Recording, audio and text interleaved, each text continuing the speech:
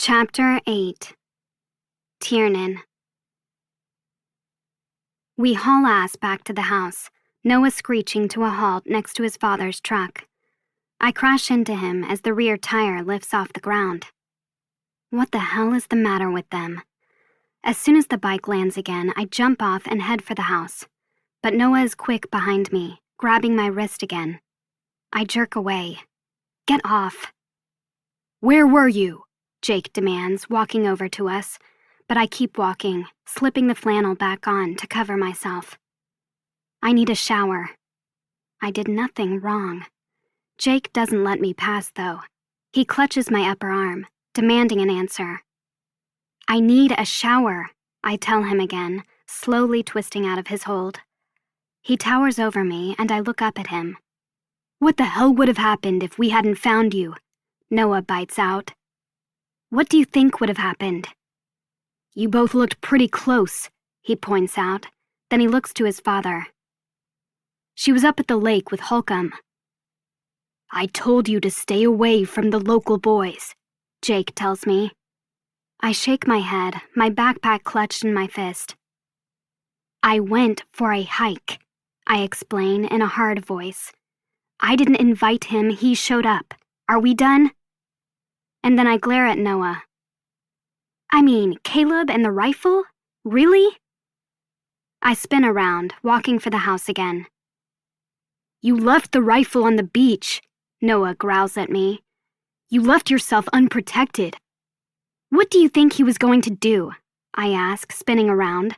Attack me? Noah's jaw flexes, and I can't help myself. He might not have had to, I tell him, slipping my backpack over my shoulder. I was kind of liking him. He advances like he's going to come after me, but Jake shoots out his hands and stops him, holding him back. I almost smile. My uncle turns, his patience gone. Go get your shower, he orders me. I turn and head up the stairs, hearing Noah's angry bark behind me. You're a Vanderberg here, he shouts. If you give that asshole a piece of ass, I swear to God I'll make sure you don't sit for a week. Noah. Calm, pleasant, happy Noah. What a surprise. And an asshole. The horse shuffles on her feet as I brush her rust-colored coat. It's meditative, like cooking. The long, smooth strokes. My earbuds are in, but no music plays because I forgot to turn on my playlist when I came into the barn an hour ago. I brush with one hand and follow it with a stroke of the other, giving the girl lots of attention. I like animals. And Colorado. It was actually nice today, getting out there into the woods. It wasn't even so bad when the Holcomb guy showed up. Of course he was an ass. I wasn't delusional. He'd screw me and brag and never speak to me again unless he wanted more. But I don't know. He joked with me, and I joked back. There was no illusion about what he wanted. I didn't have to play games or pretend. And part of me wanted it to be that easy, to not have to bond in order to connect. Yeah, I was tempted. I can't talk right or say the right things, but maybe I can be soft and sweet and happy in bed. Maybe I could be loving there. My eyes sting with tears, but I blink them away as I brush Shawnee's mane. They hate me, I hate me, and I hate them. No, I stop and think. I don't hate them, I just know I'll fail. I can't connect. Leaving the stall, I toss the brush on the table with the other grooming tools and walk back through the shop toward the house. I kick off my muddy rain boots but keep my black hoodie on as I open the door to the kitchen and walk in. The afternoon is cooling off, and I feel rain in the air. I hear a hiss as I enter. That fucking prick. I turn to close the door, but I take a quick glance. Caleb is planted on the table, his nose bloody, and his father trying to clean it up. But he grabs the rag out of his dad's hand and holds it to his nose himself. His lips are etched into a snarl. Did Terrence Holcomb do that to him?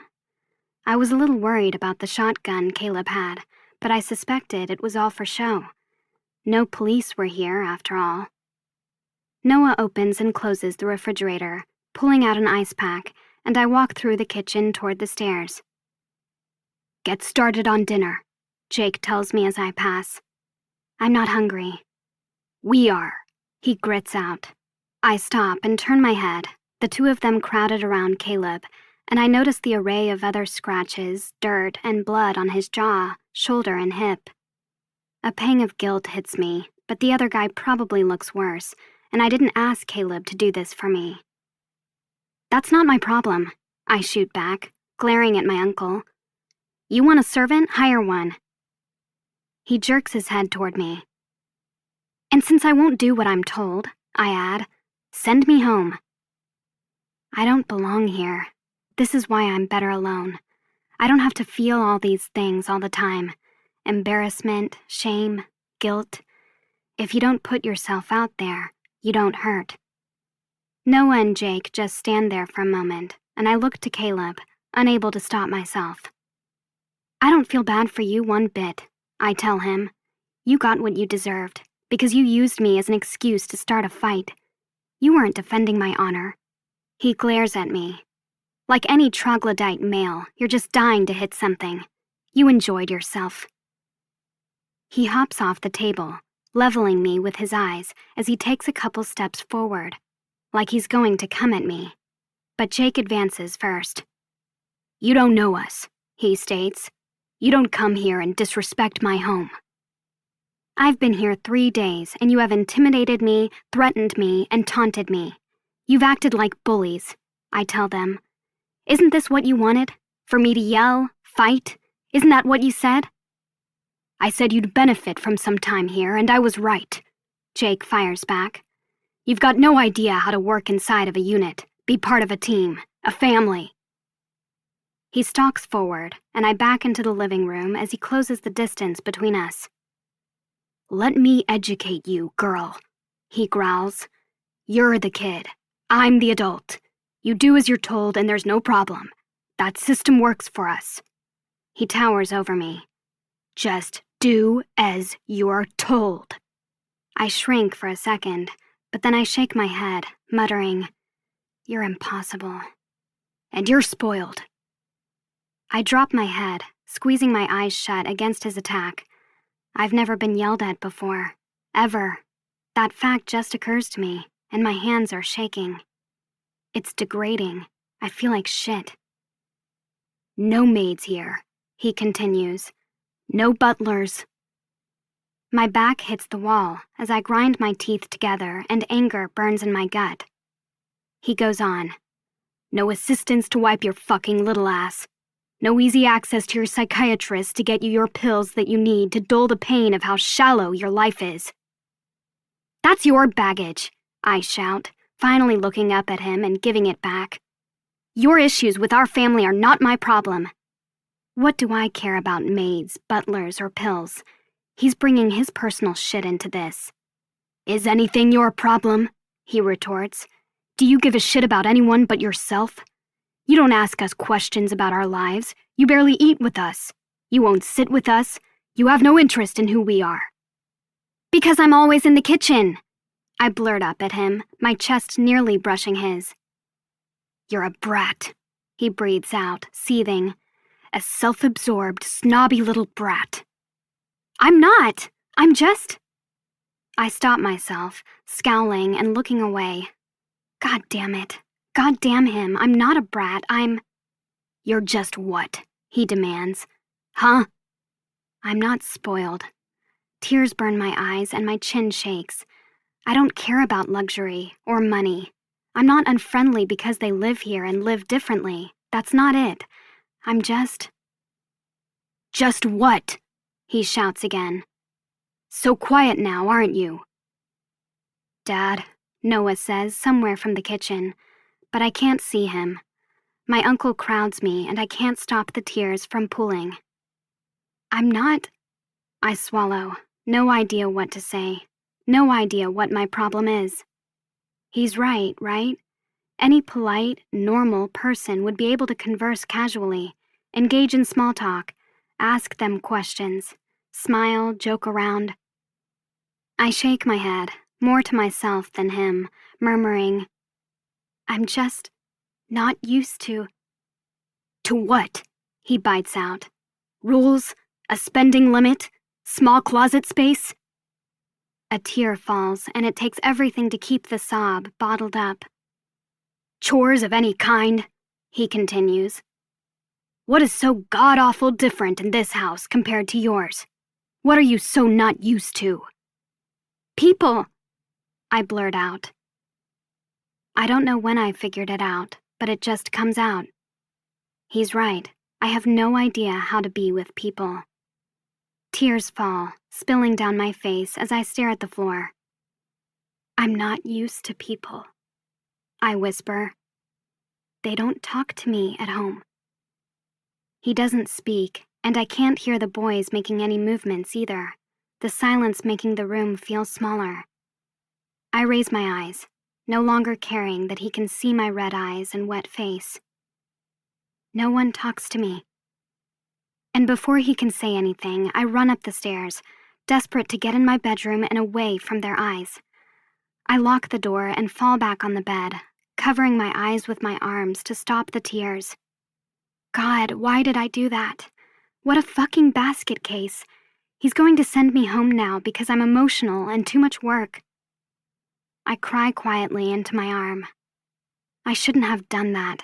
I never fight with anyone, but I would fight before I'd ever cry. It's a weak person's tactic to end an argument. It's not a fair fight when someone starts blubbering.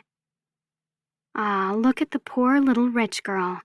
Her mommy and daddy let her have anything she wanted, but they didn't hold her hand or kiss and hug her every day. Poor baby. Now they'll just see me as even less than they did before. Fragile, easy to break, a problem to tiptoe around. How many kids would have happily lived with my parents if it meant they were being fed and clothed every day? I have everything, and I just broke in front of them over nothing. Everyone should be as lucky as I am. Can you believe it? I heard my mother shout. Oh, come on, my father chuckled. We knew it was going to happen. I slowly stepped into my father's study, seeing my father and Mirai both smiling, and my mom with her hands palm to palm in front of her chest as she giggled. Then she reached out and wrapped her arms around my father. I smile. What's going on? I asked softly, inching into the room. But they're only looking at each other. Mirai glanced at me and smiled wider. Your mom! But my father's voice interrupts. I need to call Tom, he told my mother, rounding his desk. All the promo needs to be changed for the new movie. I looked between them, coming to stand in front of the sofa so they could see me. Oscar-nominated actress Amelia de Haas, my father recites, as if reading a billboard. My mouth fell open, and I smiled wide. Oscar? Really? That's amazing. Well, no, my mother teased, still focused on my dad. What if I win? Then it's Oscar-winning actress. You better hold off. My father laughed again and came back around the desk, kissing her. My wife. They looked at each other, their eyes lit with excitement and bliss, and I stepped around, trying to catch their eyes as I approached. I wanted to hug my mom and congratulate her. I wanted her to know I was proud of her. Mom, go make some calls, she told Mirai, not hearing me. You know what to do. Mirai's eyes met mine, the always present pity still there, and then she cast a regretful look at my parents before she left the room quietly. Congratulations, I said as I approached, keeping the smile on my face. But my mom already moved away. All right, let's get to Jane's office, she told my dad. I'll need to put in a statement. I'm so proud of you, honey, he said. And they both left, taking the noise and excitement with them. Like I was a shadow, a ghost who walked their halls but wasn't seen or heard. I stood there, watching them as they tread down the hall and disappeared around a corner. I clasped my hands in front of me, trying to push away the lump that lodged in my throat. I was happy for her. I wanted her to know that she was stunning and I loved her movies. I wanted her to know that. Why did she never want to share the wonderful things that happened in her life with me? Because she was the first place I wanted to run to as a child to tell her when a wonderful thing had happened to me. Before I stopped trying, I stood there, staring off. It's okay. It wasn't about me. This was her day. I had no right to demand attention. I heard the front door slam closed, the house and everything in it going still and silent. Like nothing lived here. Like when they left, nothing did. I blink my eyes awake, already blurry with tears. I sit up and swing my legs over the side, bowing my head and taking some deep breaths. It's early morning. I can tell by the blue hue of the light coming in through my balcony doors. A tear catches on my lip, and I wipe it off with my hand. I still remember so many little things, growing up with them, that would never seem terrible on their own, but after years of conversations, I felt like I was interrupting, occasions I wasn't invited or welcomed to, and affection that was so easily doled out between them that didn't stretch to me. It all hurt. Everything hurt, and it kept piling up year after year until I stopped letting myself care anymore, or stopped showing that I cared. I let out a sigh, tilting my head back, but then something catches my eye and I look over, seeing a white bag on top of my bedside table. I narrow my eyes and reach over, picking up the worn paper sack that no longer felt crisp and new. Is this? The bundle at the bottom of the bag fits in the palm of my hand, and I can smell the cinnamon bears before I even open it. How did this get back in here? I threw the whole bag of candy out. But now, black writing covers the front, and slowly, I unfold the bag and find a ray of light near me, reading the words. Your parents never gave you anything sweet. That's why you're not. I look over to my bedroom door, noticing it's opened a crack. I'd closed and locked it when I went to bed. Thoughts wash over me, but my heart isn't beating fast. I should be mad. Someone came in here while I was asleep. Someone went through my trash. Someone is trolling me on a paper bag. But he's not wrong. I rub my thumb over the letters. The way it's written. That's why you're not. It's so childish, but simple. Standing up, I dump the contents back into the trash, but I save the bag, flattening it out and laying it on my chest of drawers. I don't know if blaming my parents is a good enough reason for being such a miserable fucking person, but someone in this world gets me, and I'm not even offended they said I wasn't sweet. I know I'm not, and someone understands why. Leaving the room, I head downstairs, the wind in the trees surrounding the house like a perpetual waterfall in the background. I veer into the kitchen, quietly stepping to the sink to fill up a glass of water. I stare out the window, the feathers on the chickens in the coop fluttering in the morning breeze.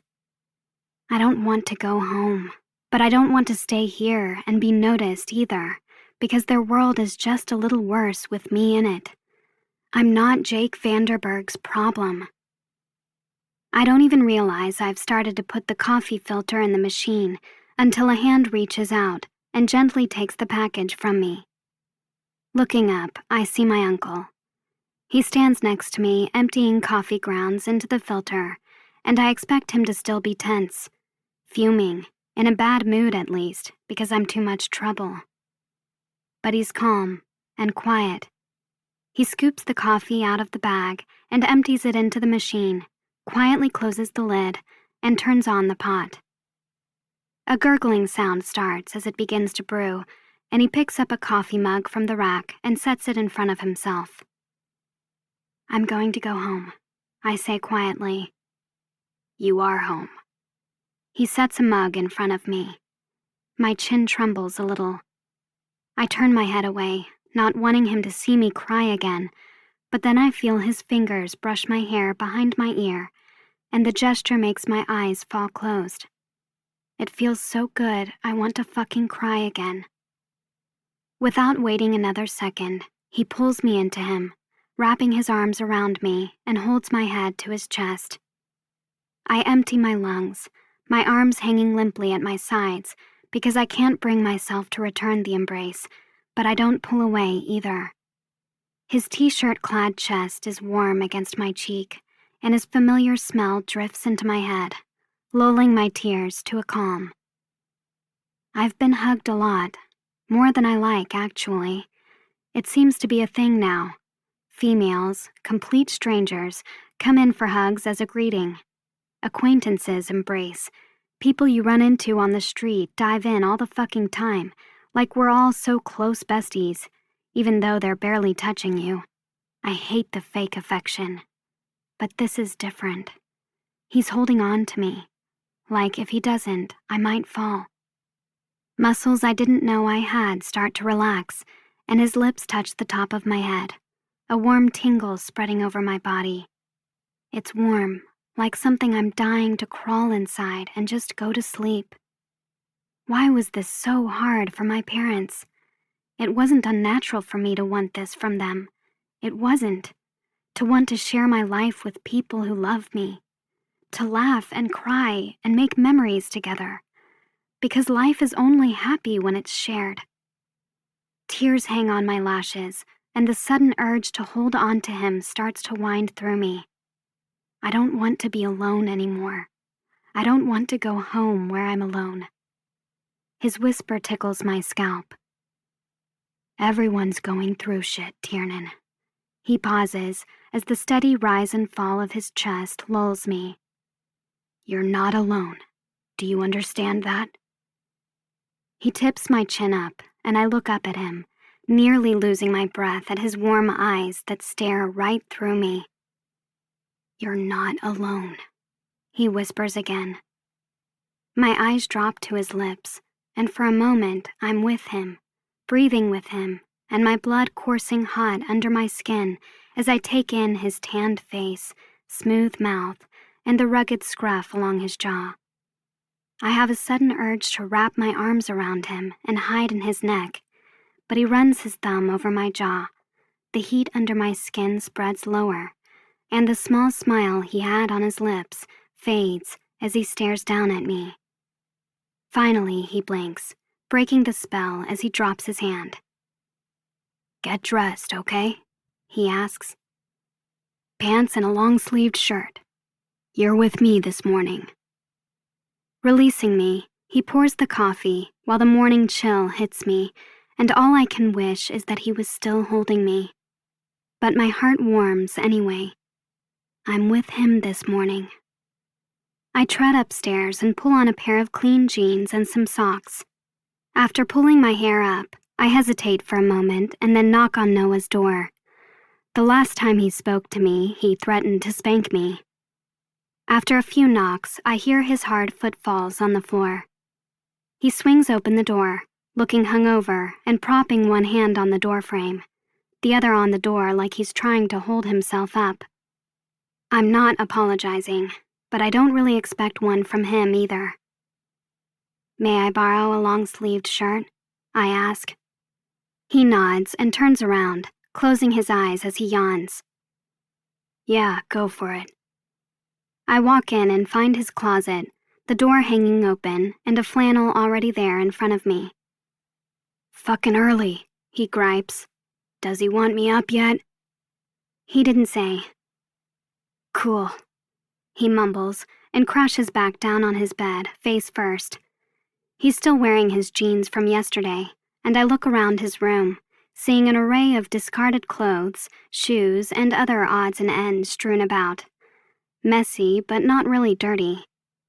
Taking the shirt, I leave the room, closing the door behind me, and wrap it around my waist, tying it.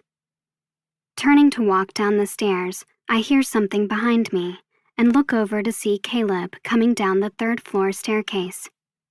He veers for the bathroom, and even though I'm less than 6 feet away, he pretends he doesn't notice me and disappears into the room, slamming the door behind him. I linger a moment. I could barely see the cuts on his face from yesterday in the dark hallway, but I could definitely see the one on his lip. It's not my fault he got into a fight, but still. Walking over to the door, I raise my hand to knock, but then stop myself.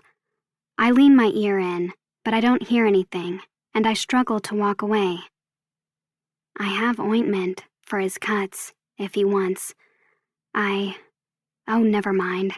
I close my fist and finally drop my hand, turning to leave. I head downstairs, spotting Jake outside on the deck, and walk out, joining him. He hands me a mug of coffee and stares out at the forest and the mist that hangs around the trunks. I like getting up early, he tells me. It's the only time the house and land are quiet, and I have the energy to enjoy it. I look up at him. Me too. Taking a sip of my coffee, I force the words out, even though my instinct tells me to be quiet. I want to make an effort. I like that you all work at home, I tell him, seeing him look at me out of the corner of my eye. There's always people here. People who are a little abrasive, rude, and overbearing, but I have a couple of those undesirable qualities myself. He half smiles down at me, and I drink some more of my coffee before setting the mug down on the railing. Come on, he says, setting his down too. Walking around me, he leads me down the stairs and toward the barn, picking up a tool belt from the work table in the shop as we pass by. We walk beyond the stable to the paddock, where Bernadette and Shawnee are already wandering and getting some fresh air. I stare at the back of his head as I follow him, and he buckles on his tool belt. Questions. He mentioned I never asked them questions. It's not that I don't have questions, but questions start conversations. Hold this up for me, he asks, lifting a piece of the fencing around the corral. I come in and lean down, lifting up the board so it's level as he dips through the opening in the fence to the other side. Pulling out a hammer and nail, he bolts the board back in place as I help hold on. Why doesn't Caleb talk? I ask. He doesn't look at me as he pulls out another nail and starts pounding. I'm not sure I should talk about it, if Caleb won't. Does it have to do with their mother? His eyes shoot up to me. What do you know about their mother? I shrug. Nothing, really, I say. But the boys obviously came from somewhere, and not from the 25-year-olds leaving your room every morning. He chuckles, pounding in the nail. It's not every morning, thank you. But she is 25, or younger, because he didn't correct me on the age. The silence hangs in the air, and his expression grows pensive as he fits another nail. Their mother is in prison, he states. 10 to 15, up in Quintana. Quintana. 10 to 15 years? I stare at my uncle, who's not making eye contact, a whole bundle of questions now ready to pour out.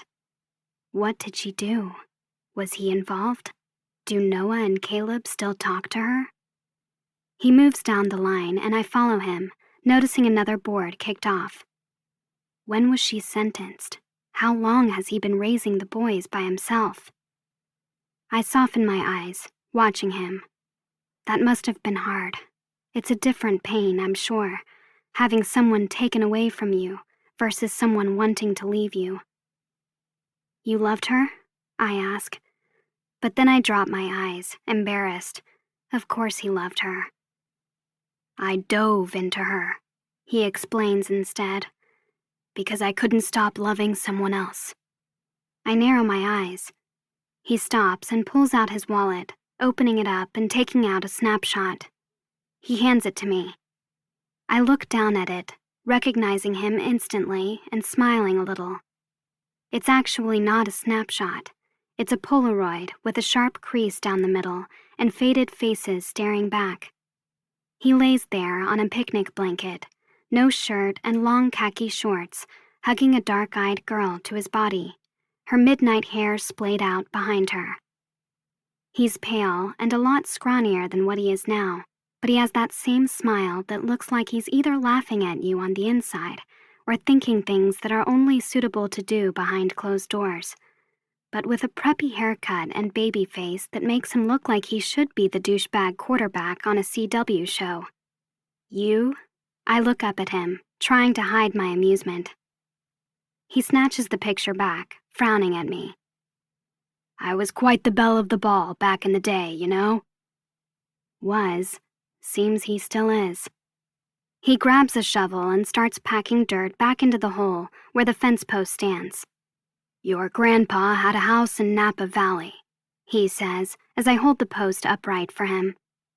We'd go up there in the summer, play golf, get drunk, fuck around. We? My father, too? I barely remember my grandfather since he died when I was 6, but I know he divorced his first wife, my dad's mother, when my dad was about 12, and chose another Dutch woman for his second wife. She already had a son of her own, Jake. I was 18 and I met Flora, my uncle continues. God, she was fucking beautiful. Her family worked on a vineyard. Immigrant. Poor. He glances at me. And of course our families couldn't have that. I almost have the urge to laugh, not because it's funny, but because I get it. For the first time, I realize Jake and I are part of the same family, and he knows them as well as I do. She didn't have a swimsuit, he mused. All summer, I remember. It didn't even occur to me she couldn't afford one, because I loved that she swam in her underwear and undershirt when we went to the lake. Her body was so beautiful, the way the wet clothes stuck to her. I picture him, his hormones and emotions raging. What's he like when he's in love? He sighs. It was sexier than any bikini. I never wanted that summer to end. We couldn't stay off each other. I was totally gone for her. But she's not here now. One night, your mother. My mother? I dart my eyes up to him, but he's avoiding my gaze, and his lips are tight. Your mother was a rising star, and your parents had just started dating, he explains. She took Flora out and got her drunk, and when Flora woke up, she was in bed with another man. He finally looked over at me, pausing in his work. Another man who wasn't me. My mother took her out, got her drunk, and... My father, I say, putting the pieces together. Jake nods. Your grandfather knew I wasn't going to let her go, so your parents helped get rid of her. I blink long and hard. I can't believe I defended them to my uncle, to him. No wonder he hates them. She felt so guilty, thinking she'd had sex with another man. Jake continued, leading me into the stable to fill the horses' food. It was a piece of cake for the family to convince her our relationship was over, unless she wanted me to find out what she'd done. And hey, here's 50 grand to cover moving expenses. Disappear, kid. Don't call him. You never tried to find her? I did, he tells me. I found her in some apartment in San Francisco. He falls silent for a moment as he pulls on his gloves. She wouldn't even let me through the door, he says. Couldn't look me in the eye. Said she couldn't see me anymore and didn't want me to call. He cuts open the hay bales, and I take a rake and start to spread it around the stall. When did you find out what they really did to her? I ask him. He remains quiet for a moment, and when he finally speaks, his voice is almost a whisper. About a week after I left her apartment, and her sister called to tell me she'd died. Died? I stop. Suicide? He nods and continues working. Oh my God. And 6 hours after that, I packed a bag and never looked back, he tells me, giving me a tight smile. Got on the road, planned to head to Florida, but I got here and never wanted to leave. His eyes soften, and things I thought I knew start to melt away as the pieces of the puzzle come together. I moved onto this land with a rundown trailer and no indoor plumbing. Now I have a house, a shop, a business, and my sons. Things turned out far better for me than I deserved. Why would he think he didn't deserve what he had? It wasn't his fault. He tried to find her. If they wanted to get to her, they were going to get to her. My parents, would they have intervened like that if I'd fallen in love with someone who didn't fit the image? I'm sorry, I rush out. I'm sorry they did that. Your parents, Tiernan, he says, cutting me off and looking me in the eye. Not your fault. It's hard to make sense of, though. My mother wasn't so different than Flora, just as poor, but at least Flora had a family. My mother had been a foster kid with no one. How could she not be on the girl's side? I drop my eyes to Jake's waist, the tattoo he sports on the side, covered by his t-shirt now, but I remember the words. My Mexico. He said Flora was an immigrant, so is the tattoo for her? Or how cowboys escaped across the border back in the day, Colorado became his escape, his Mexico? We need to have some fun, he chirps, lightening the mood with a smile. Let's all go up to the lake tomorrow. The lake, not the pond? Get some music and beer in us, he goes on. Some cliff diving. Cliff diving? His eyes fall briefly down my body. You have a swimsuit, right? But the question sounds more like a warning, because he doesn't damn well want me swimming in my clothes like yesterday, or in my underwear like Flora. Yes, I have a bikini. Dread coils through my stomach. I usually wear whatever our personal shopper buys without a care, but I think I'm going to care with them tomorrow. Why don't I have a one-piece, or a rash guard? Ugh. Over the next couple of hours, I'm a demon, rushing from one task to the next, and glad for the distraction. Jake, Noah, and I finish morning chores. I cook breakfast, and Noah cleans up. And then I assist them in the shop, typing out responses to emails that my uncle dictates concerning the business while he works. Jake and I load 2 bikes onto the flatbed, roping them down, before he slips his t-shirt back on and pulls his keys out of his pocket.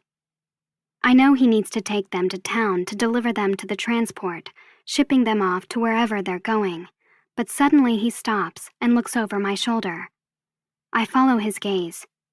Caleb is at the other end of the barn, jeans hanging loosely from his hips, no shirt, and the sun shining across his bare chest, which is damp with sweat, as he brings the axe down and chops a log in 2.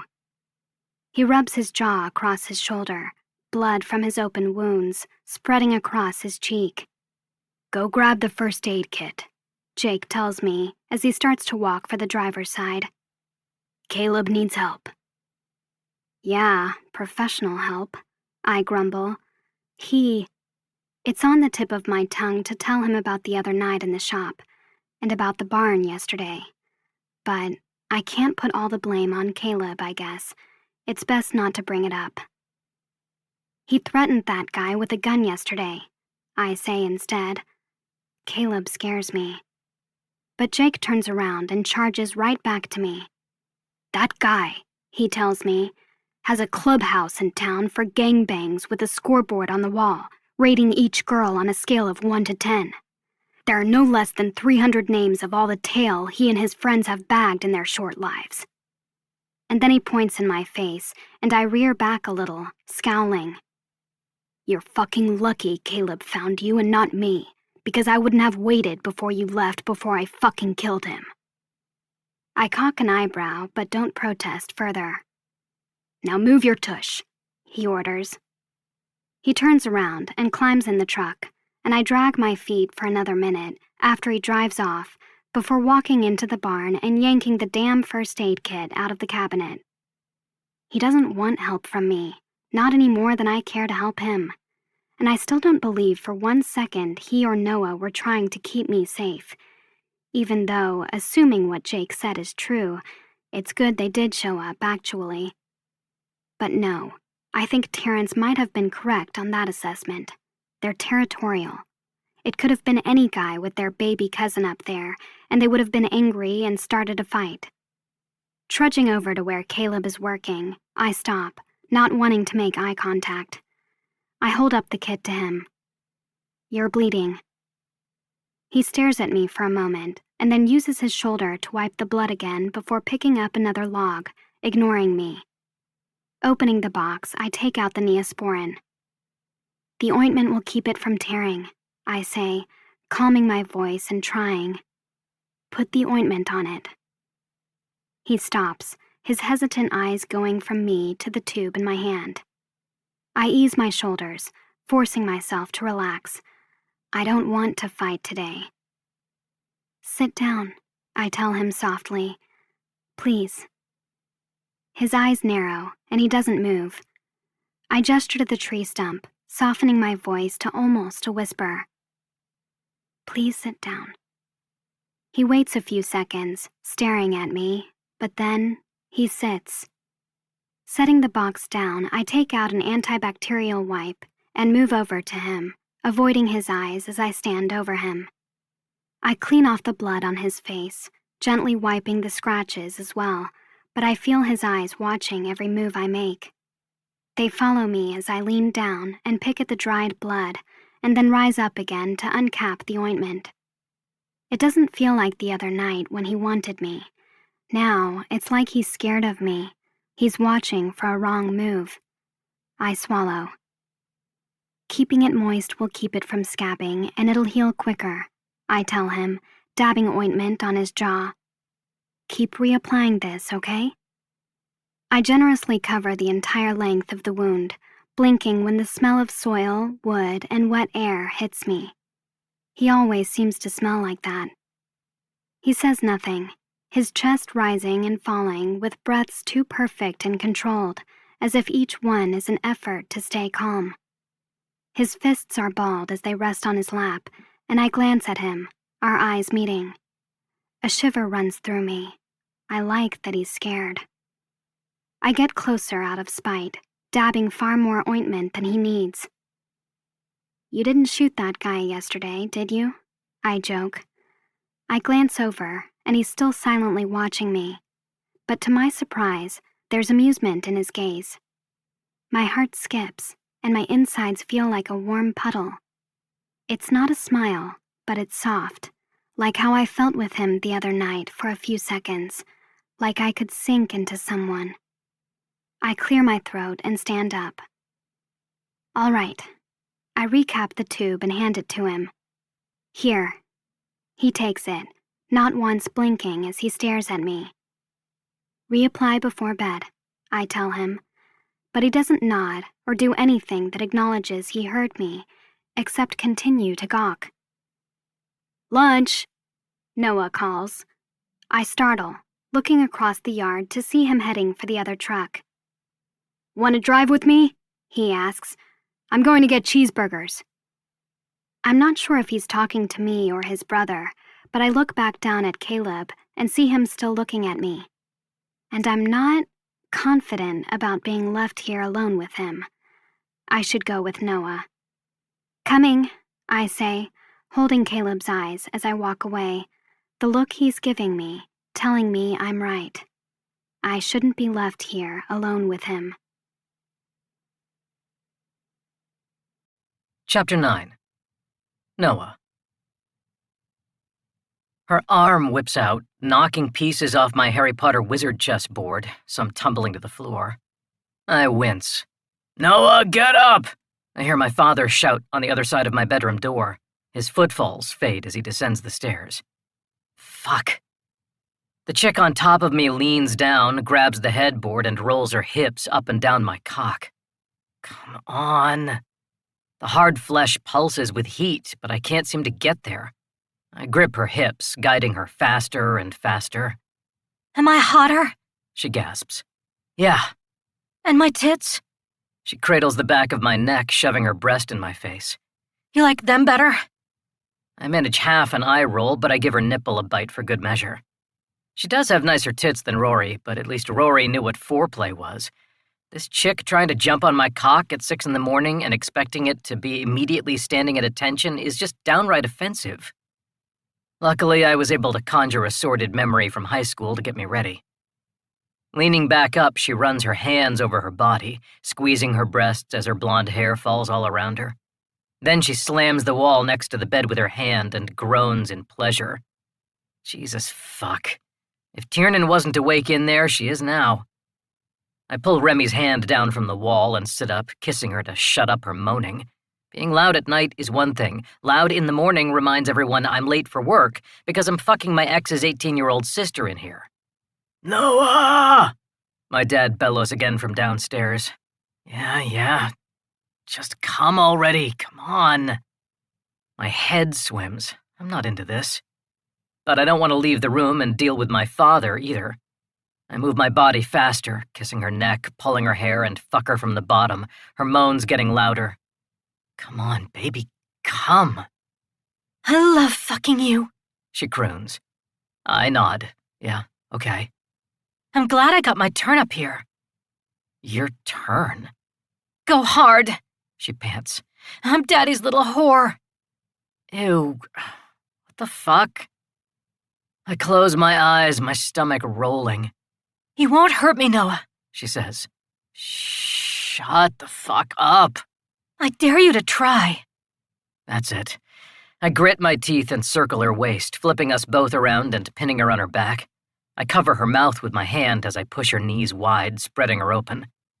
I fuck her hard and fast as my bed rocks, the floorboards creak, and I stare out the window behind my headboard. I just want this to be over.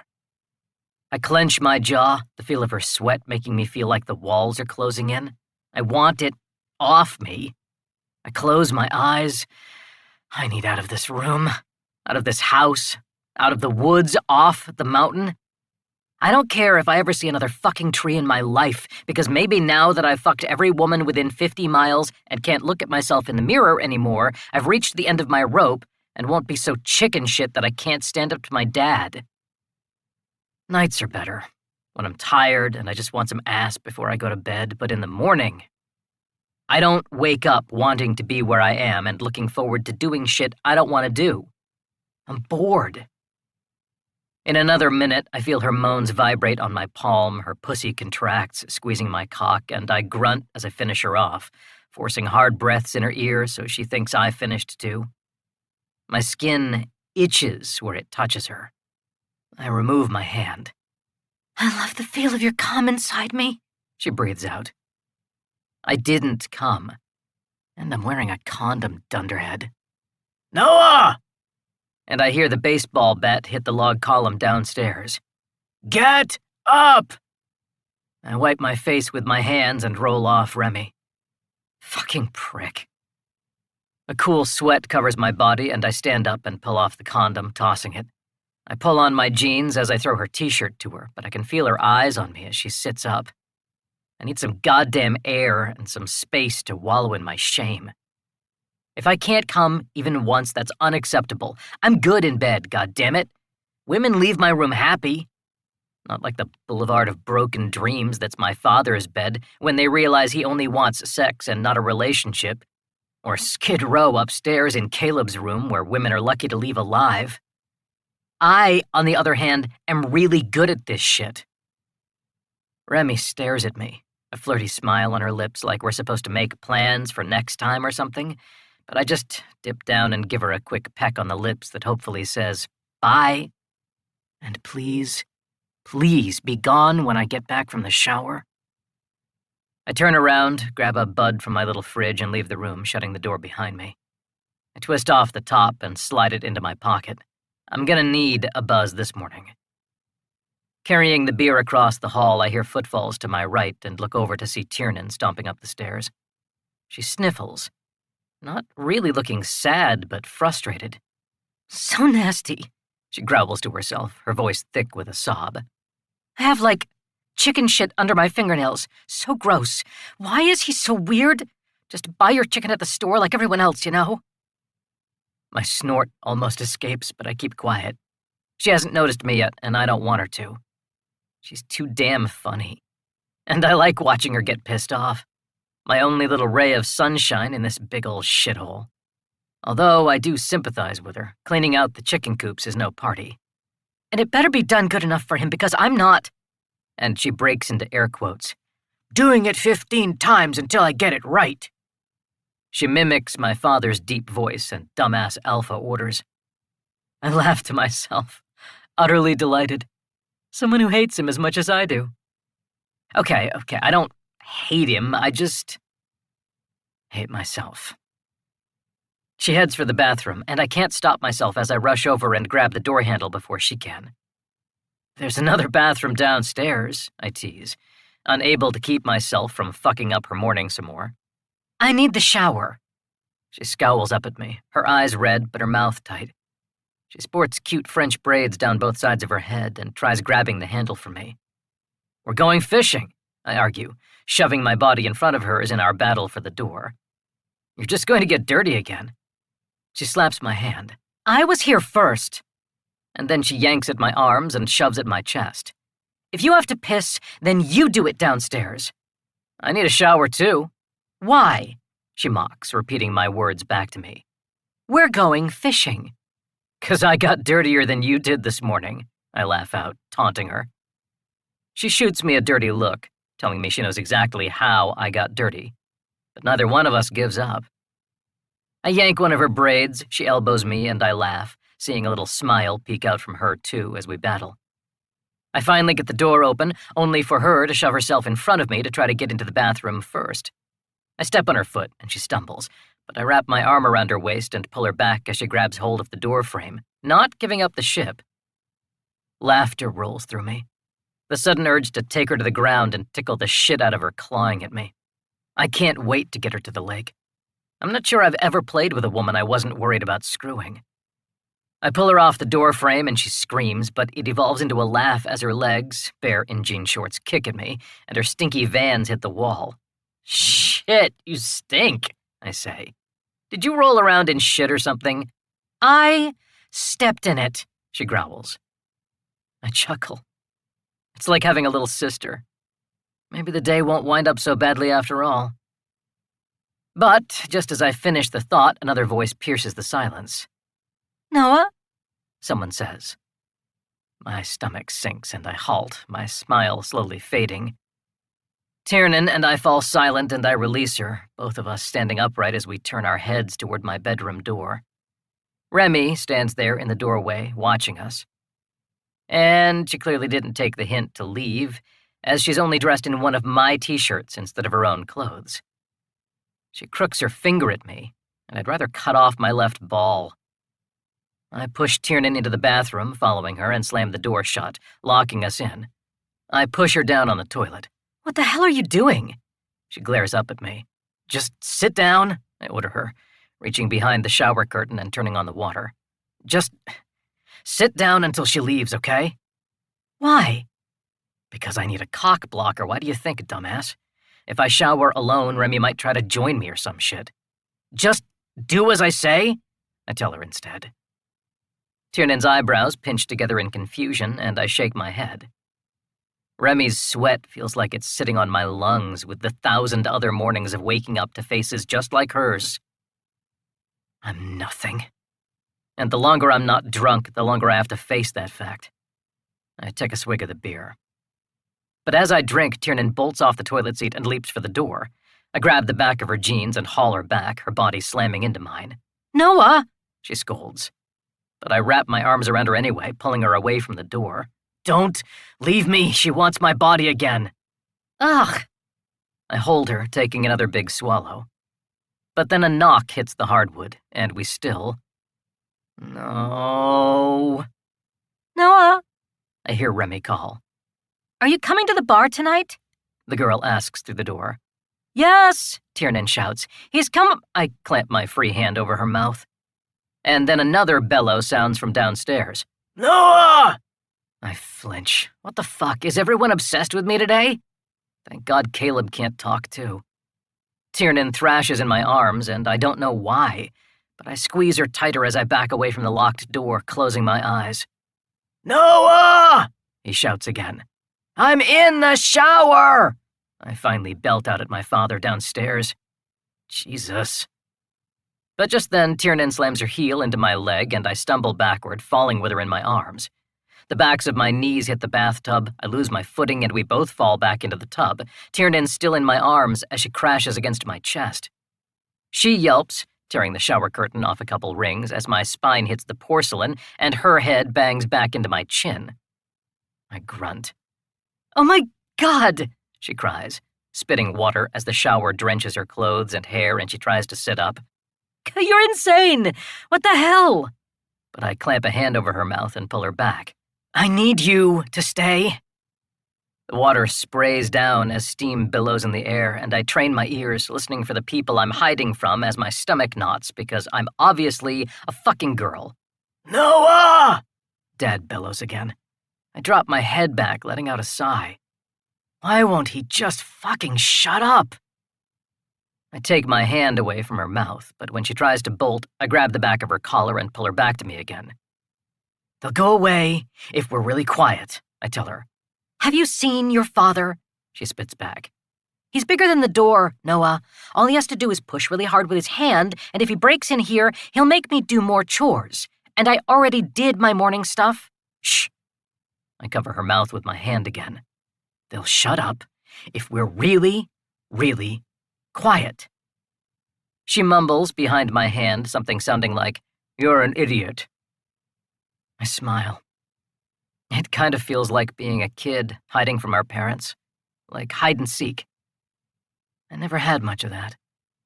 Caleb stopped talking when I was 3, too young to remember, so I can't even recall him as playful. There were a few times with my father, though. Some good memories, before he got older and angrier. I look down at Tiernan. I was angry with her yesterday, but then I wasn't. They don't talk to me. No one talks to me. I wanted to wring her neck one minute, but then the next I wanted to hold her. I got it. I knew what was wrong. She sucks in quick, sudden breaths, and I pinch her nose before she can sneeze. It cuts loose anyway as she spits on my hand, and I snort at the little whimper she lets out. I rinse off my hand and wrap my arm around her again. "What was it like in LA?" I ask her. "Tell me something about your life. Anything. I want to go somewhere, even if we can't leave the tub." But she remains silent. I lean my head back again, staring up at the ceiling. "You ever feel like you're in a box?" I mumble. "And all you see are your 4 walls, no matter what you do? No matter how far you walk, the view never changes?" "You can't ask me what to do to be happy," she says. "I came to Colorado." "Yeah, that won't work for me. But for her?" "Did it work?" I ask, tugging her braid gently when she stays quiet. "'Cause?" She jerks her head away, throwing me a scowl, but I see the smile peek out. "I like my view a little better, yeah." But then she does a double take. "Your nose is bleeding." I wipe it, pulling my hand back and seeing blood on my fingers. I rinse it off with water a few times, clearing the blood away. "You don't need to be so violent," I say as I jab her in the side for headbutting me. She squirms. "No, stop," she argues as I jab some more. "I'm not a fan of tickling." I laugh and continue to dig my fingers into her sides. She squeals, trying to get away, but there's nowhere to go. "Noah?" A pound lands on the door. "You coming out? I have to leave." Tiernan looks at me, and I jab her once more. "Noah's not here." I tell her what to say. She slaps my hand away. "No." "Say it." "No," she whisper yells. I jab her again and she recoils. "Say it." "It's mean," she replies through tight lips. "No." I grab her arm. "I'll snakebite you." She slaps me as another knock lands on the door. I go for it, fisting her forearm with both hands. I see her eyes go wide with fear and I twist, watching her go kicking and screaming. "Ow!" We tussle, water flying everywhere, and she kicks and hits, her elbow almost landing right in my crotch. "Stop it!" she sputters. But she breaks out in uncontrollable giggles and I release her finally. "You're laughing," I tell her. "I'm not." She sits up, righting herself. My breathing calms and my heartbeat slows again as she pushes stray hair out of her face, but makes no move to leave the shower yet. I lean back, both arms resting on the sides of the tub and her leaning against the wall, her legs up and her Vans hanging over the side of the tub. "Why don't you want to smile?" I ask her. She doesn't ask for anything, doesn't seem to want anything. She acted like it didn't hurt her yesterday when Caleb excluded her. I reach out, grazing my thumb over the skin between her eyebrows. "The wrinkles are always up here," I tell her, and then move my hand down to the corner of her mouth where her laugh lines should be. "But not here." She looks over at me. The water spills around us and I spot drops streaming down her face and catching between her lips.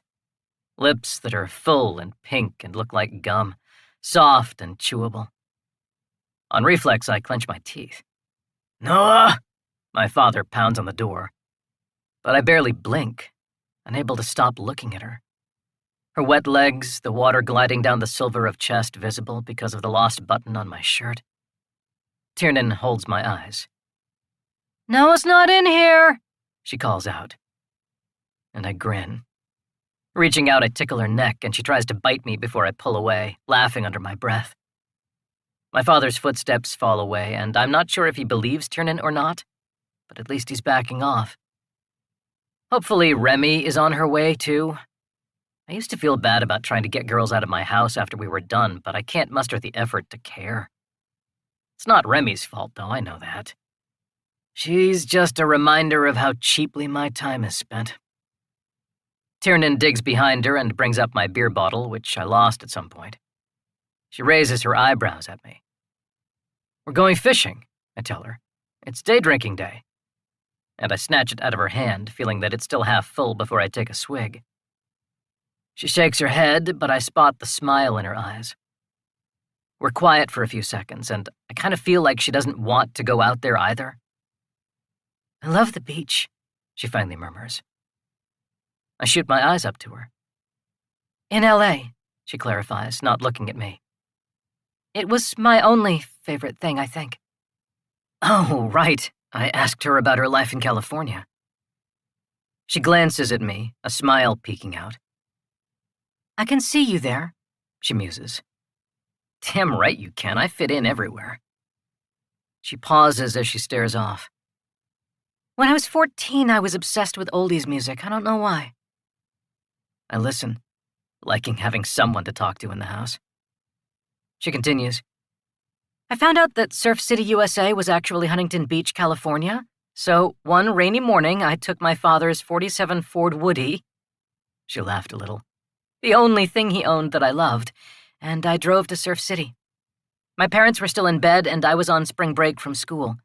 I had never taken one of his cars. I didn't even have a license yet. I just grabbed a backpack stuffed with books and drove." She drops her eyes, something I can't read creasing her brow. I narrow my gaze as I watch her absently fiddle with the hem of my shirt that she wears. Something happened that day. When she speaks again, her voice is almost a whisper. "It was still early when I got there. I sat down on the beach, watching the morning waves roll in." A wistful look fills her eyes. "It was so beautiful. People love looking at the ocean at sunrise or sunset, but I love looking at it right before the sun is up or right after sundown." A glint of excitement lights up her gray eyes as she looks over at me. "Everything is so calm, and the water has this blue-gray hue, like storm clouds. An ocean of storm clouds," she muses. "The sounds of the waves are like a metronome through your body, the rain tapping your shoulders, the infinite horizon and the dream of just going and losing yourself somewhere out there. No one's there. It's peaceful." A solemn look comes over her, and I hold my beer in both hands, watching her. "After a while," she continues, "I finally stood up, lifted up my backpack, and strapped it on. It was so heavy with books, my knees almost buckled." She swallows. "But I stood strong," she mumbles, "and walked into the water." I tighten my hand around the bottle. "Walked into the—" "I walked until the water came up to my waist," she says quietly, staring off. and then up to my shoulders, with a pack of books on her back, weighing her down. And when the water hit my mouth, I started swimming, she tells me, struggling as I tore through the water as fast and hard as I could because I wasn't strong, and I knew any second the weight of the pack would take me down, but I wanted to go farther. I needed it to be deeper. She hesitates, whispering her words like she's thinking out loud. So deep, I couldn't make it back, so I wouldn't be able to make it back. My feet no longer brushed the ocean floor. I was going farther and further. I knew that feeling. The edge we dance when we want to get to the point of no return, so we have no choice but to keep going. But I always chicken out. I always fear doing things I can't undo. I remember that last moment, she says, droplets glimmering across her now tanned skin. When my muscles burned because I'd used every ounce of strength to keep myself and the pack up. The last moment, knowing I was about to go under, the weight pulling me down. She shook her head gently. Let myself go. Let it happen, I told myself. Just do it. Just do it. Just let me go. I can see her. Some pier close by as she fights to keep her head up, and knowing there's almost nothing saving her from the fathom below. I dropped the pack. She blinks. I didn't even go under. Logically, I knew that. She's still here, isn't she? But still, I'm glad to hear it wasn't a hard decision to stay. Why'd you drop it? I ask. I don't know. Maybe I wasn't serious. I reach out and graze her jaw with the backs of my fingers. Or maybe you knew you had this and you were going to be okay. Everyone contemplates suicide at some point, even if it's just for a minute. And one thing is usually the root cause: loneliness. She should have been with us. Why didn't my father make contact, invite her for the summers? Her parents would have let her. Probably would have been happy to get rid of her. And I would have been happy with someone to talk to, too. Less lonely myself. Did they ever realize you snuck out? I ask. She nods. About a month later, when they got the bill for all the overdue library books I dumped at the bottom of the ocean. A laugh bursts out of me, and I tug on her braid again, seeing her smile too. First lesson in stealing your dad's car, sweetheart. Cover your tracks. I take another swig and pass the beer to her. Do you ever go back to that beach? Every time it rains, she replies, turning to look at me. Except now I just bring one book and my earbuds. She takes a big drink and passes the bottle back. I like this. I can't remember the last time this house felt this good. You've got this, I hear her say. I look up to see her watching me. And you're going to be okay, she finishes. She repeated my words back to me. And better yet, I didn't have to tell her. If only my father could see anything beyond the end of his nose. Rinse off, she says, standing up. And hurry up about it. I down the rest of the beer, leaving it on the soap dish, and rinse up, switching places with her.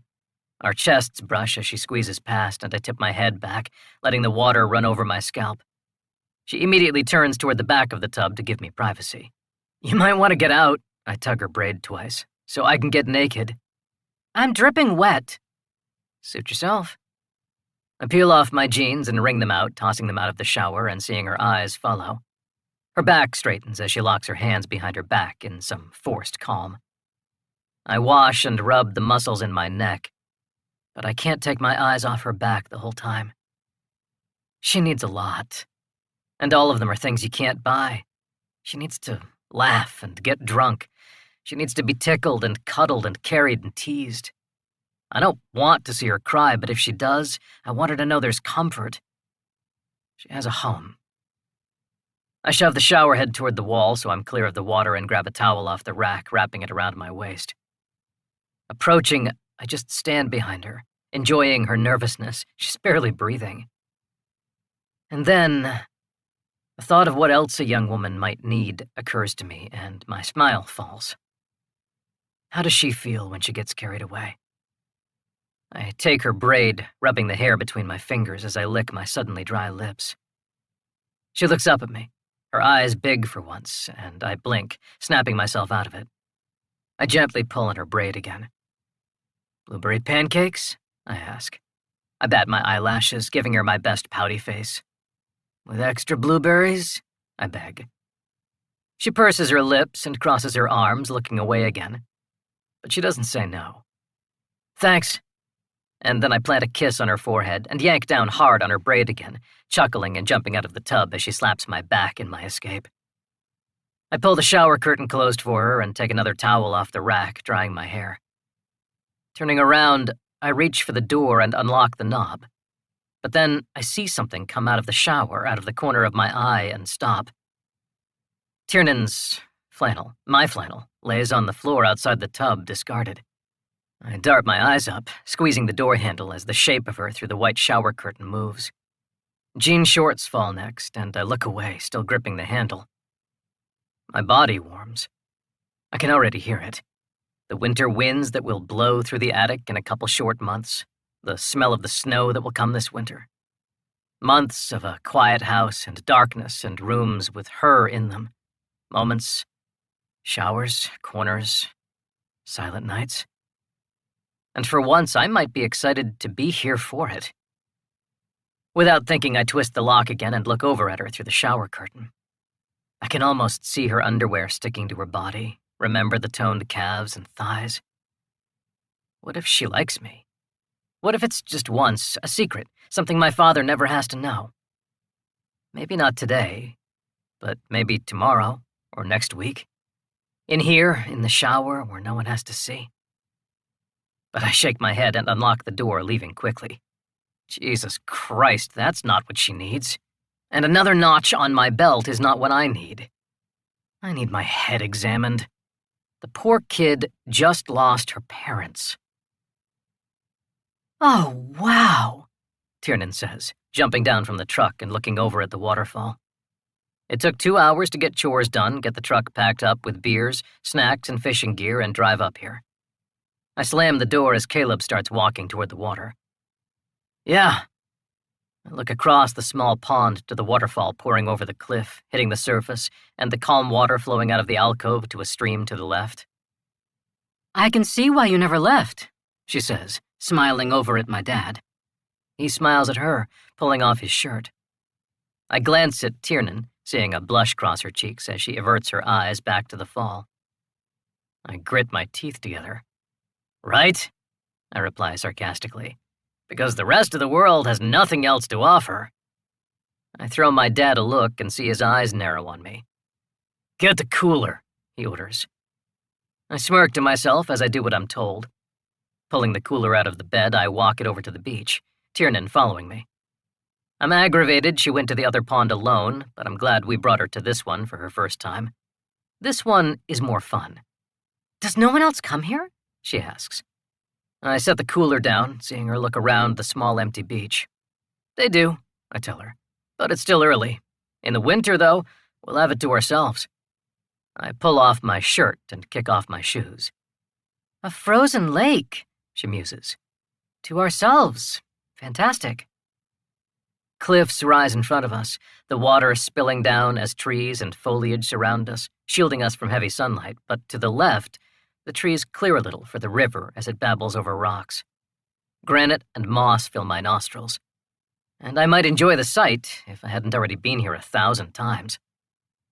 I look over at Tiernan, liking that view better. She wears a pair of white shorts and one of her own plaid shirts, but it's pink and blue and fitted, like the expensive ones are. I take in her outfit. Is she swimming in that, or... "You okay?" I ask her, noticing she's staring off.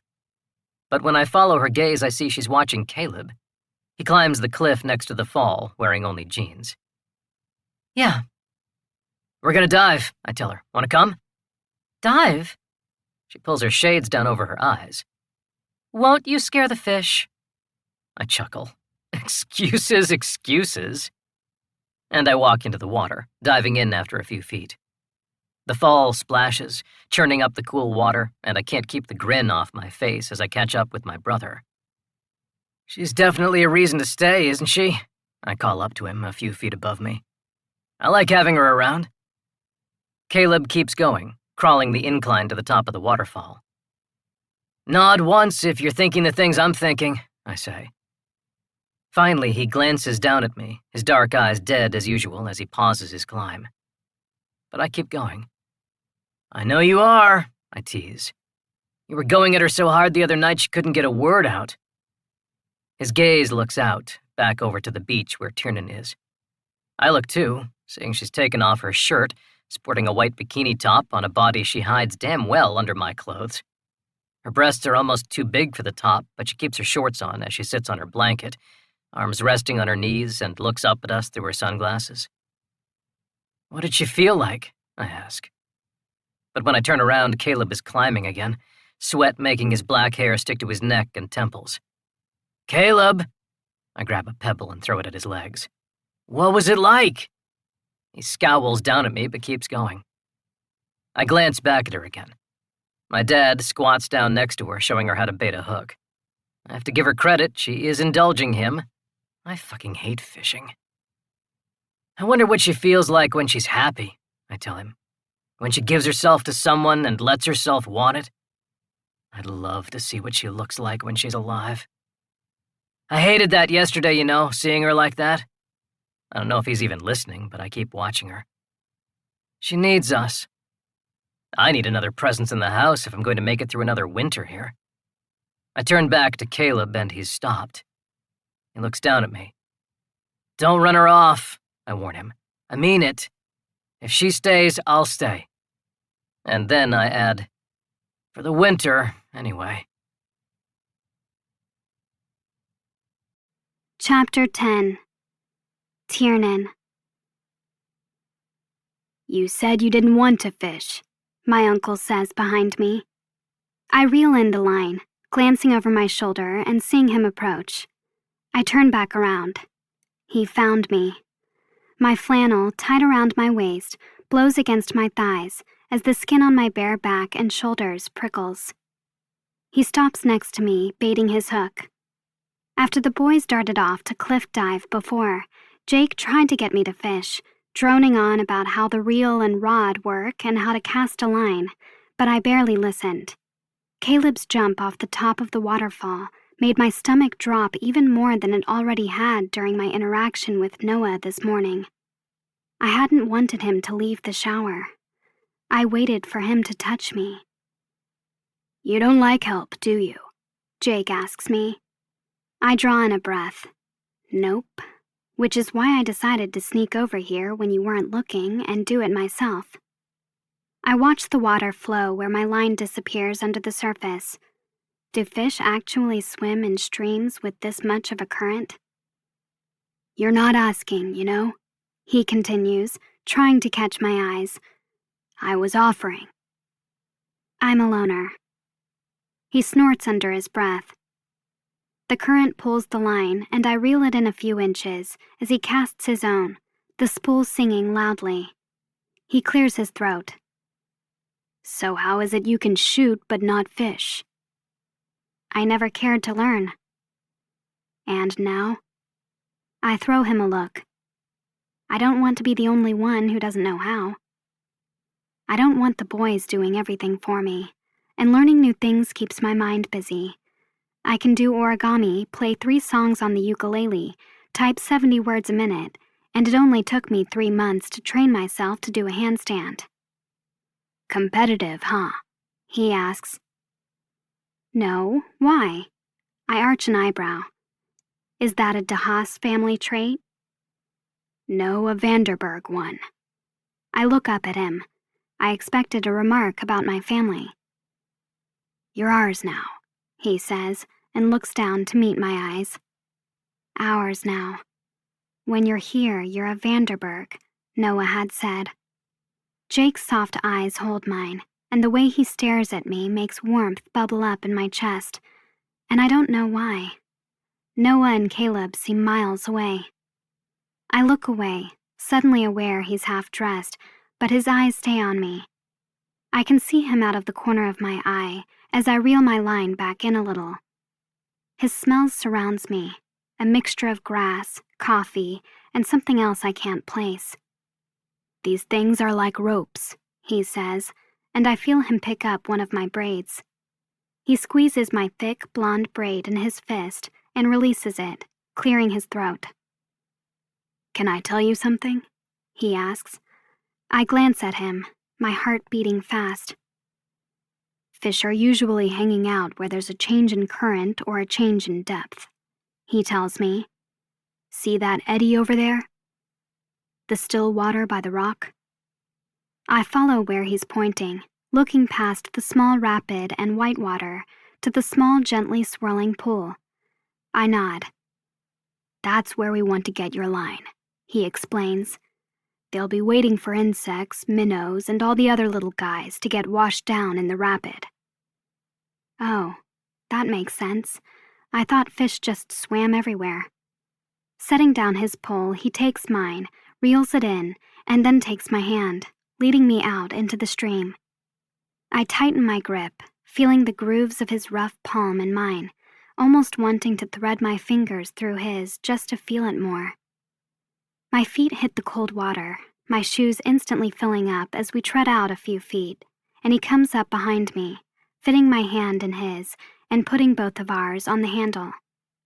I still, his bare chest blanketing my naked back, and I close my eyes for a moment.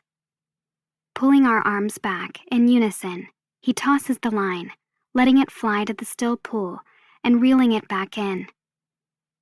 "If you don't like fishing," he says behind me, his voice low and husky, "there's a pretty cool cave behind the waterfall. It doesn't go that deep, but it's peaceful." We cast the line again, trying to reach just beyond the pool. "Sounds like a good place for teenagers to do bad things," I joke. "As a matter of fact," he chuckles. Oh, great.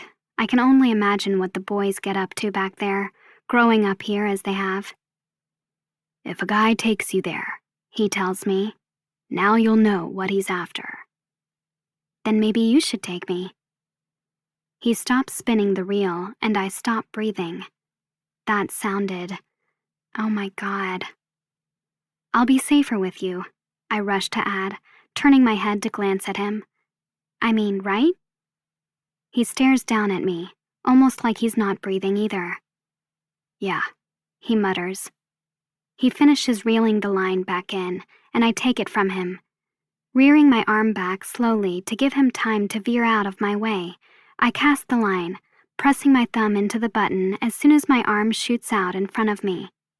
The line, silver in the sunlight, glints as it flies, and I land it just at the far edge of the pool. "Good," he says. "One more time." His heat covers my back, making the rest of my body miss the warmth. I reel the line back in. Holding the handle, I inhale through my nose and finally pinpoint the part of his scent I couldn't place before. Burnt wood. He smells like a fall night.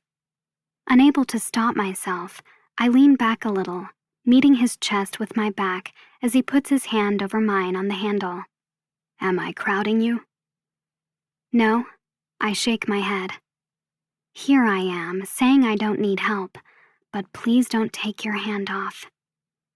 He fits his grip on top of mine, both of us holding the handle, and my arm resting on top of his.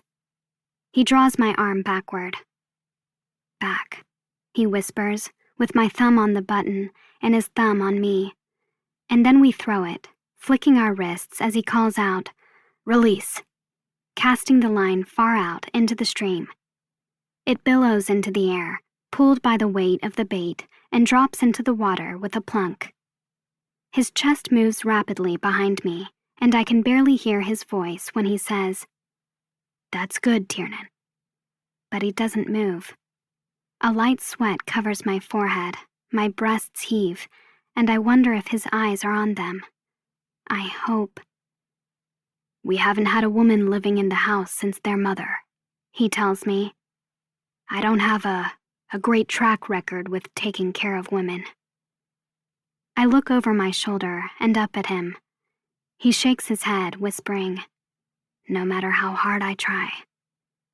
His brow is etched with pain as he focuses on the stream, and my throat tightens. His first love killed herself, and the mother of his children was sent to prison. He feels responsible. I thought I was protecting Caleb and Noah, keeping them secluded up here, he says, watching his line. I think I just gave up, though. I didn't want to fail again. I gaze at his eyes and how young they still are, how they betray all the things he still wants. I didn't even have a desire to try, he murmurs. Then he looks down at me, and everything else stops. But now we have you, he tells me. His heated stare holds me frozen, and something pulls at every inch of my skin, begging for something. His hands, his rough hands. Heat pulls low in my belly, and I'm wet. I feel the slickness between my thighs as I throb, embarrassment rising to my cheeks. The fishing pole slips through my fingers. I jump, sucking in a breath, and watch the stream carry it away, bobbing over the current. I'm sorry, I rush out. My mouth hangs open and I back away, looking at Jake. I struggle to keep my balance on the wet rocks.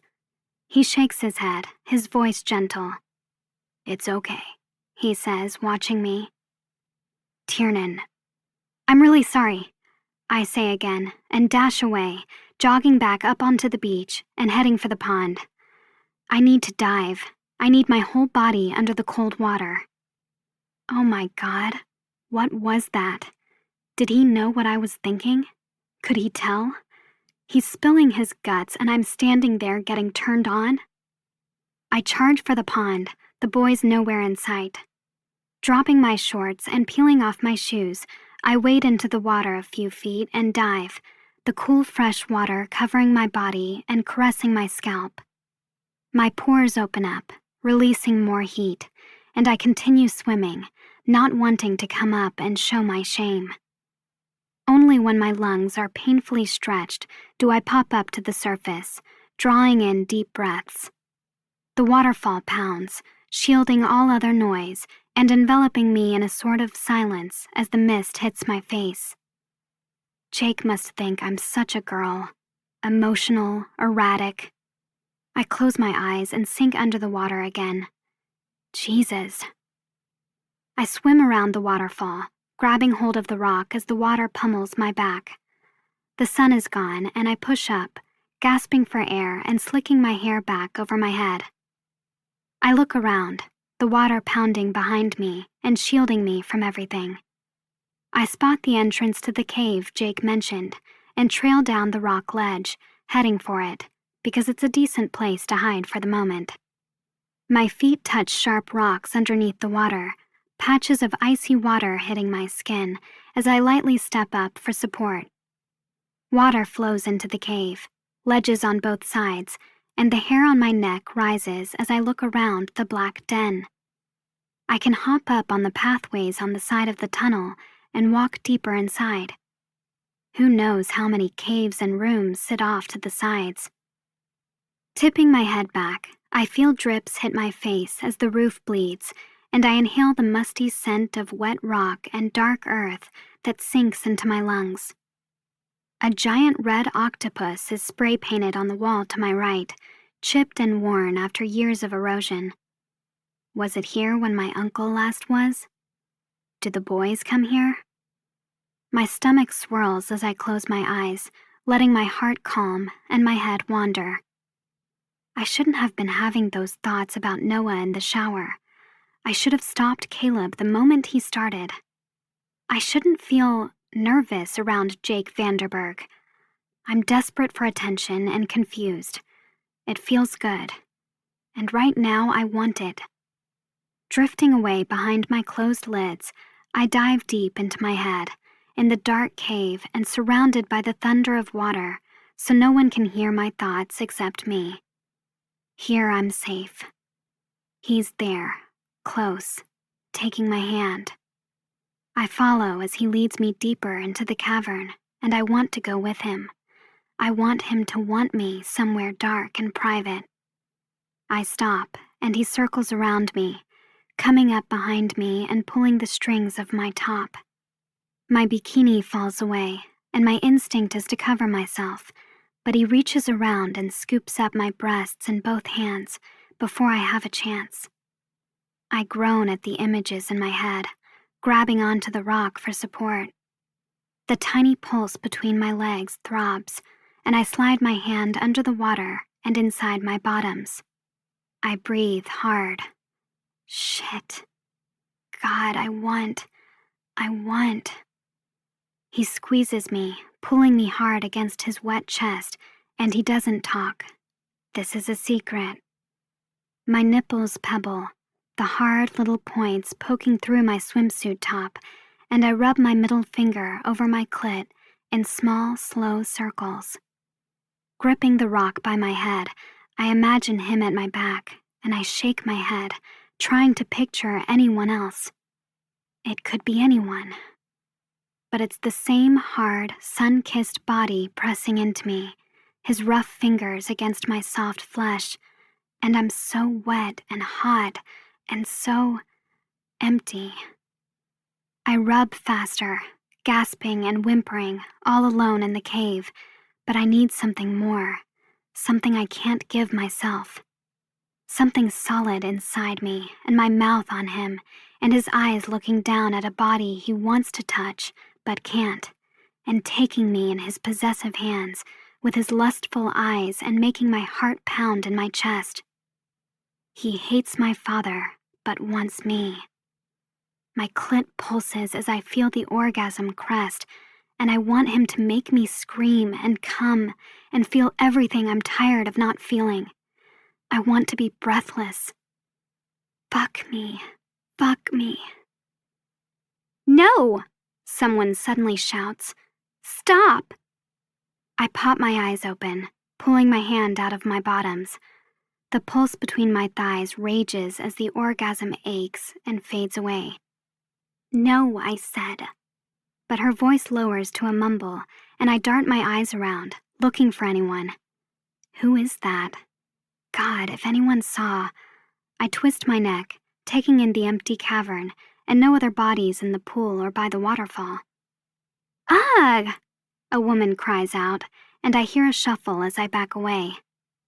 No one else was on the beach when we came, and I didn't notice anyone else show up. Who? But just as I push myself back in the water, getting ready to bolt, a figure emerges from the darkness, and I freeze as a young woman steps out of some tunnel or adjoining cave. She sees me and stops. Cece Diggins, the woman from the pharmacy who was a little too interested in who I was. She must have arrived while I was fishing. She wears a blue bikini, her long dark hair wet and spilling around her, and I spot a trickle of blood coming out of one of her nostrils. I narrow my eyes. Why is she bleed? She walks past me, above on the ledge, and dives back into the water, disappearing beyond the waterfall. What the hell? Who hit her? Just then, I hear pebbles shuffle, and I turn back around in time to see Caleb walk out of the same tunnel she just came from. The water shimmers across his dark eyes as they meet mine, and he steps forward, dropping into the water and sinking waist deep, dressed only in his jeans. He walks toward me, and I back up toward the waterfall, unblinking. Did he hit her? I scan his face and body, seeing no marks of self-defense. The room is dark, and it's just us, his hard eyes zoning in on me the closer he gets, and my heart leaps into my throat. But then, he just walks right past me. Diving under the waterfall, he disappears too, and the fear of what I'd been doing to myself under the water with them right in here is thankfully overshadowed by what the hell was just going on in that tunnel. What was she arguing with him about? He didn't do that to her, did he? And how the hell do you argue with someone who doesn't speak? How does that work? I head out of the cave, swimming under the water and back out to the middle of the pond. My uncle loads up the truck in the distance, Noah helping him, and I watched the guys working, my cheeks warming at the memory of my fantasy. I never actually put a face to him in the dream, but I know who it was. It's okay. Everyone has thoughts. Everyone touches themselves. A therapist would say I'm seeking an outlet to cope with my troubles. That's what this is, and better this than drugs or alcohol.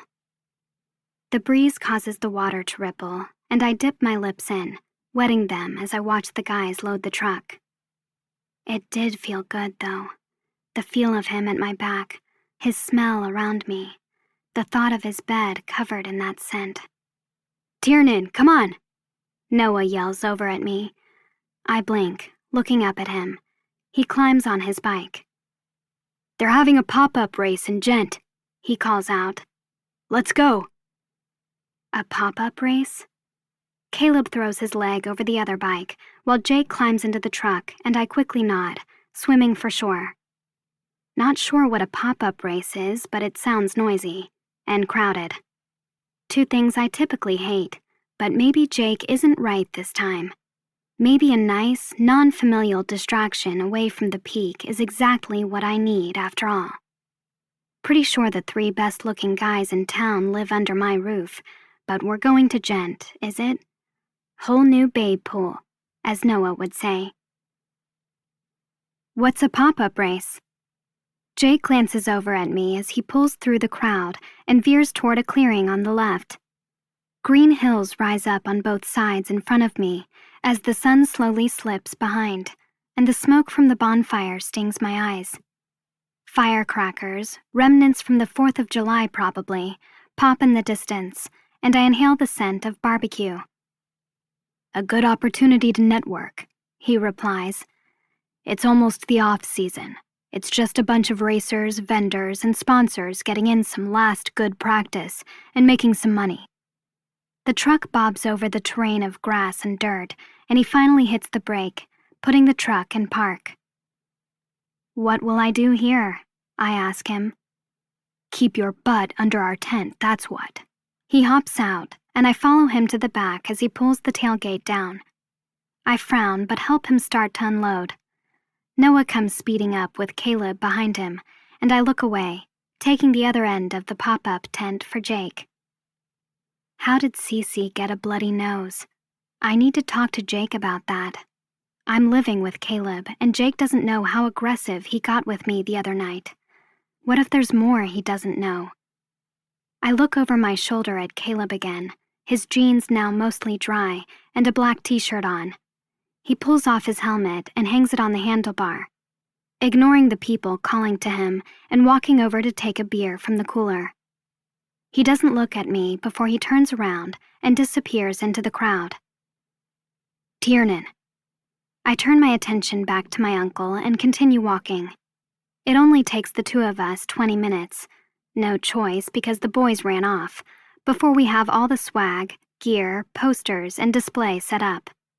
Jake positions the guys' motorbikes on either end of the table, and I dig out the Bluetooth speaker we had while fishing and sync it to my phone, starting a playlist. Rat's "Nobody Rides for Free" pops on, and he laughs under his breath, tossing me a smile. Fitting, I guess. Pushing my rolled sleeves up, I grab some decals off the table and stand in front of the tent, handing them out to passers-by. Jake glances at me, and I offer a half smile as he heads over to talk to a couple looking at one of the bikes. I'm not sure why, but I kind of feel bad that Caleb and Noah make him fight for every inch of help. I'm not one to take a parent's side, but Jake going through what he went through to get here and build all this, he deserves a family. I guess I don't like seeing him alone and everything.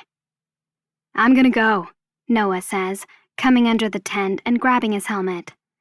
He wears racing gear, black and orange pants and long-sleeved shirt with the number 78 on the front and back. Is he racing? Seeing me, he pauses and grins. He sets the helmet back down and comes behind me, reaches around my waist, pulls up my shirt, and ties the two flaps high up. He knots it right under my breasts, my stomach bare, and then he winks at me with his cocky blue eyes. I scowl. "If you bear it, they will come," he chants. And by come, I mean, I swat at him. Gross. He just laughs, walking away to grab his helmet, and I touch the knot, trying to loosen it to pull my shirt back down. But then a guy is suddenly in front of me. Hey, he says, holding out his hand for a complimentary Vanderburg decal. He smiles, and I twist my lips to the side as I hand him one. Okay. Don't talk to any sponsors, I hear my uncle order. I turn to see Noah stuff something into his mouth from the cooler and walk away. I might if I win, he mumbles over his food. If the bike wins, Jake retorts. Be sure everyone knows who made it. A few more people pass by me, pausing to take a decal. Noah charges past out of the tent, and I hear the announcer come over the loudspeaker, sounding like the microphone is stuffed halfway down his throat. Engines rev, and the crowd rushes up the hill for a better view, I assume. I glance over my shoulder. My uncle's seated on a chair with his face buried in the engine, or the carburetor, or whatever it is, trying to act like that bolt actually needs to be tightened. You won't watch? I ask. He doesn't answer, and I clench the decals in both my hands as I stare back out at the crowd. The dirt track runs past here, but the starting line is out of my view. Stars dot the midnight blue sky, and the glow from the stadium lights over the hill pulls at me. Is Caleb watching them? Seems like someone should be. My legs itch with the need to set off with everyone else, but I stay planted. The track clears, and the announcer starts shouting over the loudspeaker. I know races usually start with a gate drop, but I'm not sure if I'm supposed to hear a shot fired or something too. After a moment, though, the crowd up on the hill starts cheering and moving around, and I know it started. The direction of their gaze changes, and I steel my spine and bob a little, desperate to see what's happening. I throw a look at my uncle, searching for any reaction, but he's deep in concentration, as if that rear tire is the most important thing in the world. Someone should be watching Noah. Inching forward, I gauge the crowd on the hill, watching their bodies slowly moving to the left as their eyes follow the racers, and I shoot my gaze in that direction just in time to see a pack of dirt bikes racing around the bend. Dust kicks up on the track, their whirring getting louder the closer they get, and I step forward, watching them disappear behind a jump and quickly reappear, flying through the air before they disappear back down again. The ground vibrates under my feet, the noise of the crowd and the machines pulsing against my body, and I smile, shooting up on my tiptoes to look for Noah. Bikes zoom past, my stomach dropping to my feet as I tip my head back, seeing Noah catch air, his body in his orange and black pants and shirt leaning stick rod straight over his handlebars before he comes down again. I laugh, my hand shooting to my head as I watch him race past in his helmet.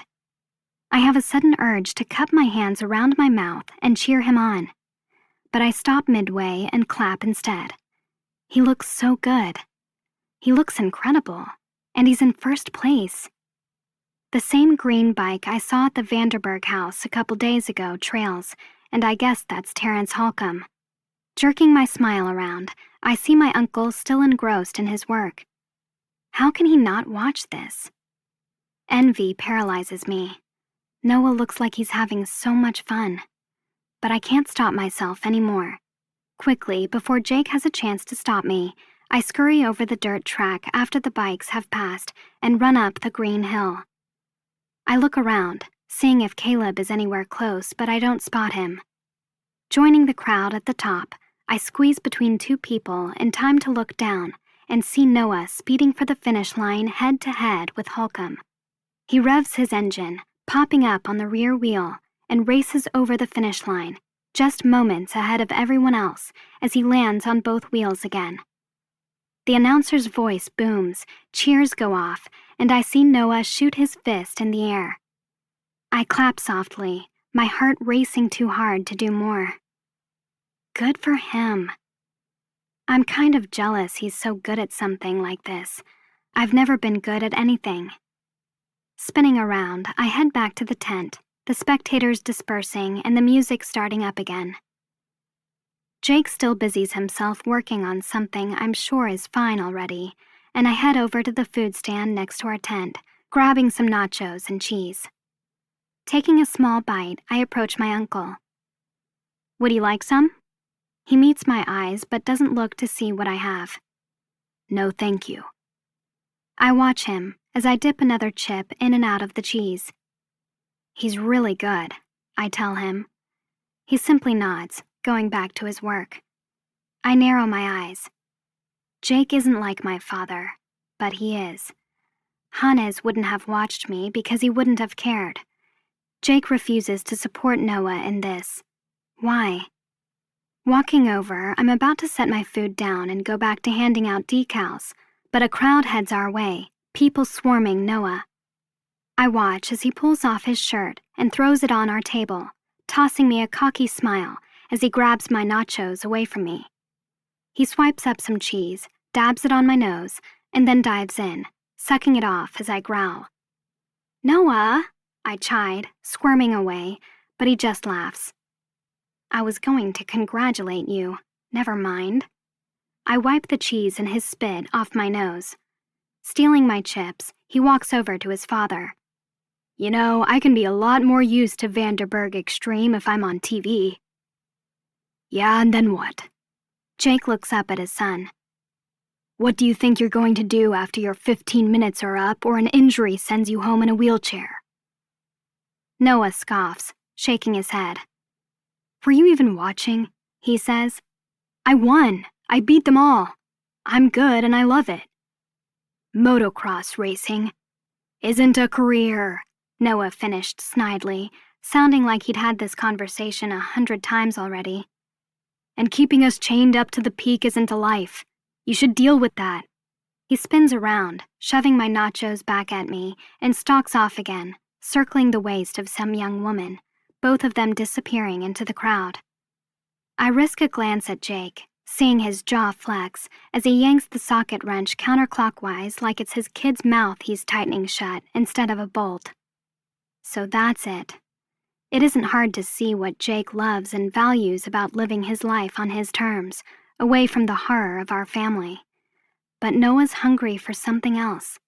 He's not lazy, careless, or uninspired. He's unhappy. Setting down my tray, I walk up and lean on the table where Jake works. Is he right? I ask, hearing the man on the loudspeaker announce another race. Are you hiding up here?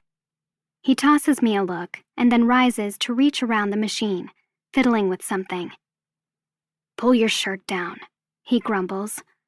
I arch an eyebrow, fighting to hold back a smile. He tosses the tool and leans down on the table, letting out a sigh. Goddamn kids. He shakes his head. He looks over at me, giving me a sad smile. He might not want Noah to be hurt like he was, but if Jake knows anything, it's that our parents don't always know what's best. I mean, who's to say Flora would have been a happily ever after for him? But he would have ran with her anyway, because we want what we want. Noah will do the same. Hey, someone says. I turn and see Cece Diggins walking into the tent with her hands in her jean pockets as she eyes me. I still. Neither of our interactions have been particularly pleasant. What does she want?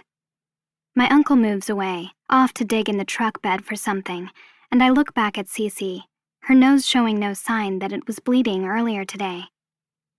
Hi, I finally answer. She holds her hand out. Cece. We shake. Tiernan. I guess we haven't been properly introduced. Are you okay? I gesture to her nose, but she just breathes out a laugh. I'm the only one who hurts me.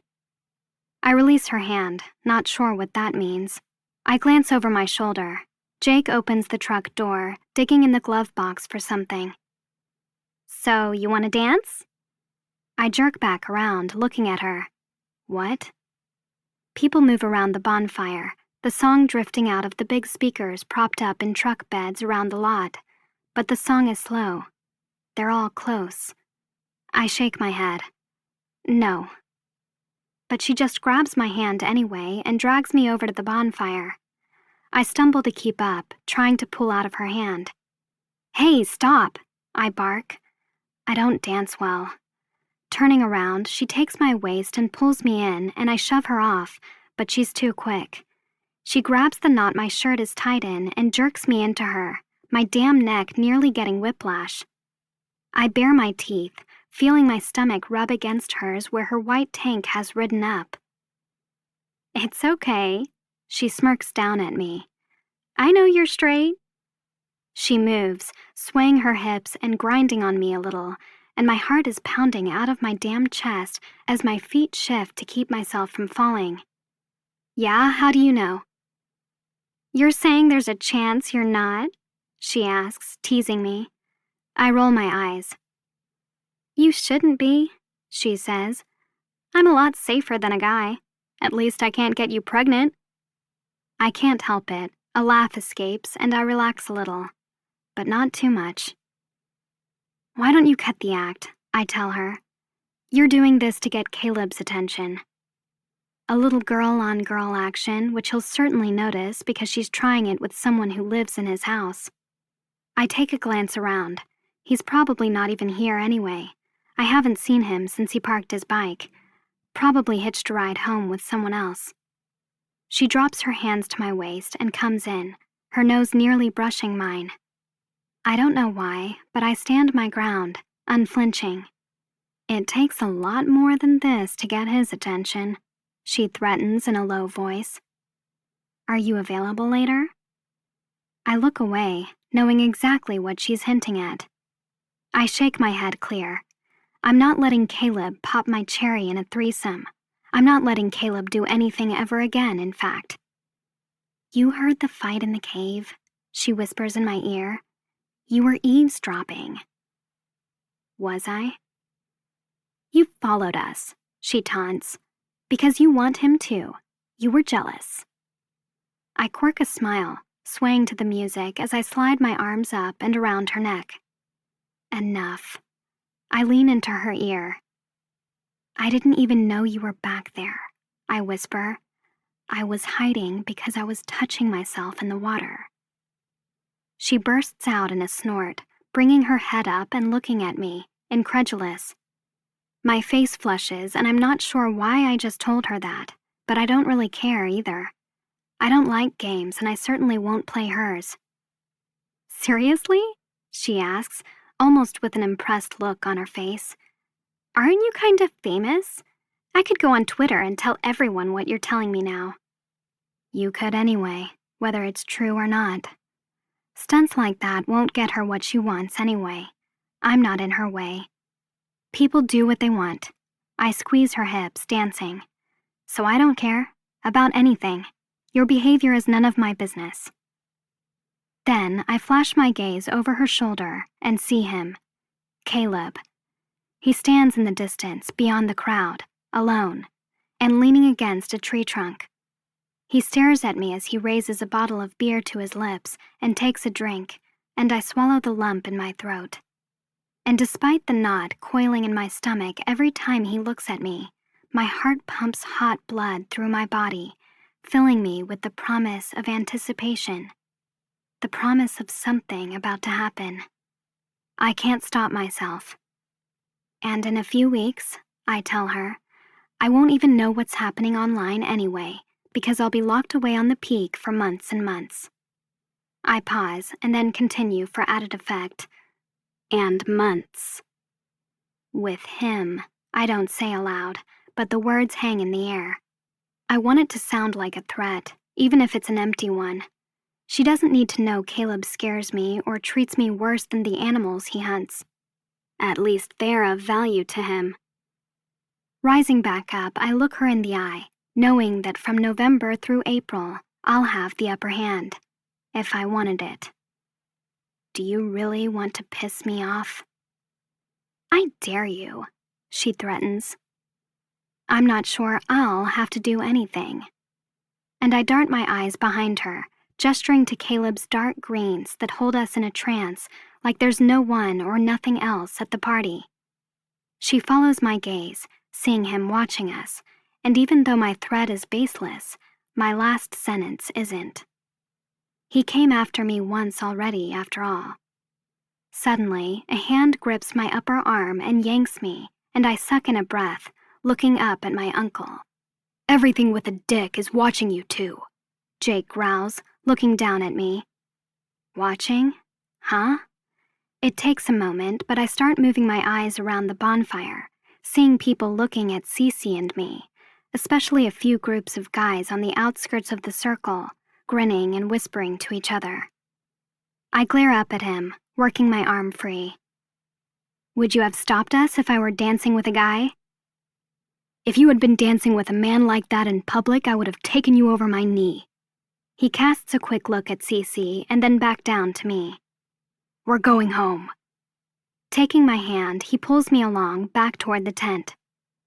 What the hell? I might care if I do something that reflects poorly on him, but I wasn't doing anything wrong. So a few guys got their rocks off watching a couple of girls dancing. I honestly wasn't even trying to dance well, so caught up in our conversation as I was. He pushes through the crowd, and my wrist burns.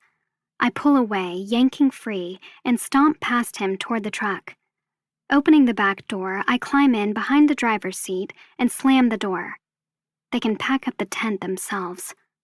I shake my head. That's the second time I've gotten yelled at for drawing attention I didn't ask for. This possessive obsession with protecting my innocence is ridiculous. Just because they're experienced doesn't mean they're any more mature or wise. I would even debate they're less so. That's been pretty clear since I arrived. The truck shakes and rocks as he and Noah pack the tent, table, chairs, and other gear in the back, and I look out the window, seeing some guy ride off on Noah's bike with a girl on the back. They look vaguely familiar, maybe a friend borrowing his motorcycle.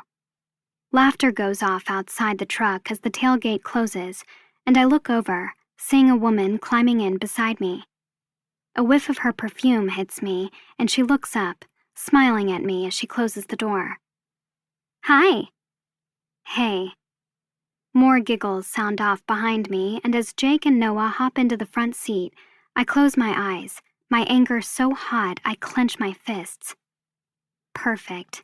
Absolutely perfect. I don't turn around to see how many are in the truck bed. I just shoot my uncle a glare in the rearview mirror. He meets my eyes but then looks away as he starts the truck. Dancing with someone makes me look like a slut, but they can serial screw every night and not see the irony there. Jake starts the truck, and I have no idea if Caleb is still at the bonfire or in the bed behind me, but I cross my arms over my chest, too angry to even care. Music plays on the radio as we speed up the dark highway, climbing the mountain on our way home. A cheer goes off behind me in the night wind, and I hear Noah crack a beer from the passenger seat in front. So I'm just supposed to listen to all them go at it all night? "Take me over your knee," I repeat, looking at Jake's eyes in the rearview mirror. I've never been spanked in my life. He looks up, meeting my gaze. "If you want to be, keep it up." The girl next to me shifts in her seat, and the tension in the cab suddenly rises a couple notches. Asshole. "You'll hit me because I would do things you don't like?" "It's called correction," he retorts, staring back at the road. "And I'll do it because I care about you." Noah glances over his shoulder at me and then looks over at his father, whispering, "What's going on?" Jake shakes his head once, blowing him off. "You can't stop me from being with someone or having sex if I want to," I inform him. "It's called a double standard, Jake. You guys get to be with women. Why can't I enjoy someone's company?" "We can be with women because no one has laid claim to us." "No one has laid claim to me." "You're a young woman in my house," he fires back. "We claim you until you're old enough." "On my birthday?" He cocks a dark eyebrow at me, but doesn't reply as he focuses back on the road. Will I be old enough when I'm 18 in a matter of weeks? Will he back off then? Of course not. I'm old enough when he says, because I'm too stupid to keep myself out of trouble. And whether or not I'm ready for sex is one thing, but intimacy is another. We all want to be special to someone. Family isn't the same thing. I'd like to meet someone eventually. Your logic is flawed, you know, I tell him, staring at him through the mirror. If a woman claims you, then she'll also do for you what other women do. But if you all are claiming me, you're not doing for me what other men would do. Noah spurts beer from his mouth, choking and dripping alcohol everywhere as he looks wide-eyed over at his father and coughs into his hand. I bite back a smile.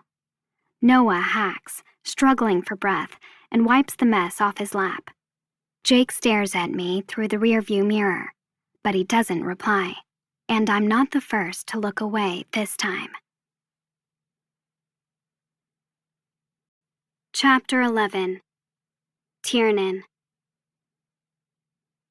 A whimper rings through my ears, and I shoot up in bed, popping my eyes open. I cough, sweat covering my brow. The smell. I let out a sob as my eyes burn. My hair hangs in my face, blowing out with my heavy breaths, and my stomach aches as the knots tighten. What the hell? I cough again, unable to catch my breath. God, only remnants of my dream remain, but I can still smell that stench. The pungent, soapy candles gagging me. Nausea rolls through me as I press the back of my hand to my mouth, and something rises in my throat. Commotion echoes in the house, but pain racks my body and I can't take it. Throwing off my covers, I stumble out of bed, falling to my hands and knees, and scramble toward the trash can. I grab the one by my desk and hover over it, heaving. The odor clogs my nostrils and fills my throat. I don't remember what the dream was about, but I couldn't breathe. I still can't. I gasp. The bile rises up and I lurch, coughing and gagging over the can, gripping both sides. Why do I still smell it? It's all over me, like it was all over every inch of furniture in my parents' room, and I start crying, rubbing the chill off my arms as dirt weighs my skin. I shake, my sobs breaking loose as the nausea subsides and sadness takes over. I feel like I'm in that house again. I hadn't realized how I hadn't felt that in days now. The cold, the sterile silence, and the serrated air stinging my nostrils. That house where the walls were too hard and there was nothing that wasn't sharp. I suck in deep breaths and tuck my hair behind my ear, the scent of the wood and the trees outside slowly overshadowing the memory of the candles. Falling to my ass, I lean back against the wall, my arms propped up on my knees as I squeeze my eyes shut and tears wet my cheeks.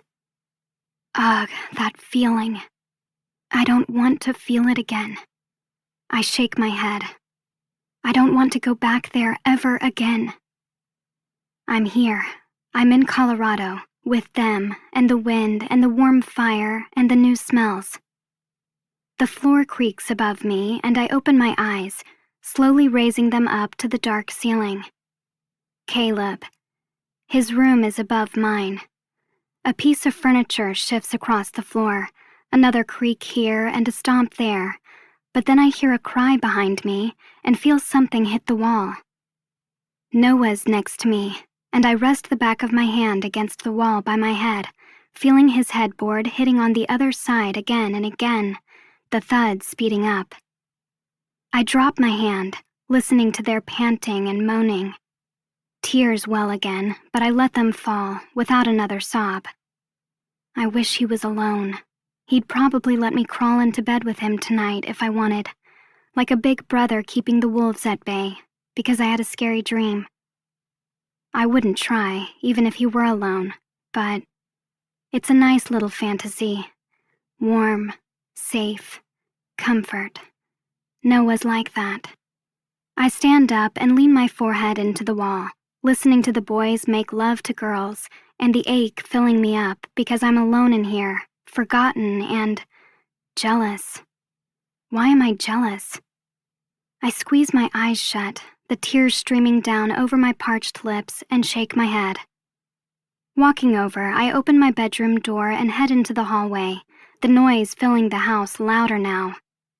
Girls giggle in Noah's room as a cry echoes from above, followed by moaning, and I pass by, fog in my head as I slowly drift down the stairs. The cool air hits my bare legs, but it's a welcome relief as it eases my muscles. I should put a robe on, but I don't give a shit. I have my first assignment for school due tomorrow that's far from finished, and I should probably log back into Twitter to see if that girl made good on any of her threats, but I just can't muster a care in the world about any of it tonight. I walk through the dark living room, the fire from earlier now extinguished, as the black hollow of the fireplace looms to my right, stained with soot. The clock chimes the hour, but I lose count as I head into the kitchen, trying to swallow through the dryness in my throat. Filling up a glass of water, I lift it to my lips and take several gulps, swallowing fast and emptying the glass. I immediately fill it up again and tip my head back, drinking until I finally feel satisfied. I stare out the window above the sink. In a matter of weeks, snow will cover the ground. The house will be quiet, no women for miles or months. They're like demons. How do they do it year after year? How will I do it this year? They're not my parents. They engage me, and every time they do, a flood of feelings I'm not used to navigating comes out, and I do or say something stupid. Or my body wants to respond in ways it shouldn't. I rinse out my glass and set it back in the dish rack, leaning against the sink ledge and gazing out the window, staring at nothing. Locked up here for months with them, I'll go crazy. They'll drive me insane. Someone will end up dead. Something sounding like keys jingle to my right, and I startle, jerking my head around.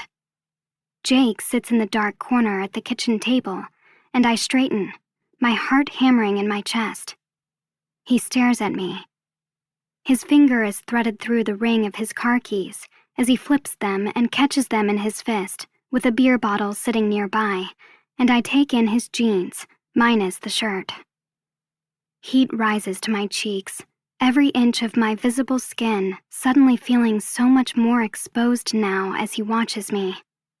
I thought he was in his room. He doesn't look like he's been in his room at all, though. He still has his work boots on. I hold in my shiver, but the points of my breasts harden to rocks through my tank top, and I fold my arms over my chest.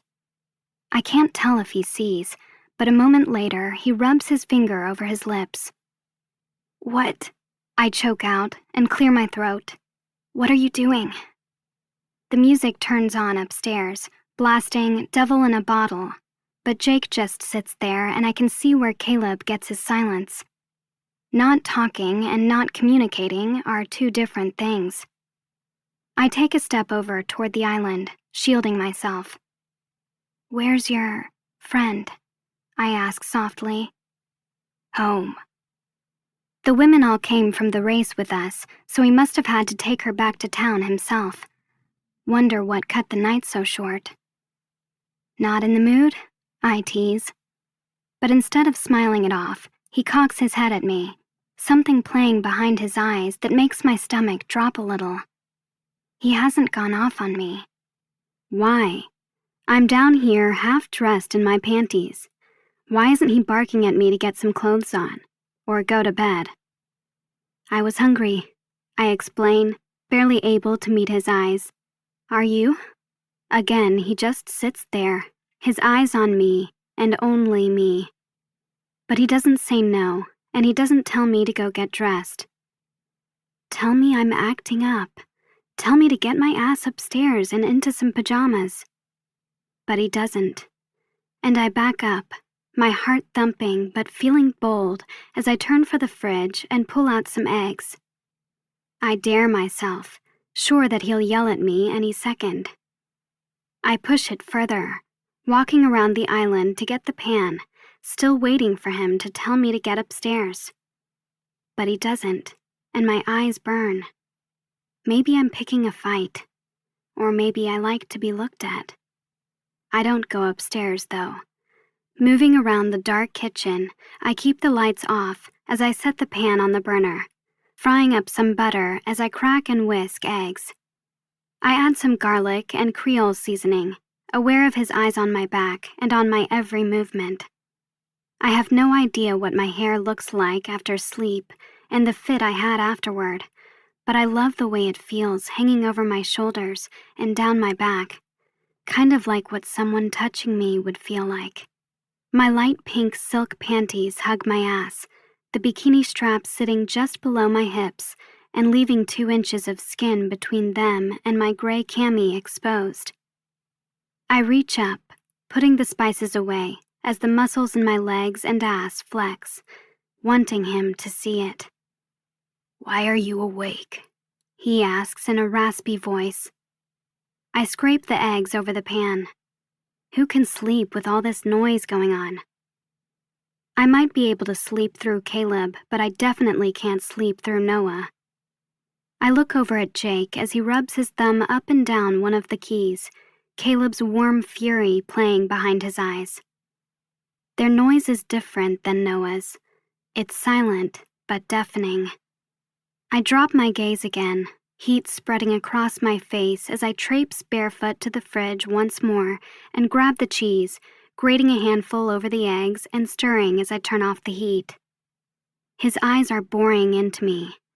I can feel it, and every inch of my skin is alert. I squeeze my eyes shut for a split moment, warmth spreading low in my belly. Some melted cheese gets on my fingers, and I hiss at the burn. Quickly, I lick it off my forefinger and suck it off my thumb, piling half the eggs on a plate for Jake. "Here you go." I only manage a whisper as I lift it up. But he's suddenly there, behind me. He takes the plate and sets it back down on the counter. I freeze. His chest covers my back, and I smell him like I did today when we fished, warm skin touching mine and tingles spreading down my arms and thighs. Only now, I don't think I'll run away. I want to feel this. "Why do you run from me today at the lake?" he asks. I remain quiet, but my skin hums, and all I can feel is him as the music pounds upstairs. "Why did you run?" I shake my head. "I don't know, Tiernan," he says in a strangled whisper. Like a regret, like he knows exactly why I ran. "I don't think this is a good idea after all," he says behind me. "We're not good influences on a girl." I'm not a girl. "Have you ever had a man in your bed?" he asks in a ragged voice. My heart skips a beat. Slowly, I shake my head. He leans down close to my ear. "Have you ever been kissed?" I nod. "On places other than your mouth?" Heat pulls between my legs. "No, Uncle Jake." His body rises and falls behind me as he breathes into my hair, and I don't turn around because I'm afraid of breaking the spell. Reaching out, he rests his hand on top of mine on the counter, fitting our fingers together as a finger from his other hand softly glides down my spine. A light layer of sweat cools my skin. Doors slam upstairs as footfalls run from a bedroom to probably the bathroom, and I hear the shower start running as a girl's laughter breaks out. "I'm sorry you have to see all this," Jake says in a pained voice. "When the snow is coming, we soak it up because we know we won't see anything pretty all winter." His finger traces slowly down my spine. All winter. I look down at his possessive hand on mine, remembering his eyes on me from the table a moment ago, and think of how it feels like something is barely being contained and it hasn't even snowed yet. They won't be locked up here without a woman this year. They'll have one. His hot breath filters through the strands of my hair to the back of my neck, and the flesh of my nipples pebble as his hands tease me so painfully gently. All winter. I think you should leave, Tiernan. I narrow my eyes, but I turn my hand over, craving his touch on my palms now. It feels so good, my eyelids flutter. Leave the peak? I ask. Or does he mean leave the kitchen?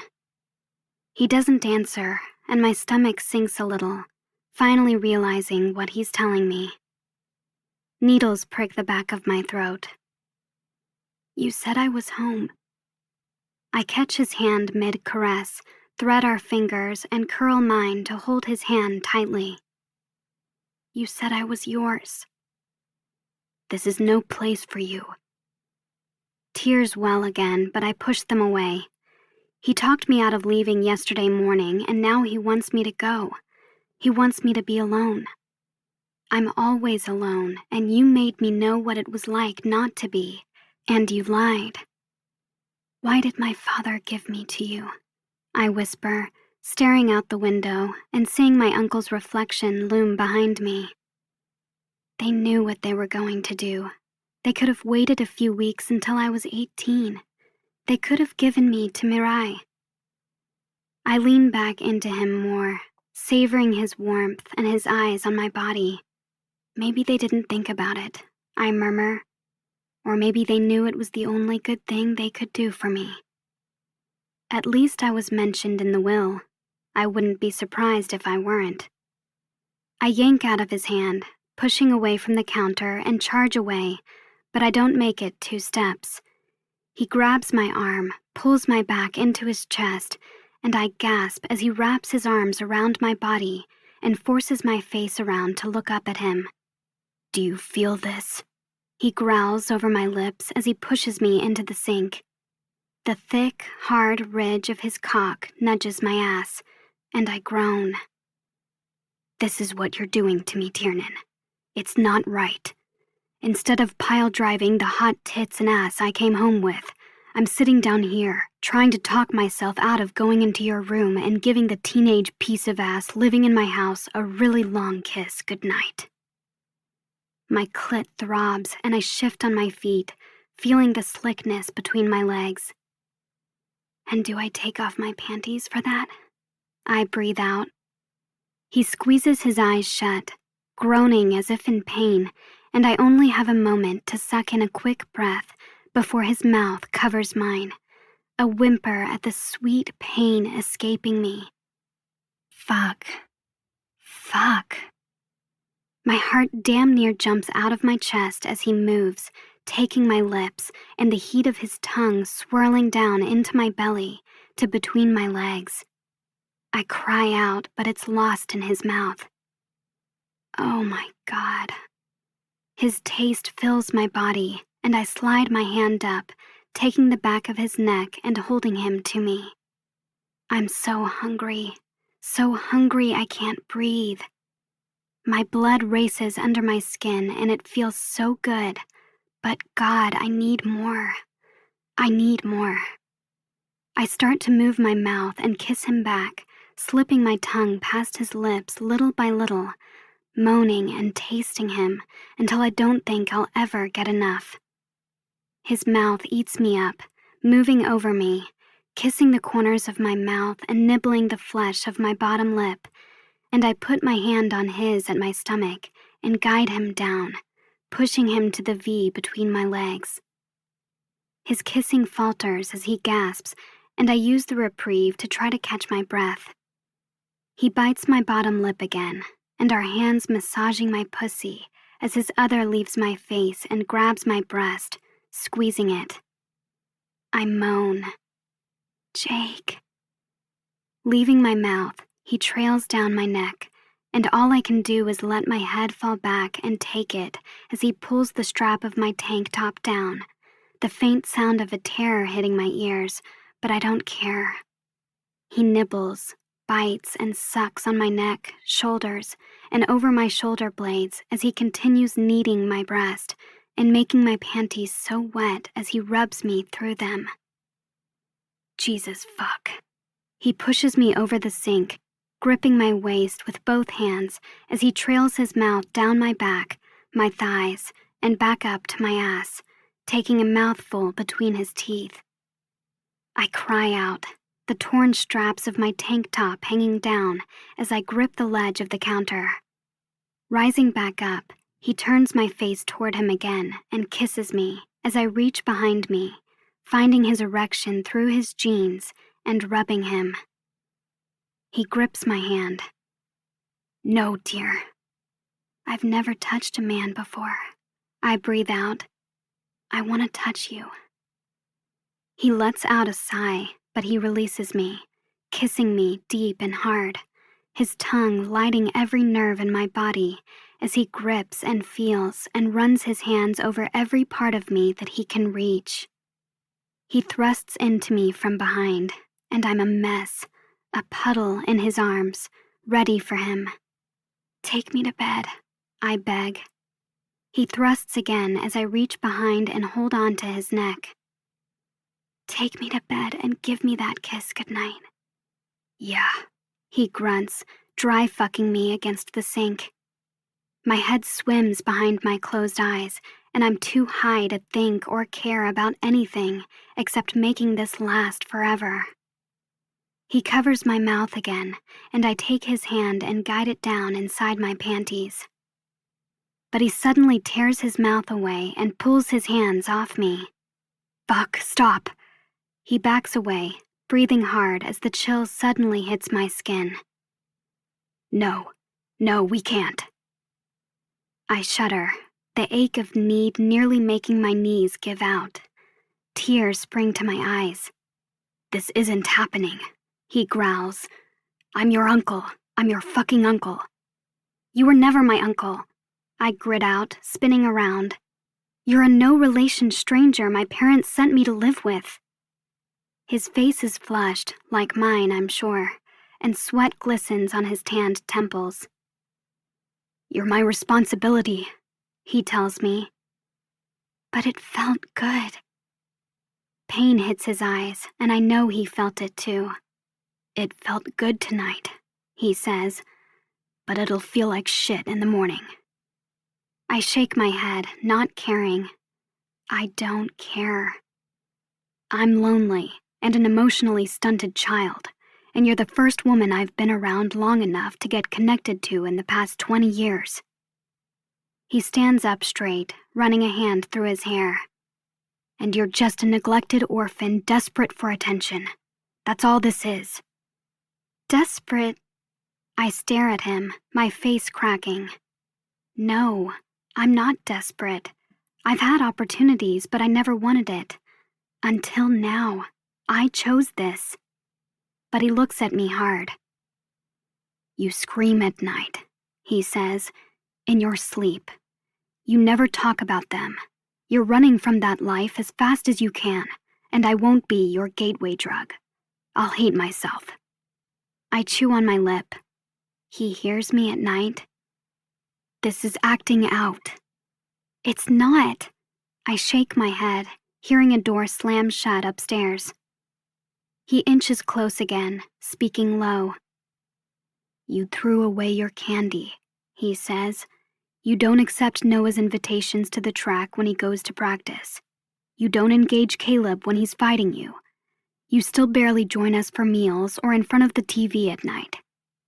I drop my eyes and clench my teeth, overwhelmed. Why is he doing this? Everything felt so good a minute ago. You don't laugh or play or want anyone or have passion for anything. He goes on. You have no hobbies, no interests, no boyfriends at home. Ever, am I right? I look away, but he comes in and cups my face. I jerk away, but he holds tight and I can't stop it from spilling over. Tears start to stream. You never smile, he says quietly, as the music and noise rage in the faraway recesses of the house. You never feel joy, no dreams for the future, no plans. You have no fight in you. You're barely alive, Tiernan. I struggle for air, sobbing as he holds me. It wasn't always like that, though, was it? He asks, but doesn't wait for me to answer. It couldn't have been. You must have loved things, wanted things, things that made you happy. He kisses my forehead. You are beautiful, he tells me, and pulling my body away from yours was the most pain I've ever been in. But I did it because it was the right thing to do. It didn't feel that way. Because feeling anything felt good. He throws back. You have a lot of big emotions going through that young mind of yours right now, and you needed a release. You broke. I could have been anyone. I shake my head, pulling away from him. It was more than that. But he looks at me sternly. Why did you throw the candy away, Tiernan? What? I search for my words. I didn't want it. You made me get it. That's bullshit. Why did you throw it away? Because I didn't want it, I say again. It's just candy. What the hell? What does it matter? You threw it away because it did matter, he barks. I start to walk away, but he grabs my arm. Don't you see? That's what happened. He turns me around, but I turn my head away, refusing to look at him. At some point, you started denying yourself anything that made you happy. Out of spite, maybe, or pride. Candy, toys, pets, affection, love, friends. I flex my jaw, but I'm breathing hard as he shakes me. And I know that because I did it too, he tells me. You don't want to smile because if you do, it means everything they did to you didn't matter. And it has to matter or else they're off the hook, right? And you can't have that. I shake my head, but I still can't meet his eyes. They need to know what they did to you, Jake says, acting like he knows me. Showing them how they hurt you will hurt them, right? They need to see how they ruined your life. You can't just let it go like it was nothing because you're angry. You need them to know. You need someone to know. No, that's not. I have hobbies. I have things I like. So you'll waste your life, he continues. Blow off your future, going through the motions, and diving into anything that makes you feel good for even a moment. I shake my head, the tears pulling more and more. No, I have interests. I let myself enjoy things. And then someday, after the fights and the job you hate and the divorces and the kids that can't stand you, I just keep shaking my head. I don't care what they did or didn't do. I don't need this. But the memory of our vacation to Fiji when I was 11 pops into my head, and how they only took me because the press had caught on that I was rarely ever with my parents. And how one morning I woke up in the suite alone and waited for them for 2 days because they took an overnight trip around all the islands and forgot about me. I was so scared. You're going to look in the mirror at the 17-year-old girl in a 50-year-old body and realize you wasted so much time being devastated at how those fuckers didn't love you that you forgot there's an entire world of people who will. I crack. My eyes close, my body shakes, and I just sob, letting it go. The anger, the pain, the exhaustion of them taking up nearly every ounce of my brain, because for so long there was nothing else I lived for than for them to notice me. He's right. I look up at him, tears spilling down my face. They didn't leave me a note, I say. Why did they do that? He picks me up, sets me on the countertop, and wraps his arms around me again, one hand gripping my hair as I bury my face in his neck. I cry so hard it's silent, and I can't keep it back even if I try. Because they were fuckers, baby, he says, his voice thick. They were fucking fuckers. I don't know who I am, I sob. Shh. He soothes me, rubbing his fingers in my hair and holding me tight. My arms hang limply at my side as every speck of energy drains. Everything I've been holding in over the years and didn't want to feel. It hurts. Shh. He whispers in my ear. It's okay. He keeps me there, and I don't know how long I cry, but when the tears start to slow, embarrassment warms my cheeks. I try to lift up, but his hold stays firm, not letting me escape. And just like that, I let everything go. The worry, the doubt, the shame. I'm a fucking basket case, but he's not going anywhere. Slowly, I circle his waist with my arms, locking my hands behind his back as I breathe in the scent of his neck. Warm. He's so warm, and they're so warm. Everything is warm here. And even if we're not finishing what we started, this feels just as good. I think Mirai was the last one to hug me. I let her do it on my last birthday, but I don't think I let her give me a real one in years. I calm after a while, the pain fading, because I know the truth.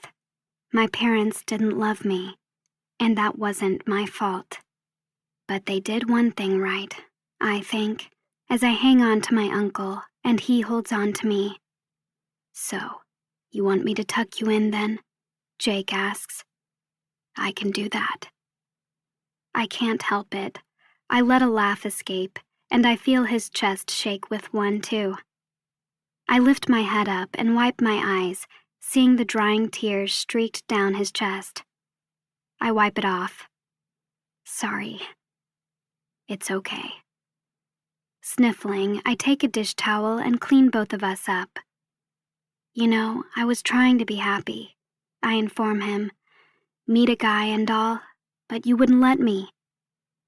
I was afraid guys for you right now would just be you acting out. I didn't want you to do something you'd regret. I stare up into blue eyes. So if this was just me acting out, what was it for you? I swallow. I can still feel his hands on me. And maybe I was scared too, he tells me, giving me a cocky little smile. Everyone will want you, and it's our time with you. A flutter hits my belly. I like it when they say stuff like that. You okay with that? He asks. I nod. Having a family is nice. He pulls me down off the counter and gives me a swat in the ass. Now go back to bed. I give a weak smile and feel his touch again as he tries to put my strap back over my shoulder, but it just falls back over my breast. And you probably shouldn't walk around dressed like this, he says, his voice quiet again. I look up, meeting his eyes. He cocks his head. Especially this winter. Chapter 12. Tiernan. I rest my head against Jake's back, my face turned up to the sky. Small puffs of white clouds dot the blue, and the cool air fills my lungs with water and wood. I don't remember ever being so relaxed. I didn't get much sleep after he sent me to bed last night, but I'm not missing it. Everything seems lighter now. Stop taking the reins, Jake snips. I smile, my arms tight around him as I grip the leather straps. But I like to steer. That's not how you steer a horse, he chides over his shoulder. Thought you knew how to ride. I thought I did too, but you won't let me ride one on my own, I tease, resting my chin on his shoulder. Our rifles bob against my back as we ride around the barn and back up the driveway to the house. After chores this morning, Noah drove all the girls back to town, and Jake took me into the forest for target practice. I hadn't seen or heard Caleb since last night. But as we ride past the large pile of gravel Jake had dropped off to recover the driveway this morning, I look over and see Caleb standing up on a ladder and fixing the pane of glass in the ceiling of the greenhouse. He doesn't look back. "You hungry?" Jake asks. He stops, climbing down, and I take his hand, letting him help me off. "Yeah. I've been hungry since breakfast, and I ate something then, too. A lot, actually. I could eat like 3 cheeseburgers!" I hear Noah scream all of a sudden. I whip my head around and see him step out of the barn, holding his fists in the air. I smile and then look back at Jake.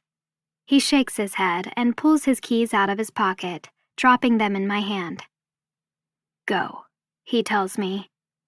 I start for the truck, but stop and swing back, planting a quick kiss on Jake's cheek.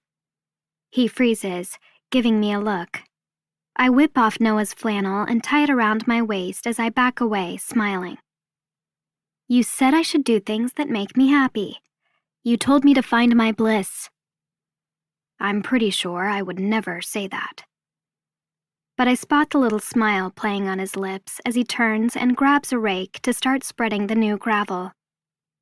Opening the door of the truck, I climb in, but Noah is suddenly there, forcing me over. I scoot down as he takes the keys from me. But as I slide over to the passenger's seat instead, that door opens and Caleb is there. We lock eyes and he jerks his chin, ordering me to make room. My nerves fire. I settle in the middle. Both boys take their seats with me in the middle, and Noah fires up the truck, Caleb's arm resting on the seat behind me. I cast a look over my shoulder at Jake through the rear window, trying to recapture the ease I felt just a few minutes ago. "Don't take forever," he shouts and pulls off his shirt, stuffing it into his back pocket as he picks up the rake again to move the gravel. "I need help with all this." I hear Noah scoff as he starts the truck, and without a word he speeds off, probably determined to take as long as possible now.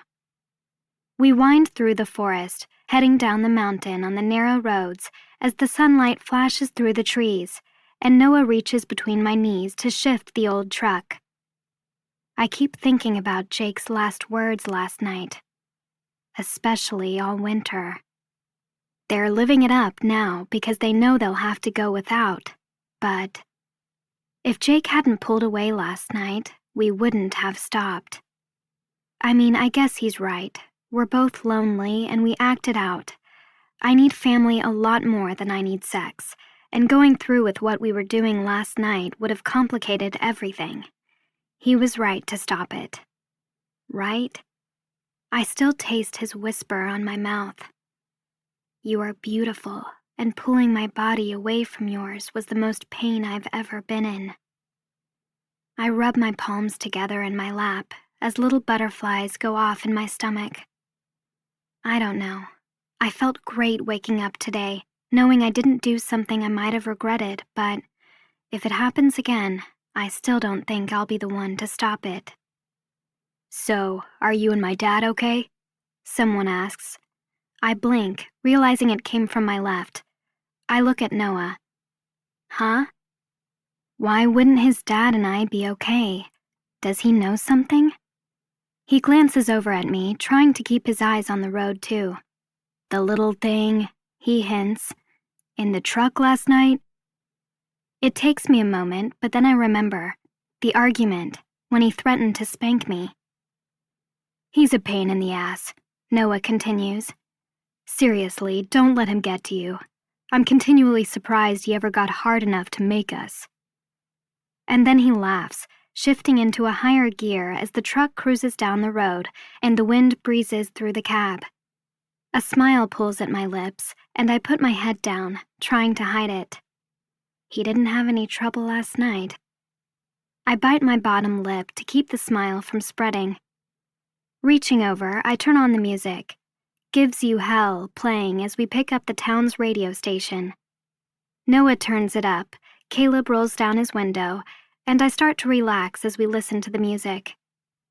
The green leaves of the deciduous trees mixed amongst the conifers show yellow tinges that will soon turn to oranges and reds before the violet winds of winter rip them free.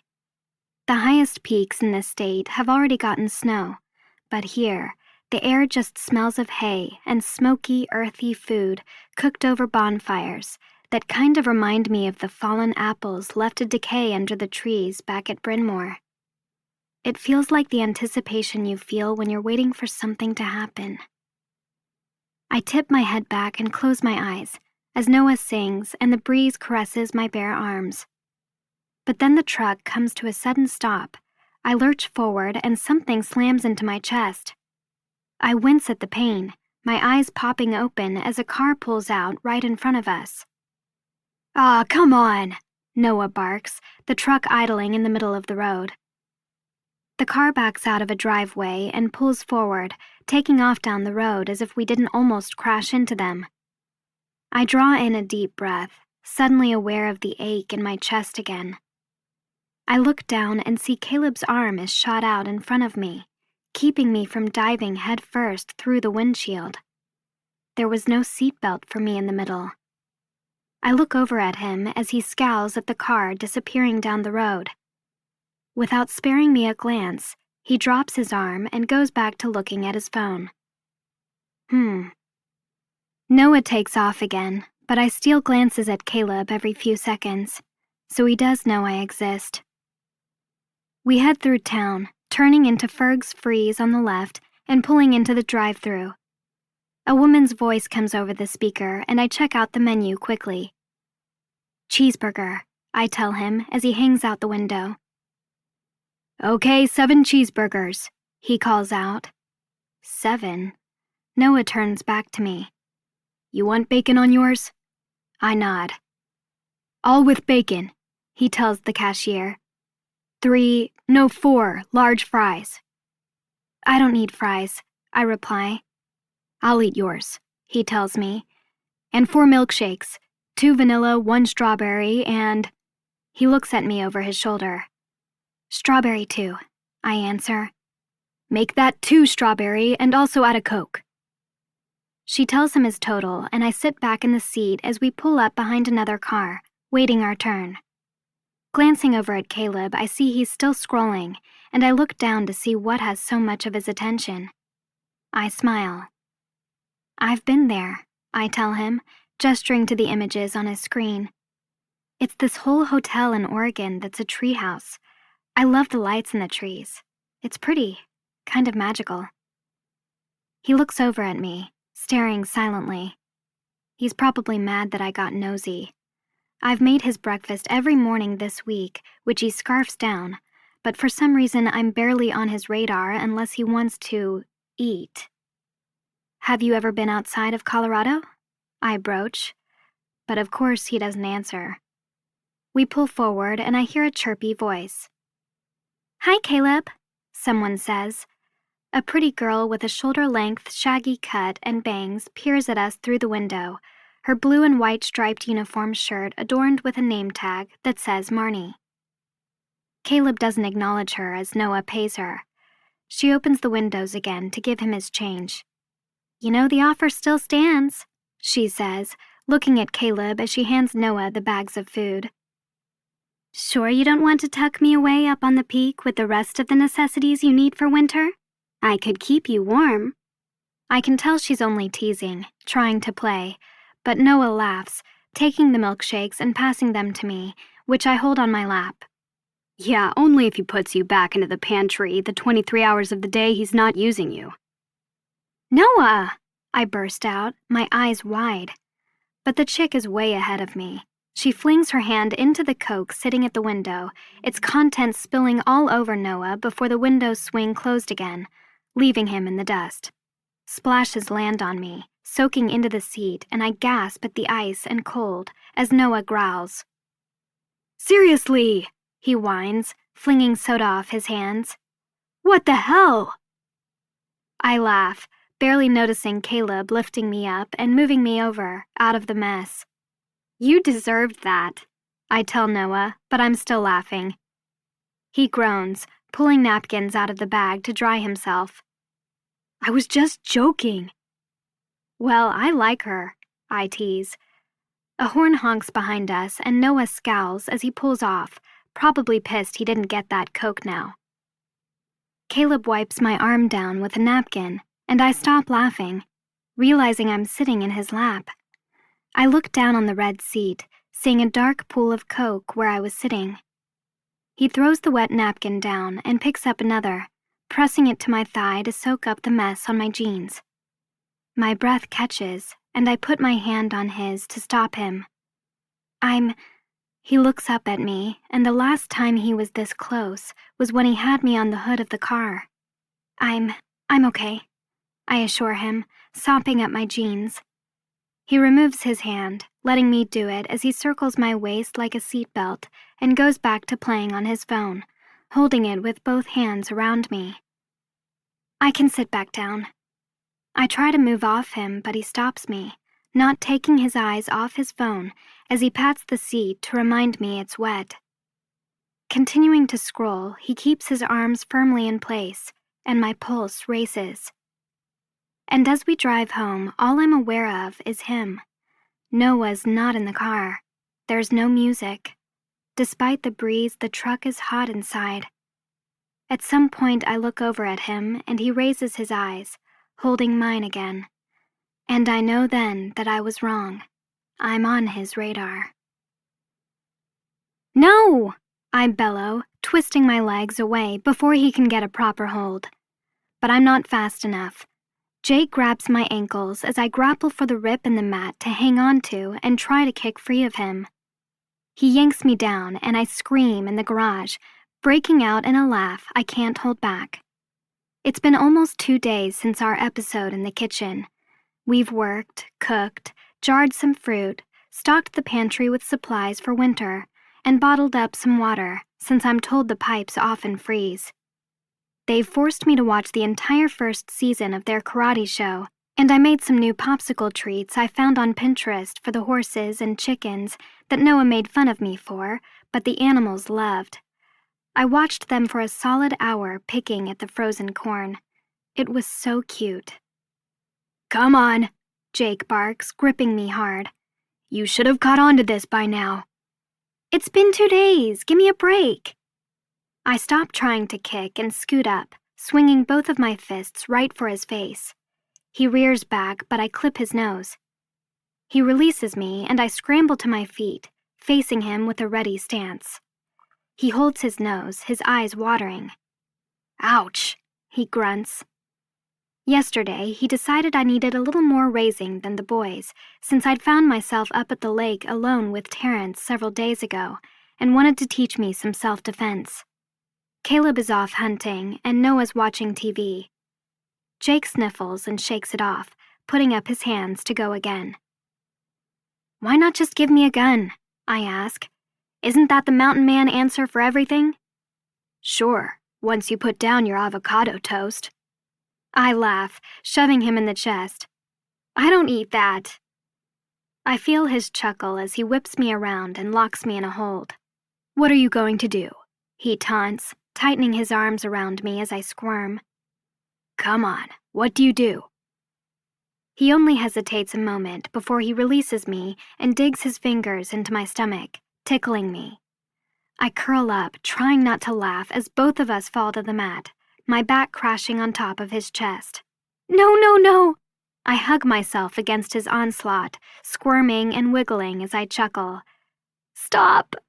He finally does, placing his hands on my waist as I drop my head back to his chest and we both try to catch our breaths. Pretty sure you'll all just need to chaperone me everywhere, because this is useless, I tell him.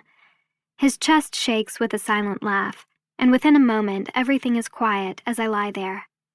My body starts to warm, and my smile falls as I feel him under me, aware of every ridge of his muscles, every bulge of his body.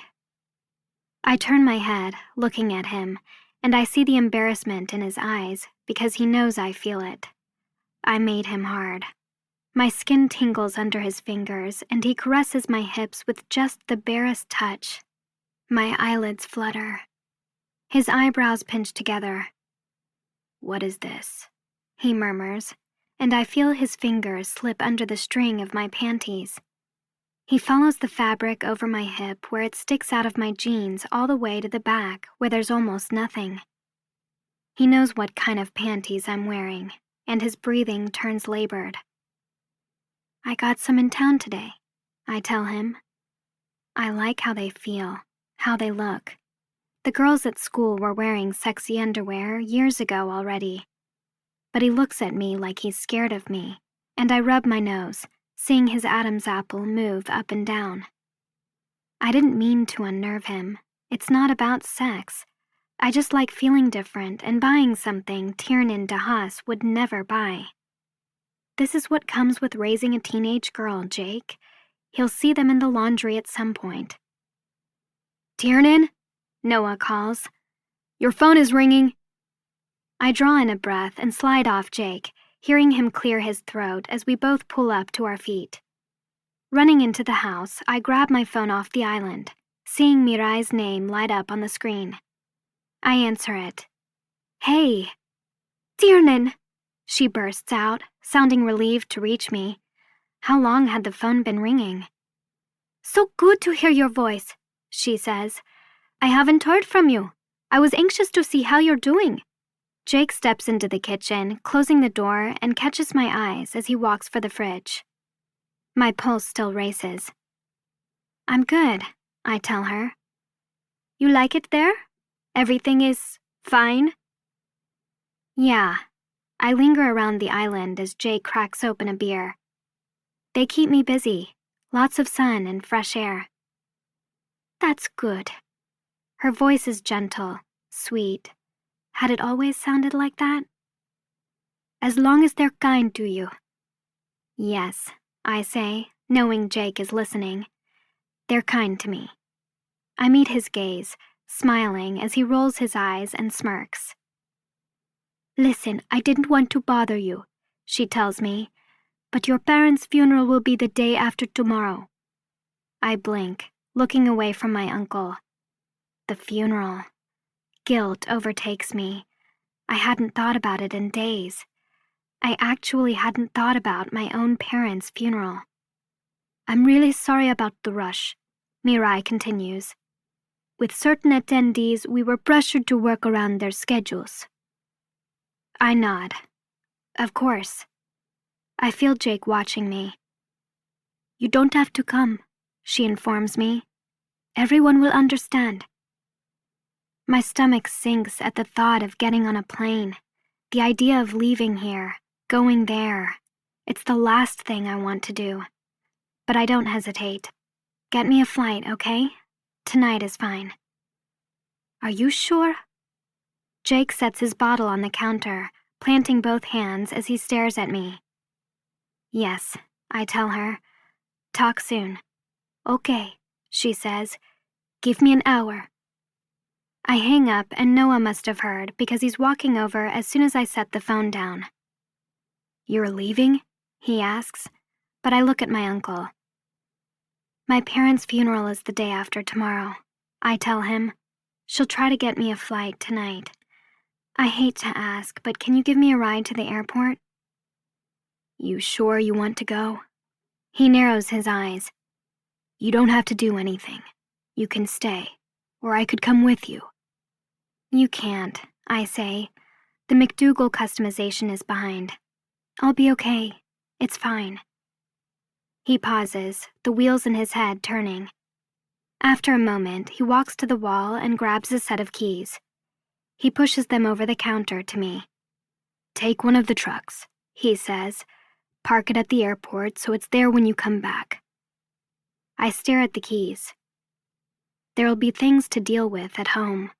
The house, the accounts, Mirai, the condolences, obligations they had with charities and fundraisers and... "You're not coming back," Jake finally says when I don't take the keys. I open my mouth, but nothing comes out. My throat fills with a softball-sized lump that hurts so much. I don't want to leave, but I don't know what's going to happen, for sure. I finally look up at him. There's a lot to deal with there. I can't say how long I'll be. He stares at me, and Noah has nothing to say for the first time since I've been here. Jake sighs and picks up the keys, shoving his beer over to Noah before walking off without another look in my direction. Let me know when you're ready to leave. Chapter 13. Tiernan. It's not raining. I thought that was how it was supposed to be during a funeral. Like in the movies, it always rains. The shadows of the trees glide over the windows of the black limo as we ride through Glendale on our way to the cemetery. I lean against the door, Mirai sitting across from me as the procession carries my parents to the chapel first, our car following. Of course, it's a beautiful day. The sun never failed to shine on my mother. But then I roll my eyes behind my large black glasses, letting out a quiet sigh. Yeah, I should totally say that in my eulogy. I'll have the whole congregation rolling with laughter at all the cheese. Cheeses. I stare out the window, rubbing my gloved hands together, but still nothing comes to mind. Not in the 36 hours since I've been back in California. I can't think of anything to say that doesn't sound like a lie. I mean, they weren't without talent and beauty. Why can't I muster a single heartfelt word to offer up at that podium to fulfill my final duty as their daughter? I should be able to do that. But no, every sweet, saccharine lie makes me feel like a fraud, and I can't utter the words because I've lost the stomach to live in a way that isn't genuine. You're Dan, Mirai says. I turn my eyes on her, seeing her sunglasses dangle from her fingers, her hair pulled back in a tight, low ponytail. I love how she looks. She wears a black pencil skirt and a black jacket, a shiny black belt secured around her waist with high heels. Our personal shopper, on the other hand, seems to think I'm still 12 in the dress they prepared for me. I'm covering it up with a long black coat, and since I have gloves on, Mirai must be talking about my face, the only visible skin. I nod. Did you like it up there?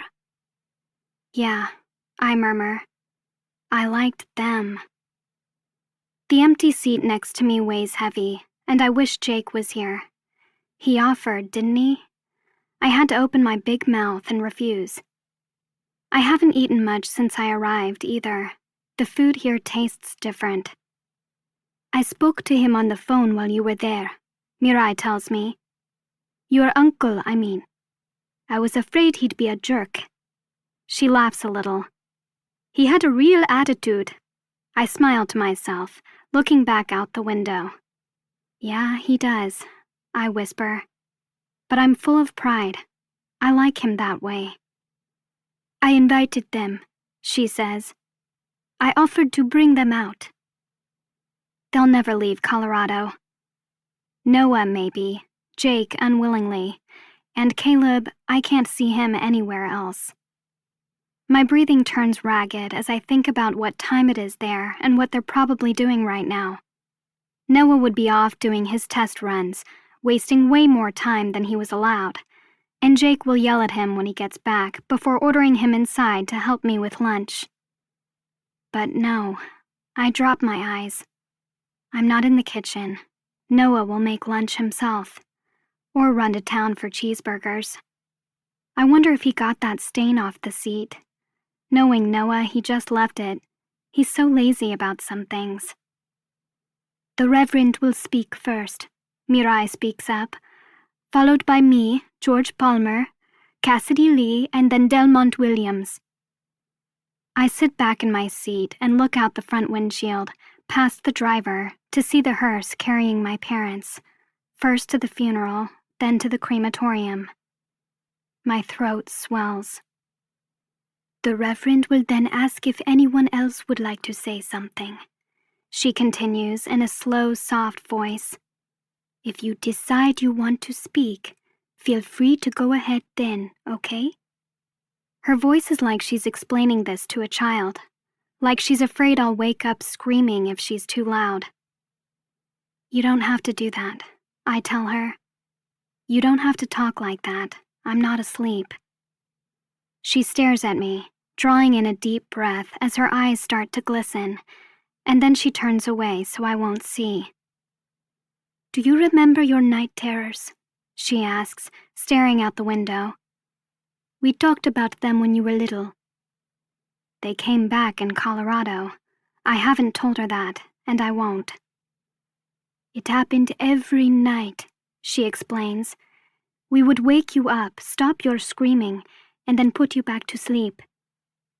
I vaguely remember it. I was so young. She swallows. One night, I just waited for you to fall asleep, she says, and I crawled in next to you. She looks back at me. Nothing, no terrors, she tells me, and the next night, the same thing. No terrors when I slept with you. My chin trembles, and I clench my jaw to stop it. A tear falls down her cheek as she can only manage a whisper. You just needed what everyone needs, she tells me. A home. I tighten my fists, trying to keep my breathing steady. It's not a place, Tiernan. It's a feeling. Her voice shakes. Even when you grew out of the terrors, you still only managed 4 or 5 hours of sleep a night in that house. With them. That's why I wasn't upset when they sent you away to school, when you were only 11. She sniffles, a sob escaping as she looks away. Maybe, finally, you'd sleep. The car stops and the door opens, Mirai quickly putting on her sunglasses and wiping tears away as she climbs out. It takes a moment to get my limbs moving. It's a feeling, not a place. I close my eyes a moment, feeling the sun on the peak on my face, and my arms around my uncle as I sit behind him on the horse. I step out of the car, barely registering the cameras and the chatter from the reporters, as I blindly follow Mirai up the steps of the church. People are talking to me, taking my hand and giving it a little hug with both of theirs, but I can't think. I don't feel good. Why did I come back? I thought I needed to do this. Be here. It's only right? I swallow, the sickness rising up my throat. People crowd us, all hungry for something, and even though I couldn't stomach opening up my social media when I got into town, it's clear my parents' suicide is still top news. Hell, some director is probably already pitching the story to a production company, so my parents' death can be lamented in some TV movie, where they'll be portrayed as perfect and in love from the moment they met. And me, their loving daughter, the product of their Shakespearean tragedy, will only be a significant character at the end, as I stand at their headstone and smile that they're finally safely together for all eternity. I take a seat in the front pew with Mirai.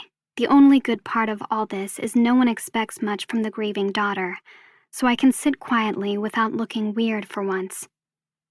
I close my eyes behind my glasses again.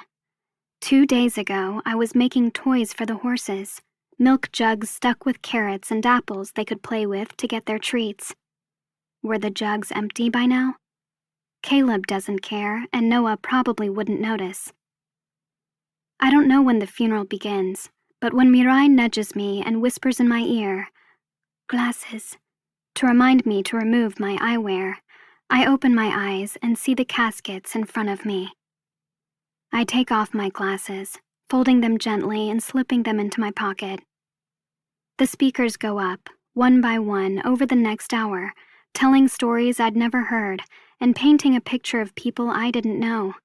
I sit there, listening to Mirai talk about what a pleasure it was to be a part of their lives and support their work, while Cassidy, no double E, and Mr. Palmer tell stories of their youth and early careers, their charitable work a large part of the narrative the publicist probably asked them to push, to remind people that how they left this world wasn't the most important thing. As Delmont, my father's closest friend, stands up there and talks about their college football days and summers backpacking in Turkey or Chile or wherever, Mirai puts her hand on mine to alert me it's almost time. My stomach churns. I could talk about their work, I guess, how they were an inspiration to me, and I could lie about all the cards and presents they surprised me with at school, even though it was Mirai, and I always knew it was her, even though she gave them the credit. I could talk about what I've learned from my uncle and cousins, and then say I learned it from my parents instead. I don't want to be quiet anymore. I want to prove to them that they didn't break me, that I won't let them affect my voice and my ability to be brave. But as I try to steady my feet under me to get ready to stand up, I can't. I don't want to lie. Things change. Life moves on and the world with it, Delmont says. But death is as sure as night. I look up at him, listening to his words. It's a part of us all. He looks around at the audience as he starts to wrap up his speech. The only thing we really leave behind is the work that we do and the people who love us. The people who love us. Amelia and Hannes didn't leave anything on the table, he concludes. They always knew the answer to the most important question in one's life. Where do I want to be today? I stare at my parents' caskets, closed, so we all would remember them the way they were. And then the tears start falling down my cheeks, now after days. I hate them. I hate them, and I've wasted too much time hating them. This isn't where I want to be. You loved each other. I wipe my tears, looking over at them and the words I couldn't muster before finally coming. You were luckier than most. At least they had each other. You were capable of so much when it came to love. I drop my eyes, staring at my lap, my fists clenching around my coat. And you considered what it would be like to live without love because you decided not to live without each other. Did you consider what it was like for me, all these years, living without you? Tears fall silently, and everything is blurry. I close my eyes, all the years of anger rising up as I grit my teeth. I hate your house, I tell them in my head. I hate the stench of your perfume and your candles and your hairspray. I hate the feel of your clothes and the white walls, the white carpets and the white furniture. I try to calm my breathing. The library full of books that have never been opened and how nothing was ever warm. I hated you. I can't catch my breath. The air just feels too thick. I'm cold. I hate how I never told you any of this, how I never fought or said anything or called you out, how I never walked out to look in the world for what I needed, how I let you win, how I never let you know that you devastated me. That's where I wanted to be when they died. Standing. That's all I want. But I was too much of a coward to talk to you. I mouthed to myself, my tears now gone as I draw in a deep breath. Cowards always live to regret, because it's only too late that they realize the journey is filled with people who are afraid. They didn't have to walk alone.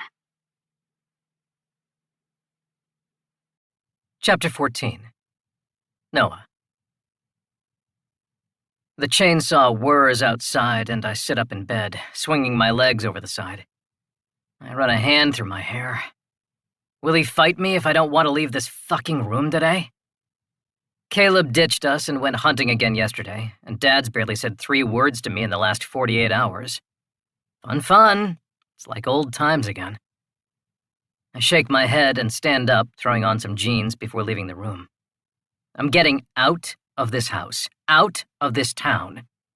In the middle of the night, like a coward because I can't handle confrontation, but I'm leaving. Maybe he'll realize how fantastic I was once he doesn't have me to push around anymore, because he certainly won't get in Caleb's face. And maybe Caleb will finally utter a word when I'm not here to do all his talking for him. I can't do another winter with them. I'll go crazy. Heading downstairs, I walk into the kitchen and go straight for the coffee machine, seeing my dad step in from the shop. I grab a mug and then the pot, seeing it's empty just as he stops to refill his too. I sigh, my headache swelling more. He shoves his cup and stalks away. Make another pot. I cock an eyebrow but do as I'm told. How long has he been up? He throws a loaf of bread, some bacon he fried up, and a couple boxes of cereal on the table with the milk and butter, and I dump out the used coffee filter, replacing it with a clean one. Once the coffee grounds are loaded, I fill up the water container and start brewing, grabbing an Oreo from the package sitting on the counter. What am I doing today? More of the same, but there's always beer. I've got that to look forward to, at least now that I missed my window for the sponsorship with Delta Corps. And now that the house is fucking silent again because... He sits down, making himself a sandwich, and I plop down across from him, taking a bite of the cookie. But at the taste, my stomach immediately rolls. I force the bite down, but toss the rest of the cookie onto the table. I feel like shit. This fucking sucks, I grumble. I miss her. We all miss her, even Caleb too, I think. He came home 24 hours ago with some waterfowl, found her gone, and left again soon after, disappearing into the woods again for another whole damn day. I miss coming downstairs and seeing lights on. Girls like it cozy and warm. I liked that touch she added to the house. And seeing her outside or in the barn or padding around barefoot in our kitchen, the house felt good. Even her pissy moods amused me. The front door opens and Caleb walks in, tearing off his shirt, bloody from whatever he's stocking our freezer with for the winter. I can almost see Tiernan holding the back of her hand to her mouth, looking like she was about to throw up every time she saw him like that. My heart aches a little. Just go get her, I tell my father, but I don't look at him. Caleb fills up a glass with water and I wait for the argument from my dad because there's no merit in anything I think or say. He never listens. Just responds in the exact opposite of whatever I want. She's dealing with the death of her parents, he says, swallowing his food. She's an adult. I can't tell her what to do. She's not an adult, I retort. Her place is here. It's your say, not hers. He sits back in his chair, dropping his sandwich to his plate. I know what he's thinking. I sound fucking crazy. Would I really want him to drag her back here, kicking and screaming? No. Maybe. The funeral was only yesterday, he tells me. She might still come back. Yeah, right. We fought with her like assholes, and she took no time to decide to leave. Why would she come back? I wouldn't. I reach over and pick up the juice, uncapping the container and lifting it to my mouth. But then a door slams upstairs, and I hear a creak of the floorboards. I freeze, locking eyes with my dad. His eyes narrow. Did you have someone over last night? He asks me. No. I lower the juice, both of us training our ears. Maybe Caleb had someone. But before I can finish the thought, we hear footfalls on the stairs and all turn our heads, seeing Tiernan swing around the banister, dressed in baggy jean shorts, my t-shirt, hair a mess, and sunglasses, shielding her from the morning light as she hugs herself against the chill in the air. What the fuck? Morning, she says through a yawn. I shoot up out of my chair, gaping at her as she brushes past the table to the coffee machine. Morning, I burst out. Where did you come from? She just strolls in like she never left. Is this a dream? When did you get in? My dad asks before she can answer me. She pushes her sunglasses back on her head, yawning again. Caleb stares down at her as she stands next to him, pouring a cup of coffee. Last night, she replies. How did you get here from the airport? Uber, she tells him. You came back, I say, still stunned as my heart pounds. She's really here? Like she was in her room this whole fucking time I was pouting down here? She turns her head over her shoulder, looking at both of us like we're idiots. She definitely won't handle a hug right now. Can someone look at the shift on the tractor? She asks, changing the subject. It's sticking, and the vacuum, it's way, way too loud. She pours a little cream in her coffee and stirs. Just because y'all build motorcycles does not mean everything on this property needs to be rewired to sound like a muscle car. She picks up her cup and starts to walk out of the room. I'll handle Bernadette, feed the horses and dogs, and pick all the tomatoes before I get started on breakfast, she tells us. Would someone mind bringing a load of wood up to my room sometime today? It's getting too cold at night. She leaves the room, heading back upstairs, and I stare at my dad, my mouth hanging open a little. I'm not feeding you until the stalls are done and Shawnee's had her workout, she yells as she climbs the stairs.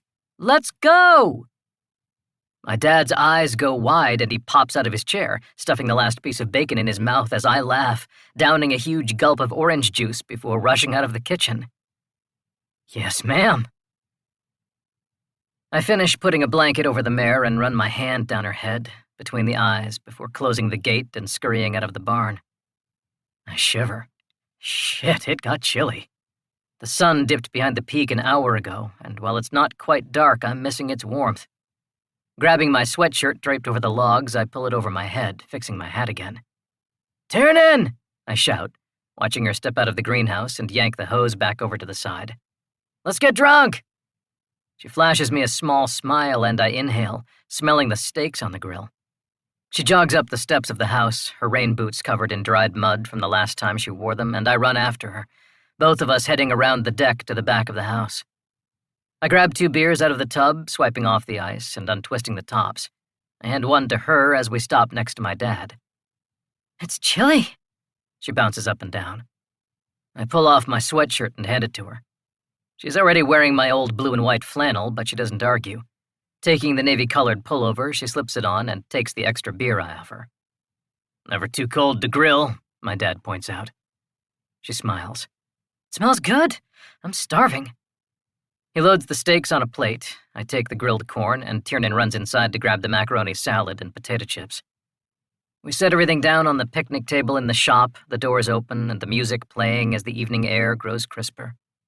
The beer lulls my veins, and I polish off the bottle as I reach behind me and grab the bottle of Patron off the work table. I pour us each a shot, handing one to Tiernan. No, she says, setting the condiments on the table. Yes, I nod, placing it next to her plate. We're getting fucked up. Caleb walks over, taking a seat, and I throw back my shot, blowing a breath at the burn. I slam the glass down and let out a yelp as it hits my stomach, leaping around the table, scooping Tiernan up and flipping her over my shoulder. Because she's ours all winter! I spin around, hearing her squeal. Noah! She barks. But I laugh anyway. Thank fuck this day is ending better than it started. I might have actually had to stand up for myself and walk out of here for good. Having her around will make this house bearable. She makes my dad bearable. For Christ's sake, sit down, Dad orders. Eat like a family. I put her back on her feet, chuckling and pushing her down in her chair. Popping another beer, I watch as her eyes lock in on the tequila and she cocks an eyebrow. Come on. My father never drinks enough to get drunk, and Caleb could drink my weight in Jack, Jim, and Jose together and still not feel anything. She takes a deep breath and picks up the glass as my dad doles out the steak and she tips it back, swallowing the entire shot in one gulp. And without training wheels. Good girl. I refill my glass and then hers. Stop. She holds out her hand. I don't need to be puking. Tell you what, I say as she scoops out salad onto our plates. I'll make you a bet. If I clean my plate of all my food before you have to do 2 more shots. She looks at the T-bone on her plate that's bigger than her face. And if I clean mine first? She asks. Then I'll do 2 shots. You were going to do 2 shots anyway. I snort. Yes, true. I'll do your laundry this week, I offer. No one else touches my underwear, thank you. Yeah, that's clear as day.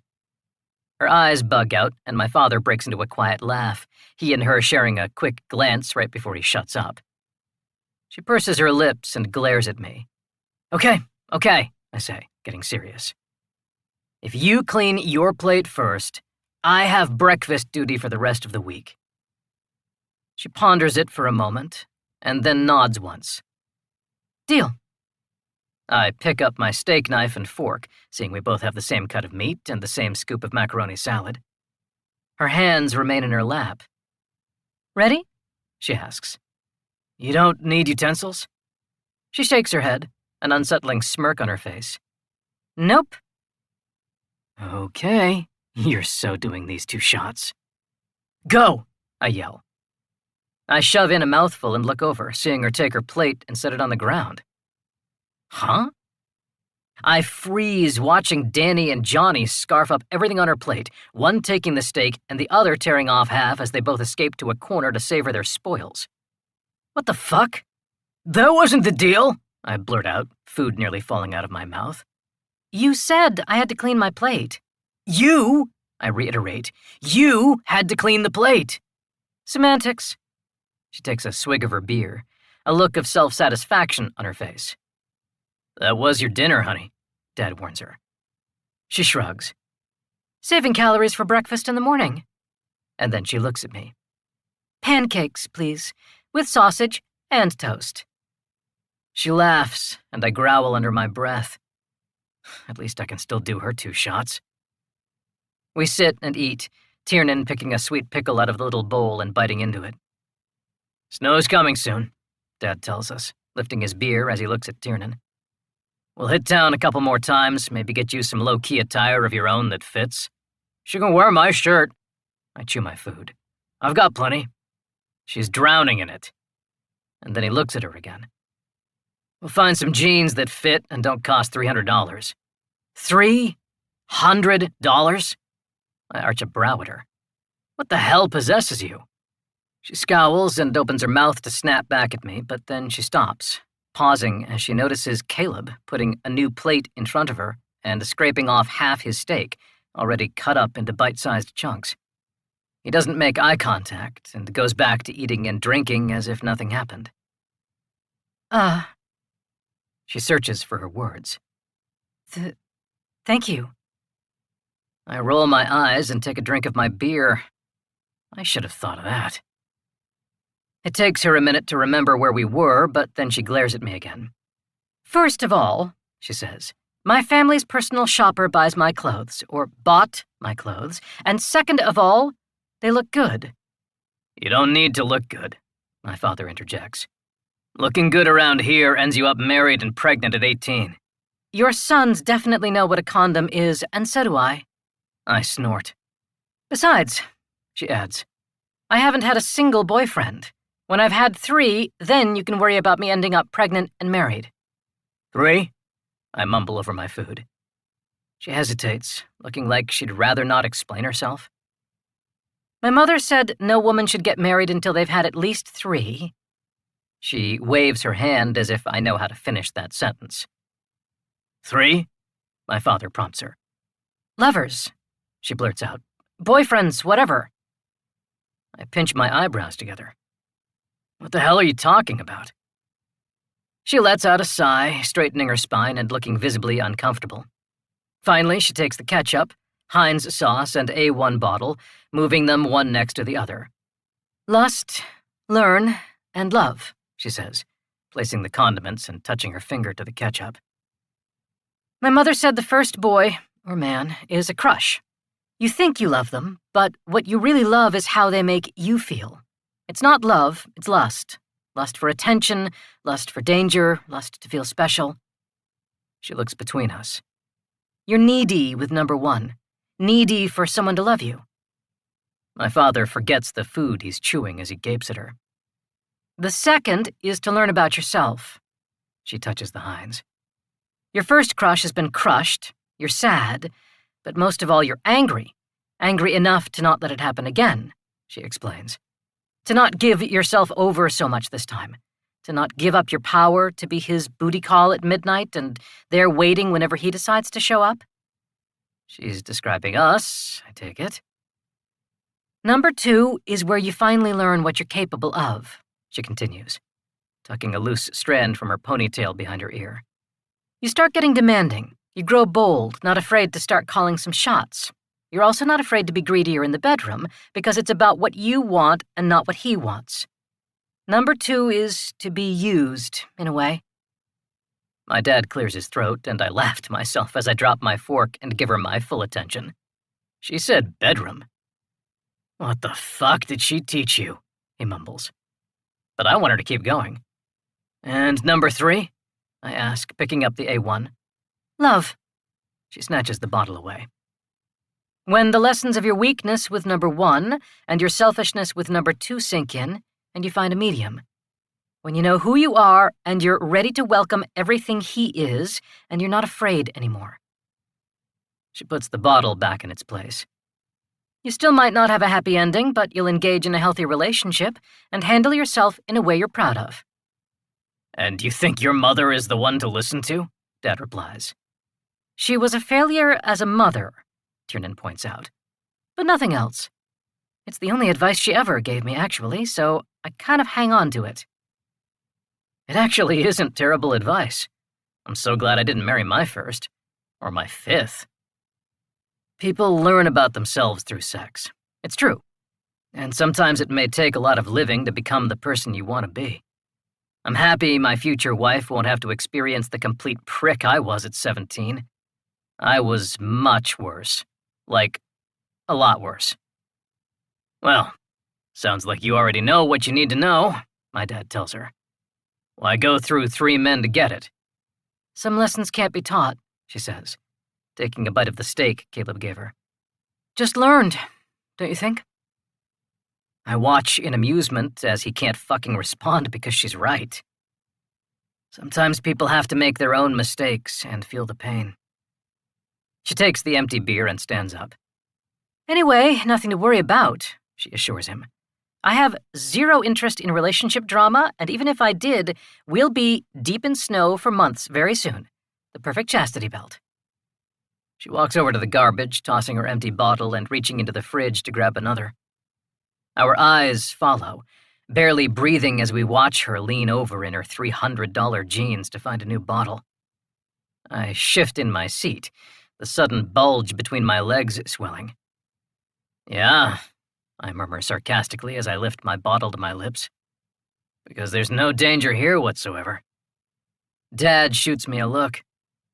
Pretty sure he knows by now that it's going to be a long fucking winter. Chapter 15. Tiernan. What's this? I dart my eyes up to Noah before taking the bag he's handing me. We've been running to town every chance we get over the past few weeks, anticipating the end of our cheeseburger and milkshake runs. I also needed to hit the pharmacy today to stock up on everything under the sun that can remedy what might hit me up on the peak this winter, when I won't be able to go to town for what ails me. I'm prepared for headaches, sinus issues, joint pain, back pain, cramps, allergies.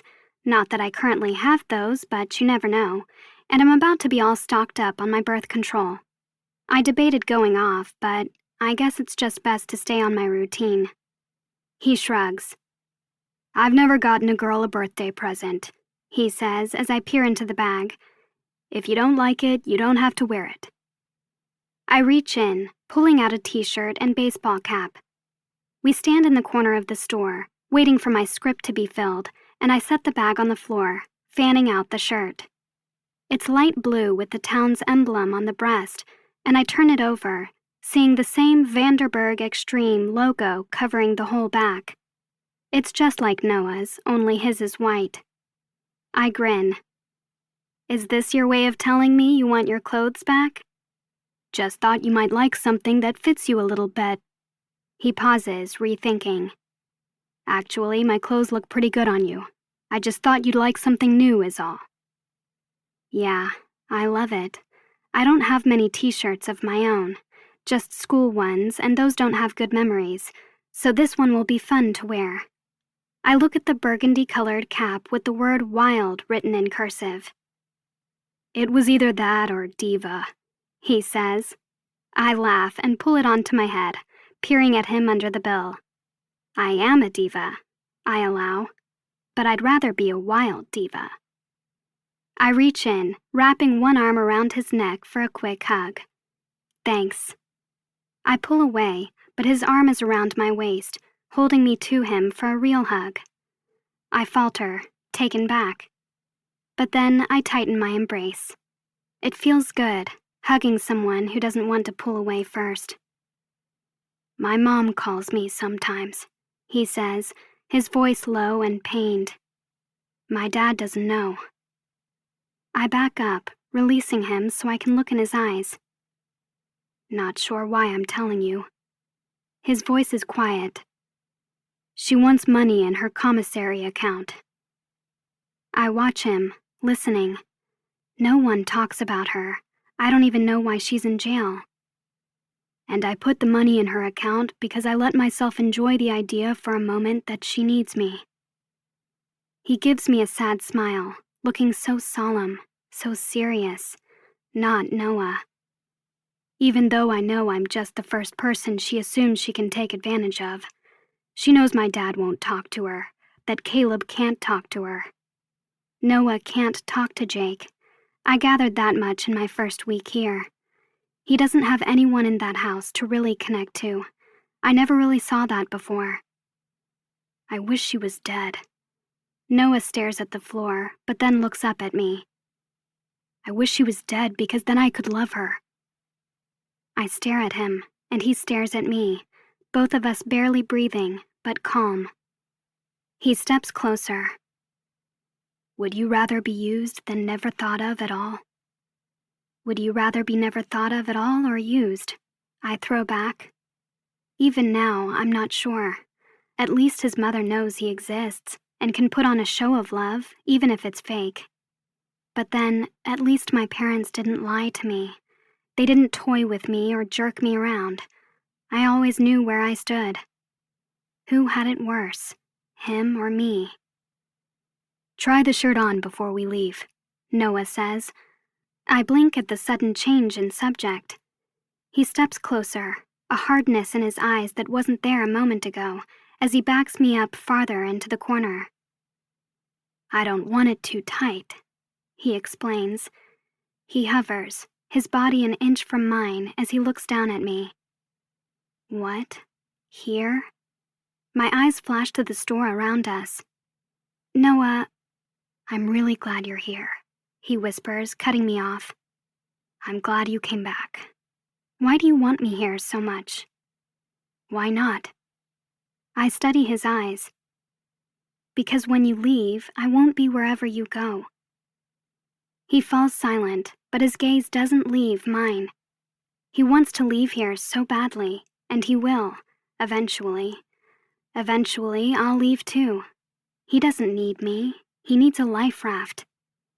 Looking around and not seeing anyone around us, I shield myself between him and the corner as I pull off his old t-shirt I'm wearing and hand it to him. Refitting my cap, I slip my arms through the new one, his eyes on me making my skin tingle as I avoid his gaze. My bra covers more than a bikini, and I'm still in my jeans. Overall, I'm much more dressed than I was at the lake all those weeks ago when they took me fishing. But with my hair hanging in two scraggly braids, a baseball hat, and dirt under my fingernails for the first time in my life, I've never felt this pretty. How he looks at me, how Jake looks at me, how Caleb refuses to look at me, but I know he's aware of my every move when we're in the same room. The skin of my breasts, only half covered in my hot pink bra, burns with fire under Noah's gaze, and I pull the shirt on over my head, feeling Noah's hands brush my arms as he reaches up to help pull it down over my body. I fix my hat again, his fingers still gripping the hem below my hips. I'm afraid to meet his eyes, but I can feel the heat rolling off him. The local guys don't talk to you, he orders in a raspy voice. They don't touch you tonight. Do you understand? I nod, still not meeting his gaze. My heart pumps so hard it hurts, but my stomach is flipping like I'm riding a roller coaster. He finally releases me and backs up. It looks nice. What does? Oh, the shirt, right. Tiernan? Someone calls, and I dart past him to get my prescription. Anything to get away.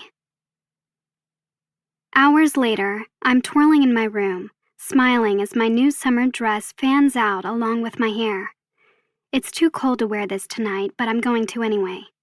After seeing it on sale in a shop earlier, I got an itch to clean under my fingernails and put on some makeup for my birthday dinner, since this could very well be the last time we hit town. A storm is coming.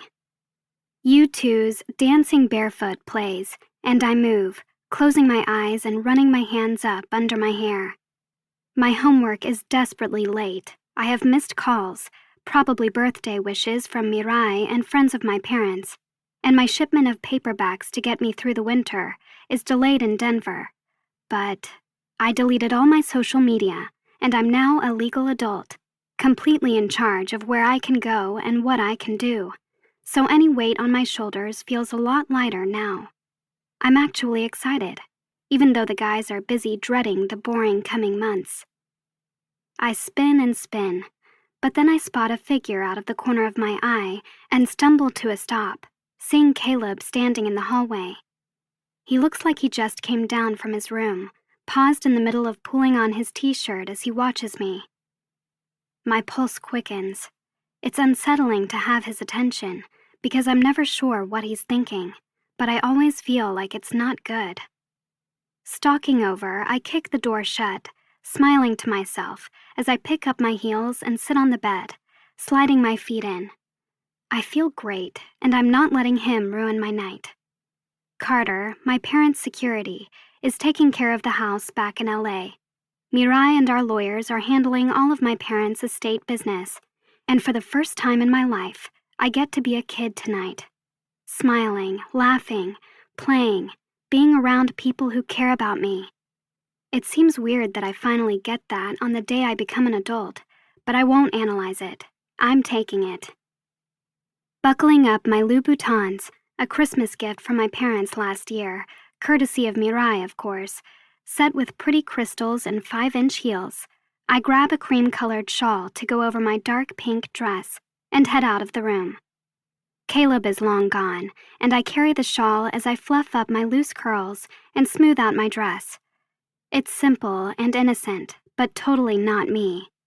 Backless and short, falling mid-thigh, it has a deep cleavage and spaghetti straps. My heels clack on the wooden stairs, and I walk through the living room, seeing the guys around the table as I set my shawl and phone down and go for my purse.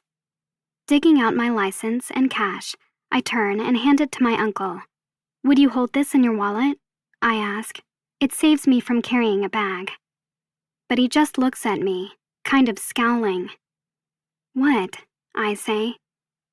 "You're overdressed." I tisk, giving him a coy smile as I stuff my card and money in his hand. "There's no such thing."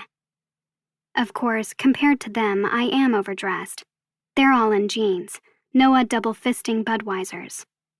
"People don't dress like that here," Jake points out, and he really didn't need to say that. It's not like I haven't noticed. "I don't fit in anywhere," I tell him. "I'm used to it." Seriously, I feel good. Stop hyperventilating. He cocks an eyebrow and turns away, and I can see Noah's concerned gaze flash to his. Jake finally shoves a large package over to me, exquisitely wrapped in silver paper with a big silver bow. I reach for it. "What's this?"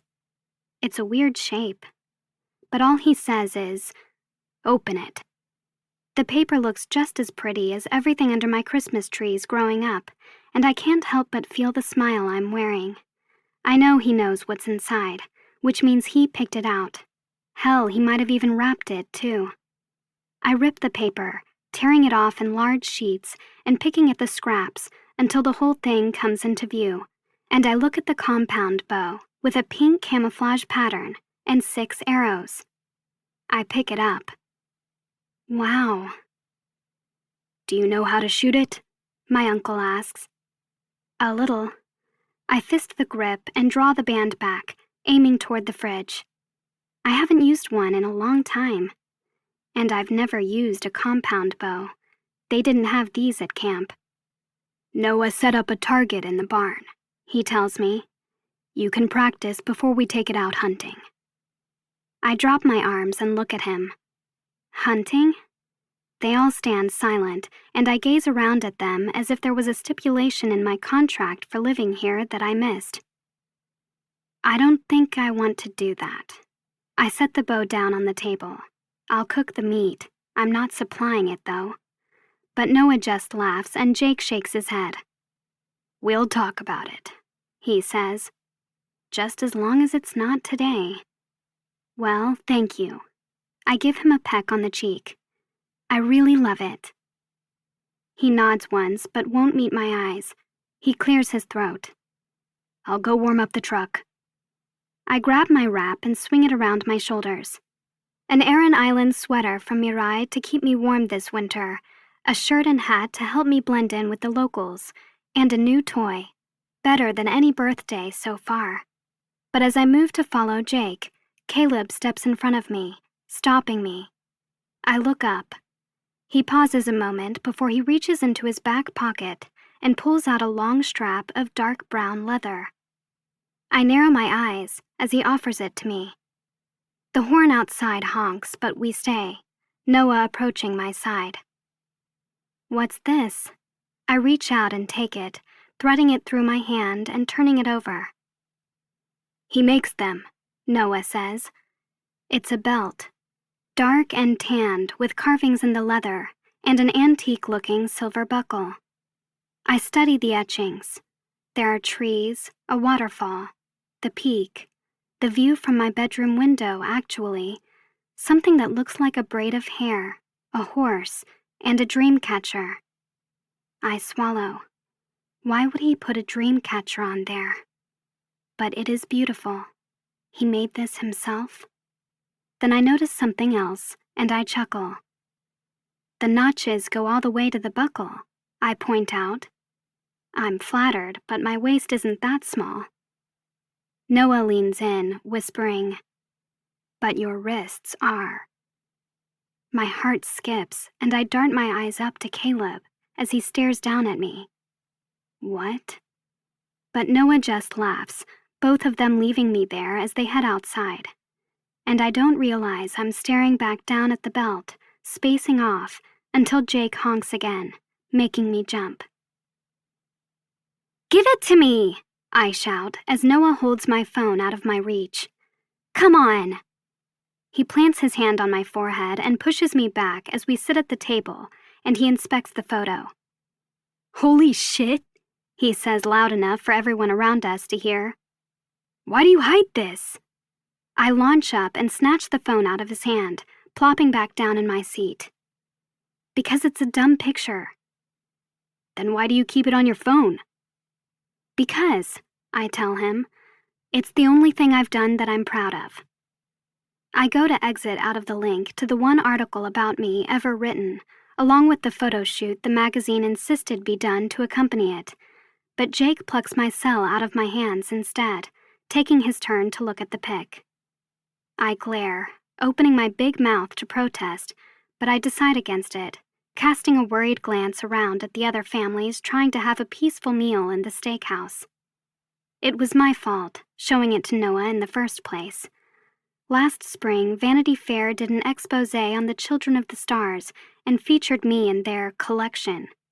Unfortunately, a photo shoot came with the territory, one shot in particular of me in my French braids, a sports bra, and some lacrosse gear. I looked sweaty and dirty, but kinda sexy, and even though the entire thing was a lie, concocted by my parents' publicists to make me look and sound incredible, I really liked the experience, even though I'd never played lacrosse in my life. It was the one time I felt large. Yes, the article was bullshit about how involved I was in school. Nothing was true in regard to my activism and hobbies, and I only got the feature because of my parents. I hated the idea when they made me do it. The photo shoot, though, I felt pretty, even if I felt stupid after it was over. It's a great picture. We'll put it up on the website, Noah tells his father, and then lifts his arms, knife and fork in hand, as he recites the words on an imaginary header. The new addition to Vanderburg Extreme. I roll my eyes, turning my attention to Jake. Give it to me. He passes it to Caleb, who takes it and barely glances at it before handing it to Noah. Now, I grit through my teeth, trying to keep our banter down. I only meant to brag about how I've worn less in public than I am tonight, when Jake got snippy about my backless dress again at dinner. I didn't want them gawking at me in my bra, though, in public. Glasses and silverware clank in the rustic old restaurant, and the smell of barbecue sauce and French fries fills the air, making my nose sting from time to time. The steak was overcooked, the Coke is watered down, and the floor is so greasy I can spell my name on it with the heel of my shoe. But I wouldn't have anything different for my 18th birthday. I've had more fun already tonight than I did in all my past birthdays combined. Noah hands the phone back to me and I take it, turning it off and sticking it under my thigh so they can't get it again. "So, what do you say?" he asks. "Want to look sexy like that on our website?" Shut up. I tuck my chair back in and take a sip of my soda. "It's a really good idea," Noah argues, turning to his father. "That's what we're missing in our marketing, something pretty." "Noah, Jesus." Jake shifts uncomfortably in his chair and lifts his bottle to his lips. "No, seriously," he continues. "Look at all the other sites, all the shows and expos we go to. What do they all have in common? Hot girls.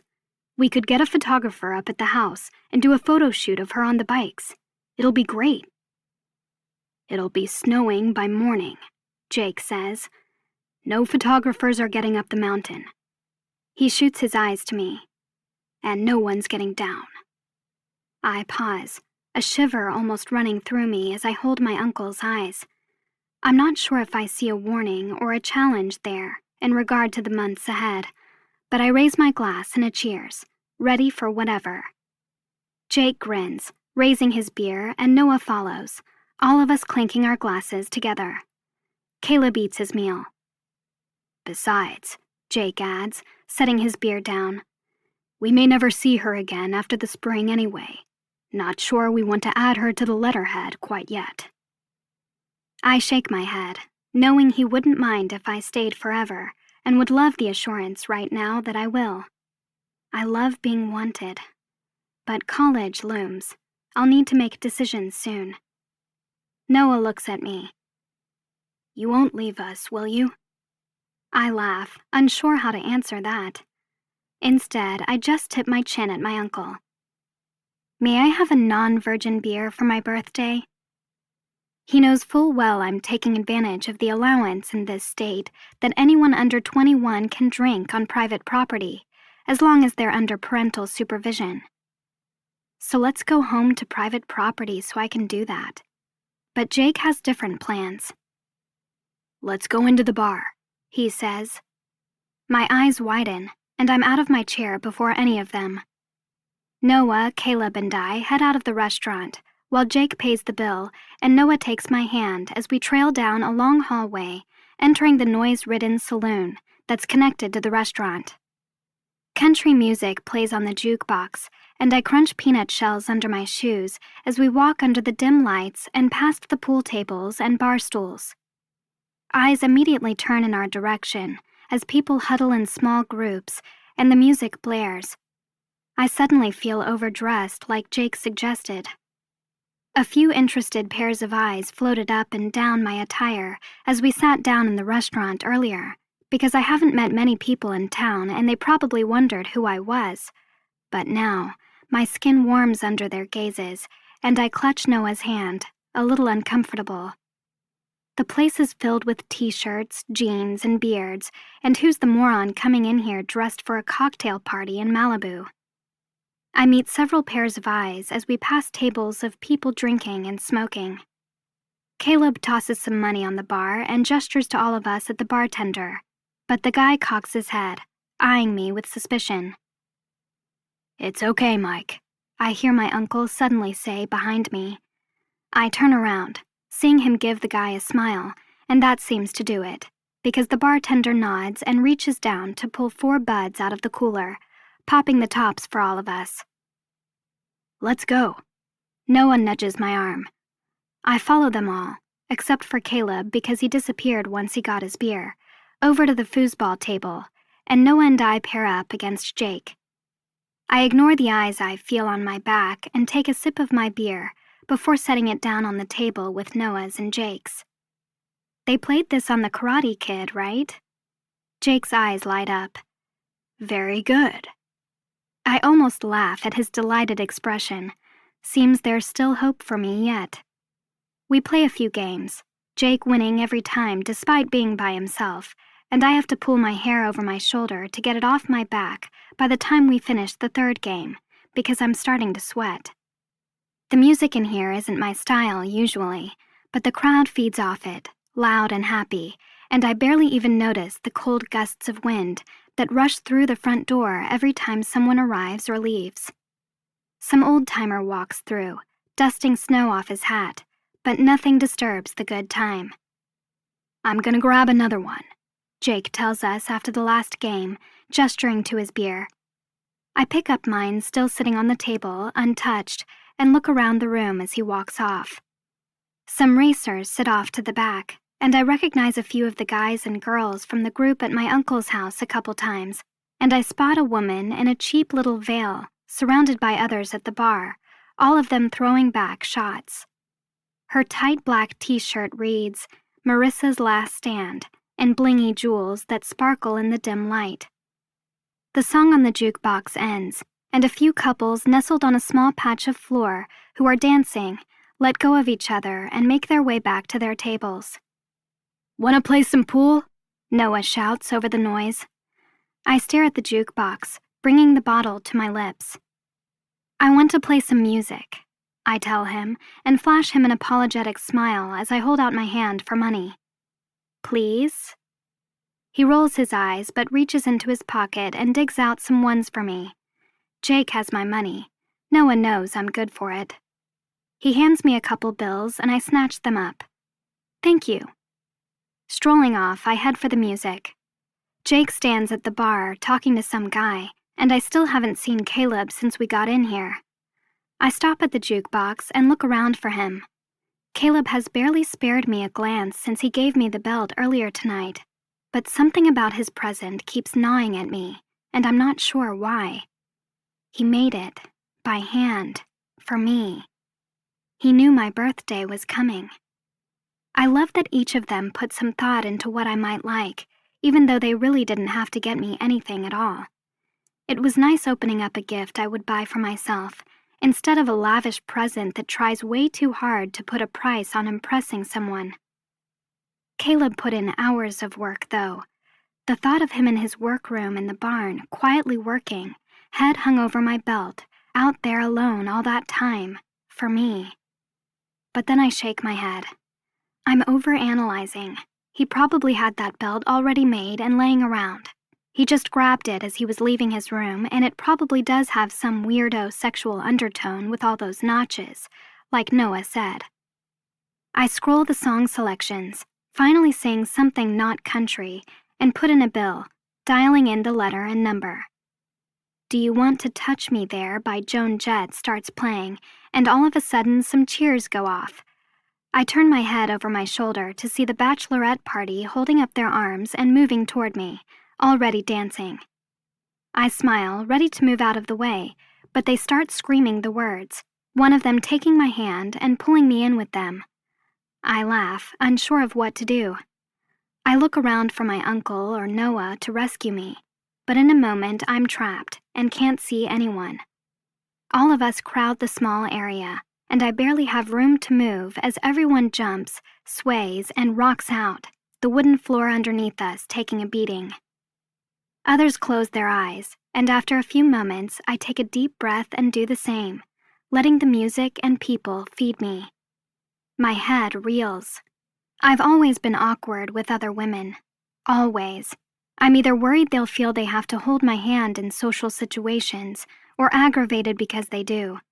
I hate being an albatross around their necks or being treated like an ignorant little sister they need to take under their wing. This isn't like that, though. I just have to dance. I sing along with the song, flip my hair, and move my body to the music, laughing with them and feeling the energy buzz on every inch of my skin. If I had to talk to these girls, it would be a challenge, but for now, I can enjoy the music. Lifting up my arms, I bang my head to the lyrics, unashamed of going crazy because so is everyone else, and I relax.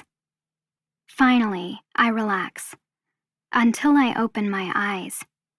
Jake stands paused in the middle of raising his beer to his mouth, watching me at the bar.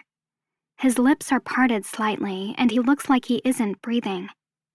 My heart drops into my stomach, and I slow for a moment, taking a mental inventory to make sure he's not mad. I'm not dancing with a local boy. I'm not naked. I came with 3 male relatives, so I'm not unarmed or unprotected. He's not angry, I don't think.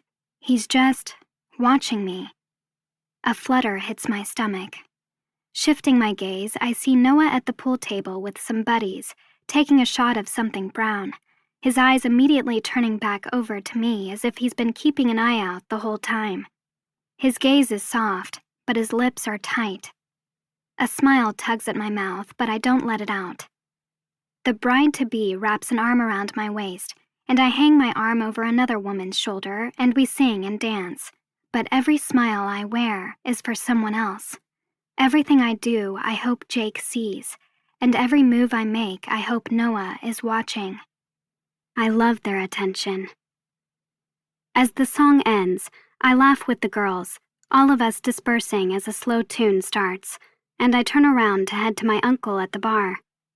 But as soon as I spin around, someone is there, and I look up to see Terrence Holcomb. "Hey, California," he says, slipping his hands to my waist. I start to push him away. "Off." Jake wouldn't lie about that clubhouse this guy keeps. I don't want anything to do with him. "You've met my friend?" he asks. "Huh?"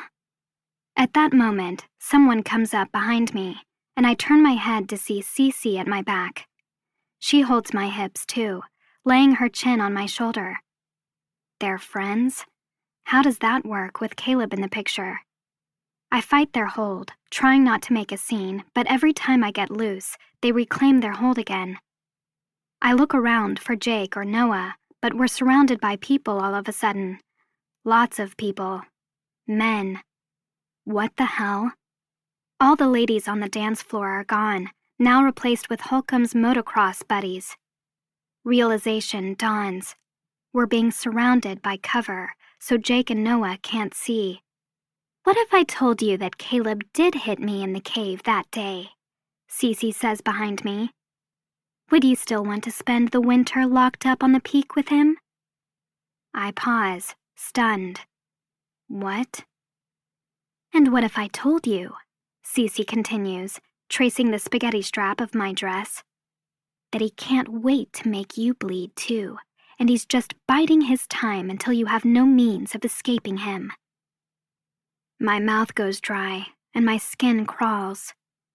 Caleb isn't like that. Holcomb shakes his head, smirking. "They warned you about me, didn't they?" he says.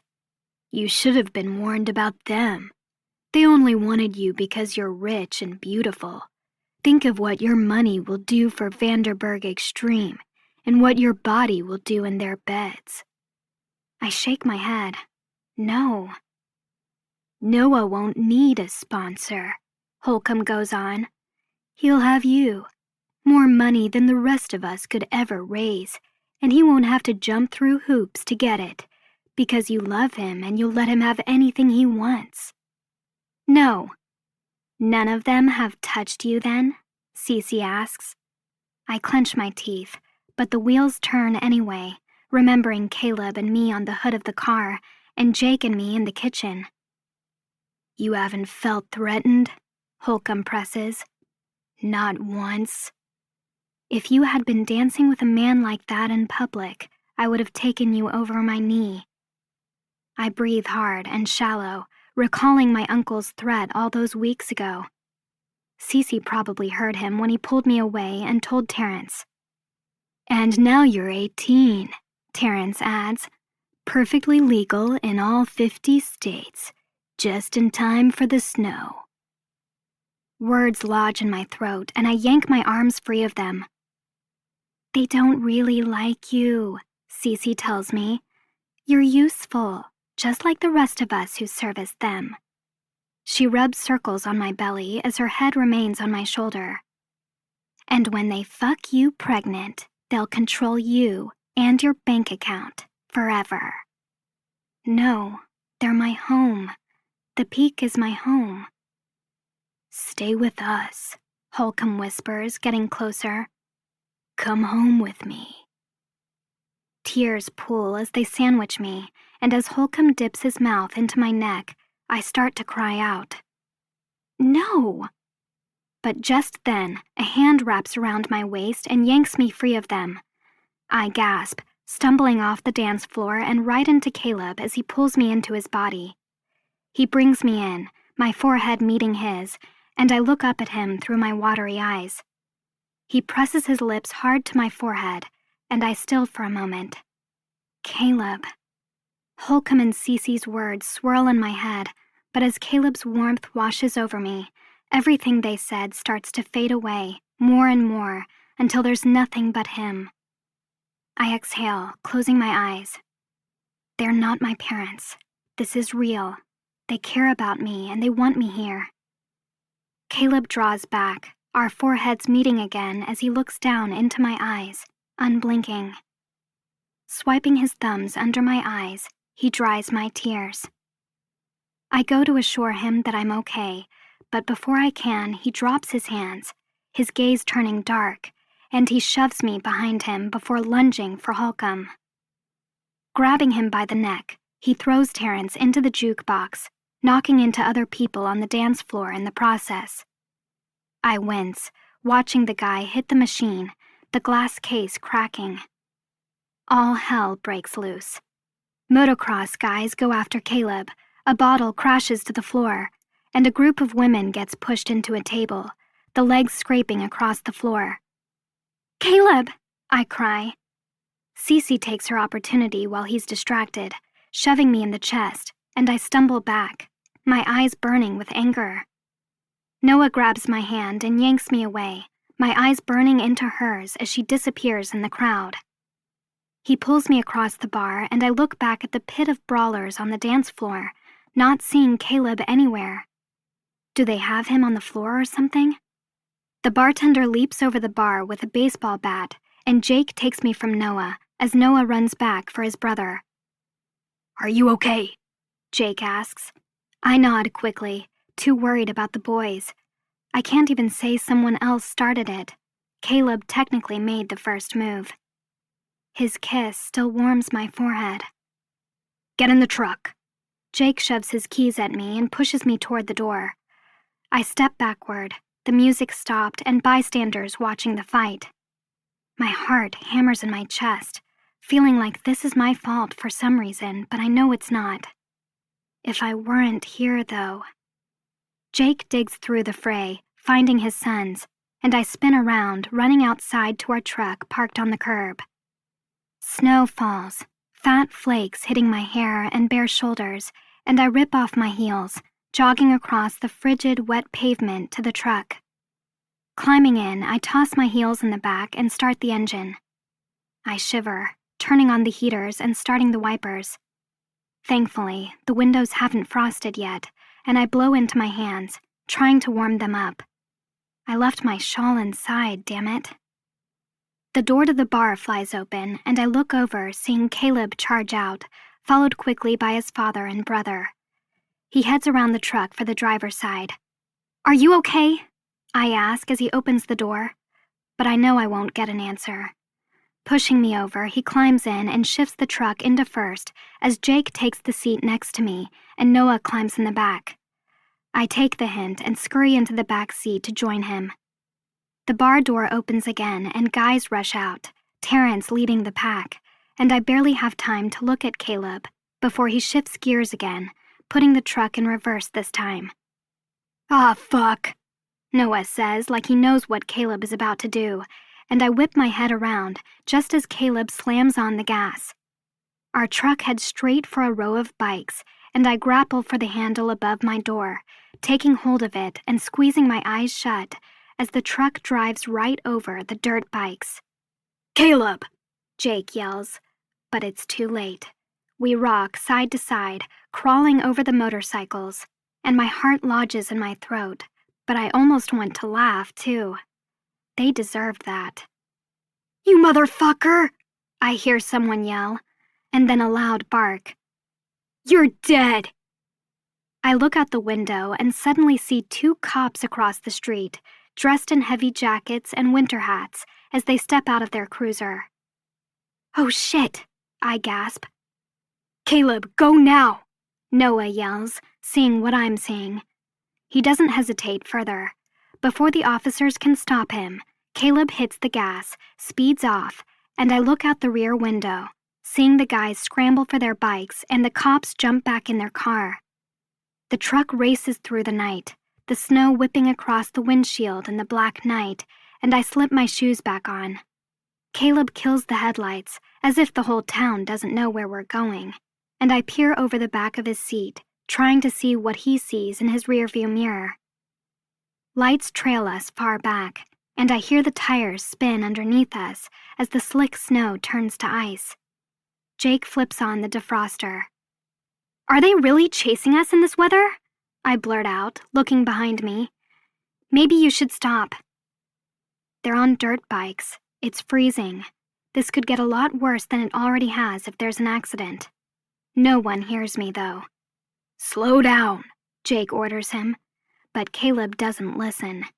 The truck fishtails and Caleb jerks the wheel to the shoulder, using the gravel for traction as he gets us farther and farther up into the mountains. The bikes gain on us, since they're carrying less weight, but then I see a couple of headlights drop as if the bikes slid. The others follow Caleb's example and use the shoulder as the cops' red and blue lights flash behind. No, this is bad. We keep going, and I notice less lights behind us now as some of the racers giving chase decide to give up in the thick snowfall and save it for another day. Why are we running, though? A bar fight isn't a big deal, but Caleb destroying property is. The pursuit won't end once we're behind our front door. All of a sudden, the police lights disappear. I watch their headlights, seeing them turn around and head back to town as well. They know where to find Caleb tomorrow, I guess. The tires skid under us, and the truck starts sailing backward. I suck in a breath, digging my nails into the back of Caleb's seat. We shouldn't be doing this. "Oh my God," I mumble, looking down the cliff on my side of the truck, fear paralyzing me at the drop. The bikes behind us struggle to climb the road, and just as I'm about to suggest we stop or get out to walk back to the house, since we're less than a mile away, Caleb turns the wheel right and takes us off the road. The truck plummets into a ditch, and he punches the gas, taking us up into the forest, the truck moving more steadily through the trees. I look behind me, seeing the bikes fall behind, lost in the darkness, snow, and without Caleb's taillights to follow, they won't know where they're going. I don't think I breathe the entire way home. Caleb drives over the forest floor, taking us up to the house, and when he pulls the truck to a stop, we all climb out, looking around for any sign of the cops or racers. "Get inside, now," Jake orders. We run into the house, slamming the door behind us, and Noah falls back on the door, breathing hard. What did we do? There's going to be a punishment for that. They won't let it go. All of a sudden, though, Noah starts laughing, hysterically. I stand up and scowl down at him. "This isn't funny," I growl. "Someone could have died. They'll still be up here once the snow stops. The cops will arrest him." I look at Caleb, who's as cool as a cucumber, moving into the kitchen and whipping off his shirt, like he's getting ready for bed or some shit. Noah's laughter dies down and he rises, coming to stand next to me. "The snow won't stop," he tells me. I meet his eyes as he pats my arm. "Until April," he finishes. And he follows Caleb to the fridge for a beer.